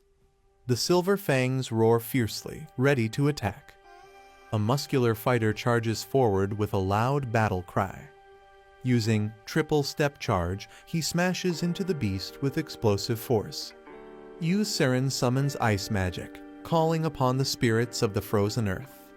She activates the blessing of the Ice Spirit King to empower their undead allies. She signals Mr. Gucheng to launch his coordinated attack. Skeleton warriors clash with the Silver Fangs in a fierce battle. But the monsters activate a regeneration buff set to fully recover in just 13 seconds. Seren admits that if things continue like this, they won't be able to win. Guchen reassures her, acknowledging the challenge of the enemy's magic absorption ability. They both start wondering why Li Ti-jun hasn't made any progress yet. Despite fighting the Silver Fangs for a while, Ti-jun appears to be struggling. Guchen grows concerned and calls out, sensing something might be wrong with him. Li Ti-jun faces off against multiple Silver Fangs, readying his stance. He launches into triple step, Phantom Flash Strike, dodging and attacking swiftly. He follows up with triple step, Dragon Fang Strike, striking the enemy head-on. Despite cutting through the blood veins, the creatures remain unaffected. Ti-jun realizes in frustration that no matter how many times he attacks, the blood veins won't break. Li Ti-jun realizes that attacking through the blood veins no longer works. With determination, he decides to execute his final plan. Stepping forward, he declares to Azazel that he's changed his mind. Shouting boldly, Ti-jun demands to be taught blood magic again. His allies are left shocked and confused by his unexpected decision. Li Ti-jun boldly mocks the monster, praising blood magic as unbeatable. He offers his entire soul, begging to be granted blood magic one last time. The demon attacks, furious that Ti-jun would try such a trick again. Ti-jun is pierced violently, shocking his allies as they cry out. But despite the pain, he forces his way toward the core, blood veins latching onto him. The demon rejects Li Ti-jun's body, claiming it's no longer useful due to his low blood levels. As Ti-jun screams in pain, the system warns of severe blood loss and shock. The demon's twisted form begins to materialize from gathered blood and flesh. It sets its sights on the others, intending to use them as fuel for full resurrection. As the monstrous figure grows, it taunts Ti-jun face to face with a mocking, "Hello there?" The demon screams in shock as Li Ti-jun suddenly appears inside the blood realm. Ti-jun smirks, saying the blood magic gave him a clever idea. He reveals he realized he could take what he needed directly from the demon. The demon panics, confused by Ti-jun's words and sudden confidence. Ti-jun mocks him, telling him to experience the pain for himself, laughing darkly. Ti-jun grins maniacally as he declares control over the blood tree, revealing he now holds an overwhelming 14,573 milliliters of blood magic. Seren and the older man witness a terrifying red monster hanging Ti-jun in the air. Seren screams Ti-jun's name in shock as he is badly injured. Angry and desperate, she blames the enemy's magic absorption for the failure. The older man insists there's no hope left now that Ti-jun has failed. Refusing to give up, Seren dashes forward, determined to rescue him herself. The older man warns Seren that rushing in recklessly will put her in danger too. Crying, Seren asks if she's supposed to just stand by and let Ti-jun die. She shouts that she would rather die fighting beside him than do nothing. The man silently reflects, blaming himself for waking the enemy and causing this. Meanwhile, Ti-jun remains impaled and motionless, trapped by the monster. A deep sound echoes as the giant red eye monster begins to speak. It introduces itself as the legendary mage, Azazel, addressing everyone. Seren and the others watch in shock as a strange green aura surrounds them. Azazel pretends to show regret, claiming he wants to apologize for his past actions. The old man and another hunter don't believe him, warning others not to be fooled. Azazel cries out in pain and claims he is truly apologizing to everyone. He says he no longer wishes to cause harm and wants to leave peacefully. Shouting farewell, Azazel begins to retreat into the sky. The older man stares in disbelief, trying to process what just happened. Confused and suspicious, he questions why Azazel would suddenly apologize. Saren doubts Azazel's sudden change, saying the one she knew would never act like this. She wonders if he's deceiving them or if something deeper is going on. She notices the silver fangs returning to their original spots, signaling a shift. The environment begins returning to normal, which surprises everyone. The old man reflects that Azazel could have fully revived if he waited, making his retreat suspicious. Someone notices a hidden figure near the tree and starts to suspect something. They wonder if everything that happened was part of a larger plan. A man laughs from the center, joking about the situation being like an avatar blind date. A system message reveals that the user's mana now exceeds the original entity, and all its powers have been transferred to him. The man laughs maniacally, saying he now understands why fame feels so good. Azazel tries to fight back, screaming for him to leave the body immediately. The man refuses and tightens his grip, mocking Azazel as he takes control. He uses blood magic to drain Azazel's power and claims its payback. A system alert appears, warning that the 1,000 blood wood can no longer be sustained due to low blood supply. The 1,000 blood wood begins to collapse, its power unraveling violently. Azazel is shocked, unable to believe a human could take control of his power. He laments that if he had just a bit more time, he could have fully revived. Screaming in frustration, Azazel fades as the blood supply completely runs out. A system message confirms the entity has been fully deactivated due to blood loss, and the sky starts to clear. Blood is transferred from the 1,000 blood wood to Taejun, stabilizing his condition. Taejun coughs and gasps, realizing he barely made it out alive. Looking at his hand, he reflects on how dangerous blood magic truly is. Saren and the others rush toward him, overjoyed that he survived. Saren hugs him tightly, crying in relief that he's alive and safe. Saren cries in Taejun's arms, saying she truly thought he was going to die. Taejun smiles and says he was just unconscious for a bit. Embarrassed, he politely asks her to let go while they talk, making Saren flustered. Saren quickly apologizes and tries to change the subject. She wonders if Azazel truly changed, noting that he restored the silver fangs before vanishing. The group admits they don't understand Azazel's actions, but are glad things ended well. Hangjin proudly claims all the credit, saying it was thanks to him. Saren and Taejun give awkward smiles, clearly not taking him seriously. The elder approaches Taejun, saying he has many questions after witnessing his actions. He acknowledges that while strength matters, what Taejun achieved tonight was something no solo hunter could have done alone. The old man hints that an unknown entity might have helped Taejun during the battle. He smiles and admits he can only guess, hoping Taejun's hidden power continues to grow. Taejun nervously thanks him while thinking the old man might have figured something out. They shake hands in mutual respect, with Taejun wondering how much the Skeleton King actually knows. Taejun reflects that the Gutchen Skeleton King seems to understand everything about him.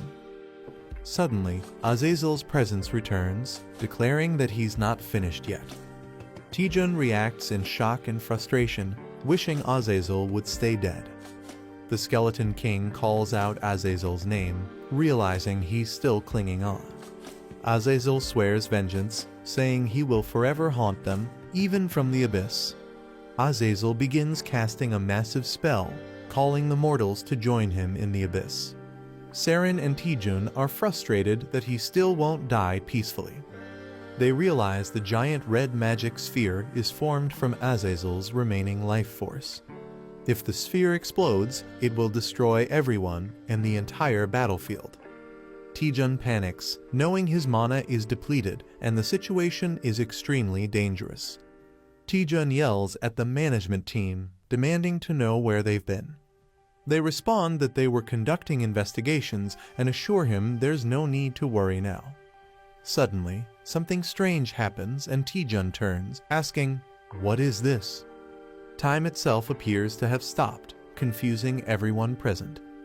A mysterious figure appears, commenting on how long it's been, possibly 150 years, since they last saw a distribution site like this. A mysterious figure steps forward and accuses someone of being an illegal status window user. The agents casually prepare to finish their task quickly so they can head home early. The boy looks at unfamiliar people and wonders if they work for the same company as Manager Mai. He becomes suspicious as the strange individuals don't resemble anyone he knows. One of the newcomers checks a digital interface while a green creature watches, saying something seems off. A conversation reveals confusion about a police line setup and ongoing activity on the system. The mysterious person asks the boy if he is a status window holder of version 2.0 or higher. The boy nervously admits that he is clearly unsettled by the situation. The man acknowledges that the situation differs from what they were told and apologizes for the inconvenience. The boy calmly asks them to explain what's going on instead of worrying about the disturbance. The man hesitates, unsure how to begin explaining the situation. He tells the boy that anyone with a version 2.0 status window should already know about their company. The boy responds that he only knows there's a company managing status windows, and the man confirms it. The green creature adds that they are part of the special security division of that company. The agents reveal that they were dispatched to capture an illegal status window user, though most of their mission details are classified. The boy is shocked to hear the term illegal status window user and begins to piece things together. They confirm that the individual is wanted for trying to misuse the system for personal gain. While the exact reason remains confidential, they explain the suspect tried to exploit status window functions. The boy recalls hearing vaguely about the company, but never imagined meeting anyone from it besides Manager Mai. He realizes Manager Mai might not have been lying after all, as he reflects on her overtime work and hidden duties. The green slime politely asks to speak, but is scolded for interrupting the superior officer. Suddenly, the red creature begins breaking out of containment, alarming everyone present. The enraged red entity screams in confusion, accusing the humans of summoning attackers. Furious, it declares it will burn its entire life force to fight back against them. The monster unleashes a powerful energy blast, vowing to kill them all. The agents quickly prepare for battle, realizing they've spent too much time talking. The green creature rushes forward, calling out the enemy's name Azazel von Arceus. With a magical seal, it declares the enemy under arrest according to company law. The red entity is shocked by how close the green agent has gotten. The battle intensifies as the green creature traps the enemy in a swirling vortex of symbols. The boy watches in awe, questioning the unbelievable scene unfolding before him. He's stunned that the creature suppressed powerful blood magic without even using its hands. The green slime agent makes a gesture as the situation wraps up, signaling the end of their task. The officer apologizes again and mentions the status window manager likely already informed them. He adds that, as a thank you for cooperating, they will offer a token of appreciation. The boy looks confused and repeats the words, "token of appreciation," unsure what to expect. The officer smirks and warns him that he'll soon lose consciousness, leaving the boy stunned. The officer says goodbye as a portal begins to open behind him. The boy panics, confused and alarmed by their sudden departure. A senior figure quickly orders Hunter Taejun and Kangjin to escort Seren to safety. As the portal vanishes, people are left staring at the sky in confusion. Saren asks what just happened, realizing everything changed in mere moments. Suddenly, Hunter Taejun is violently thrown back, shocking everyone nearby.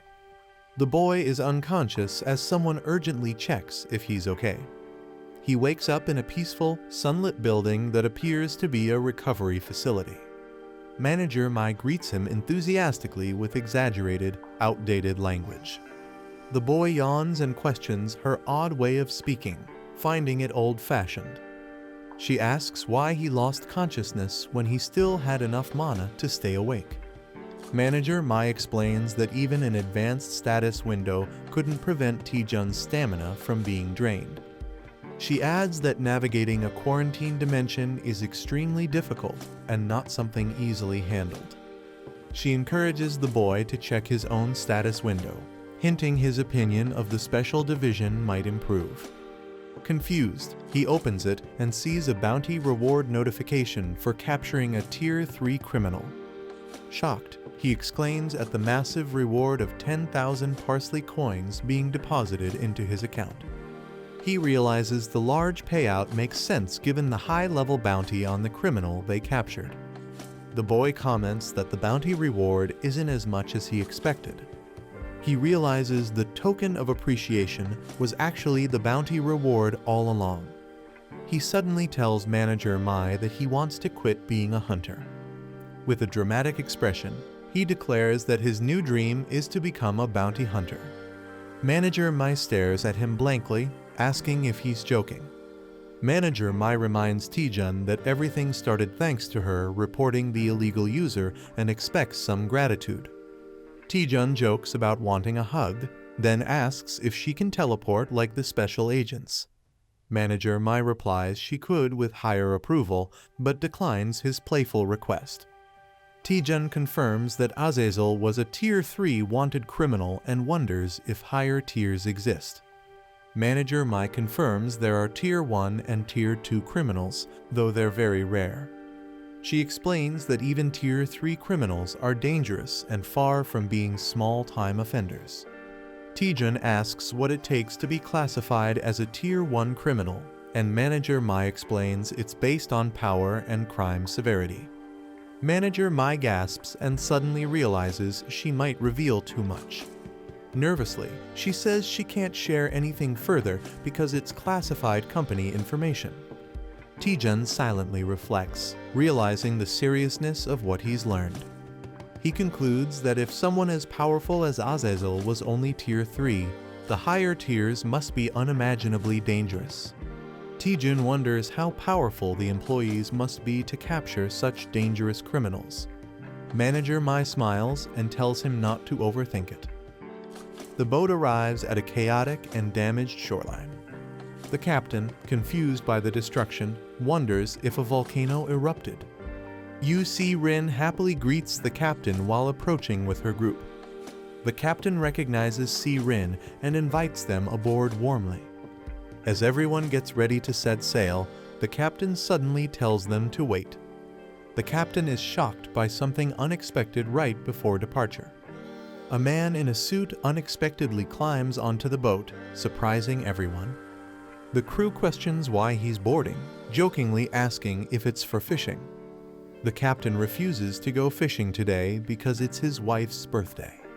The suited man says he's just hitching a ride for business inland. A confident woman with blue hair and stylish clothes appears at the dock. Yu Si-rin excitedly runs toward her, shouting "Yeonhwa Ioni" with joy. Si-rin runs into Yeonhwa's arms, crying that she missed her deeply. Si-rin says no one would believe what happened on the island, and Yeonhwa comforts her. Si-rin wishes she could share more, but she's bound by a confidentiality clause. Yeonhwa gently notes that Si-rin has traces of undead magic and drained mana. Shocked, Si-rin asks how Yeonhwa knew, but Yeonhwa chooses not to press her. A man acknowledges Yeonhwa's efforts and respectfully calls her Guildmaster Asio Yeonhwa. The old man asks if anyone else came, and she replies it was just her and a knight guarding the Skeleton King. He's relieved the media isn't present and appreciates the privacy. Yeonhwa says she expected that and handled everything discreetly. The man thanks her, acknowledging the difficulty of setting everything up alone. He assures her he's still working on a solution to her request, and she humbly says it was her honor. Yeonhwa quietly thanks the man with a grateful expression. She waves goodbye and says they're heading back to the guild, while Si-rin replies politely. Si-rin shyly calls out to Taejun, who looks surprised and curious. She admits she's been calling him Appa without permission and wants to grow closer to him. Taejun smiles and says this experience helped strengthen their bond, including with Kangjin and the Skeleton King. Si-rin shyly asks if she can keep calling him Appa, and he happily agrees. Taejun tells her to call him whatever she likes, making her feel relieved. Si-rin smiles warmly and says goodbye while waving from the car. As the car drives off, Hangjin runs after it, begging to hitch a ride too. He respectfully addresses Taejun as Master T and compliments his martial skills. Hangjin passionately declares that he will surpass Taejun the next time they meet. He runs off dramatically, shouting adios, while Taejun watches silently. The older man tells Taejun they should move quickly since everything is ready. He then asks Taejun if he's prepared to be the center of attention. Taejun is surprised for a moment, but quickly regains his composure. With confidence, Taejun responds that he's always prepared. A press conference is being held for the return of the Gutchen Skeleton King. The reporters prepare in excitement as the event banner is revealed. Cameras start flashing the moment the Skeleton King appears on stage. A shocked reporter recognizes someone and quickly zooms in. Everyone is surprised to see Lee Taejun on stage with the Skeleton King, questioning his involvement. Reporters are surprised that the Skeleton King looks normal, unlike the rumors. He asks the media to lower their cameras and promises a cue and a later. He explains that although he's back, he won't return as a hunter. Instead, he plans to train a successor to inherit his rare blood magic. He reveals that his chosen successor is none other than Hunter Lee Taejun. The audience is shocked, whispering that Taejun is learning blood magic and must have had a deeper reason for joining Whirling. Reporters agree that someone like Lee Taejun is worthy of the Skeleton King's trust due to his high standards. One reporter calmly notes that everything happening was within expectations. A panel explains that blood magic requires international certification, and only the Skeleton King can use it in Korea. For Taejun to legally wield it, having the Skeleton King's support is crucial. The Skeleton King begins an official announcement during the press conference. He declares Lee Taejun as a special candidate for the A rank evaluation, shocking everyone. The press is shocked that Lee Taejun is nominated for a special A rank evaluation. Reporters quickly rush in to ask questions about Taejun's promotion. Reporter Hong Sujin raises her hand and formally requests to ask a question. The Skeleton King grants her permission to speak. She asks about the requirements for a rank promotion, which include clearing dungeons, slaying A rank monsters, and owning S rank items. It's revealed that a special evaluation allows candidates to bypass these usual conditions. A reporter questions the true reason behind nominating Taejun for the special evaluation. She warns that if Taejun fails, the one who suffers most will be the Skeleton King himself. Taejun realizes the weight of the risk failure means a 5-year ban from taking another A rank test. On top of that, his recommender would face serious fines and consequences. The guild's reputation would plummet, and the public would ridicule them. Despite the risks, the Skeleton King confidently states that Taejun is more than capable of passing. The reporter thanks the Skeleton King for his answer and prepares to move to the next question. She announces that the next question is directed at Hunter Lee Taejun. Taejun, slightly nervous, gives permission for the reporter to proceed. The reporter points out that the Skeleton King's return drew major media attention. She then asks Taejun what makes him worthy of a rank evaluation, given all the eyes on him. The reporter asks Taejun to briefly introduce himself in front of the press. Another reporter comments that it's a sharp question, basically asking, "Who do you think you are?" The room murmurs, realizing it's a clever way of questioning his special treatment. Taejun feels the pressure, knowing this is a question he absolutely can't dodge. Overwhelmed, Taejun screams loudly, shocking the entire audience. The press conference is suddenly disrupted by unexpected noise. One of the reporters expresses frustration, saying this isn't a place for childish behavior. A woman questions the speaker, confused about his random mention of ice. The man jokingly tells her to chill out, comparing it to ice in cold coffee. She's stunned and doesn't know how to respond. The man mocks her further, saying she's not chill and just uses fancy words to persuade others. He grabs a drink and says hunters should prove themselves with their skills, not their words. The man confidently raises his drink, saying he'll stay chill and let his skills do the talking. Reporters swarm him with cameras as one steps forward to ask a question. The woman at the table watches him, surprised by his attitude. Despite his ordinary appearance, he handles the pressure with confidence. A reporter acknowledges, it's been a long time since a rookie stood out like this. The scene shifts to Moscow, Russia, hinting at a global scale. A mysterious person holds a drink, saying they haven't lost a single night of sleep in 3 years. Sergei Mavrodi says he unexpectedly woke up at dawn today. He wonders if his awakening is related to the Bone King. He feels pain in the shoulder that was wounded by blood magic. His subordinate asks if they should take care of the situation. Jin Woo-young, a team leader, confirms the name of the disciple, Lee Taejun. Sergei asks if they have any information on Lee Taejun. Jin reports that Lee Taejun broke records during a rigged B-rank test and got a double promotion, even clearing an S-rank dungeon within 2 months. Jin adds that Lee also defeated a dangerous villain team and even overpowered a powerful vampire noble. The man explains that Lee Taejun earned his Vice Guild Master title through pure skill. He acknowledges Taejun as someone truly worthy of the Skeleton King's recognition. Another man asks if there's a plan moving forward.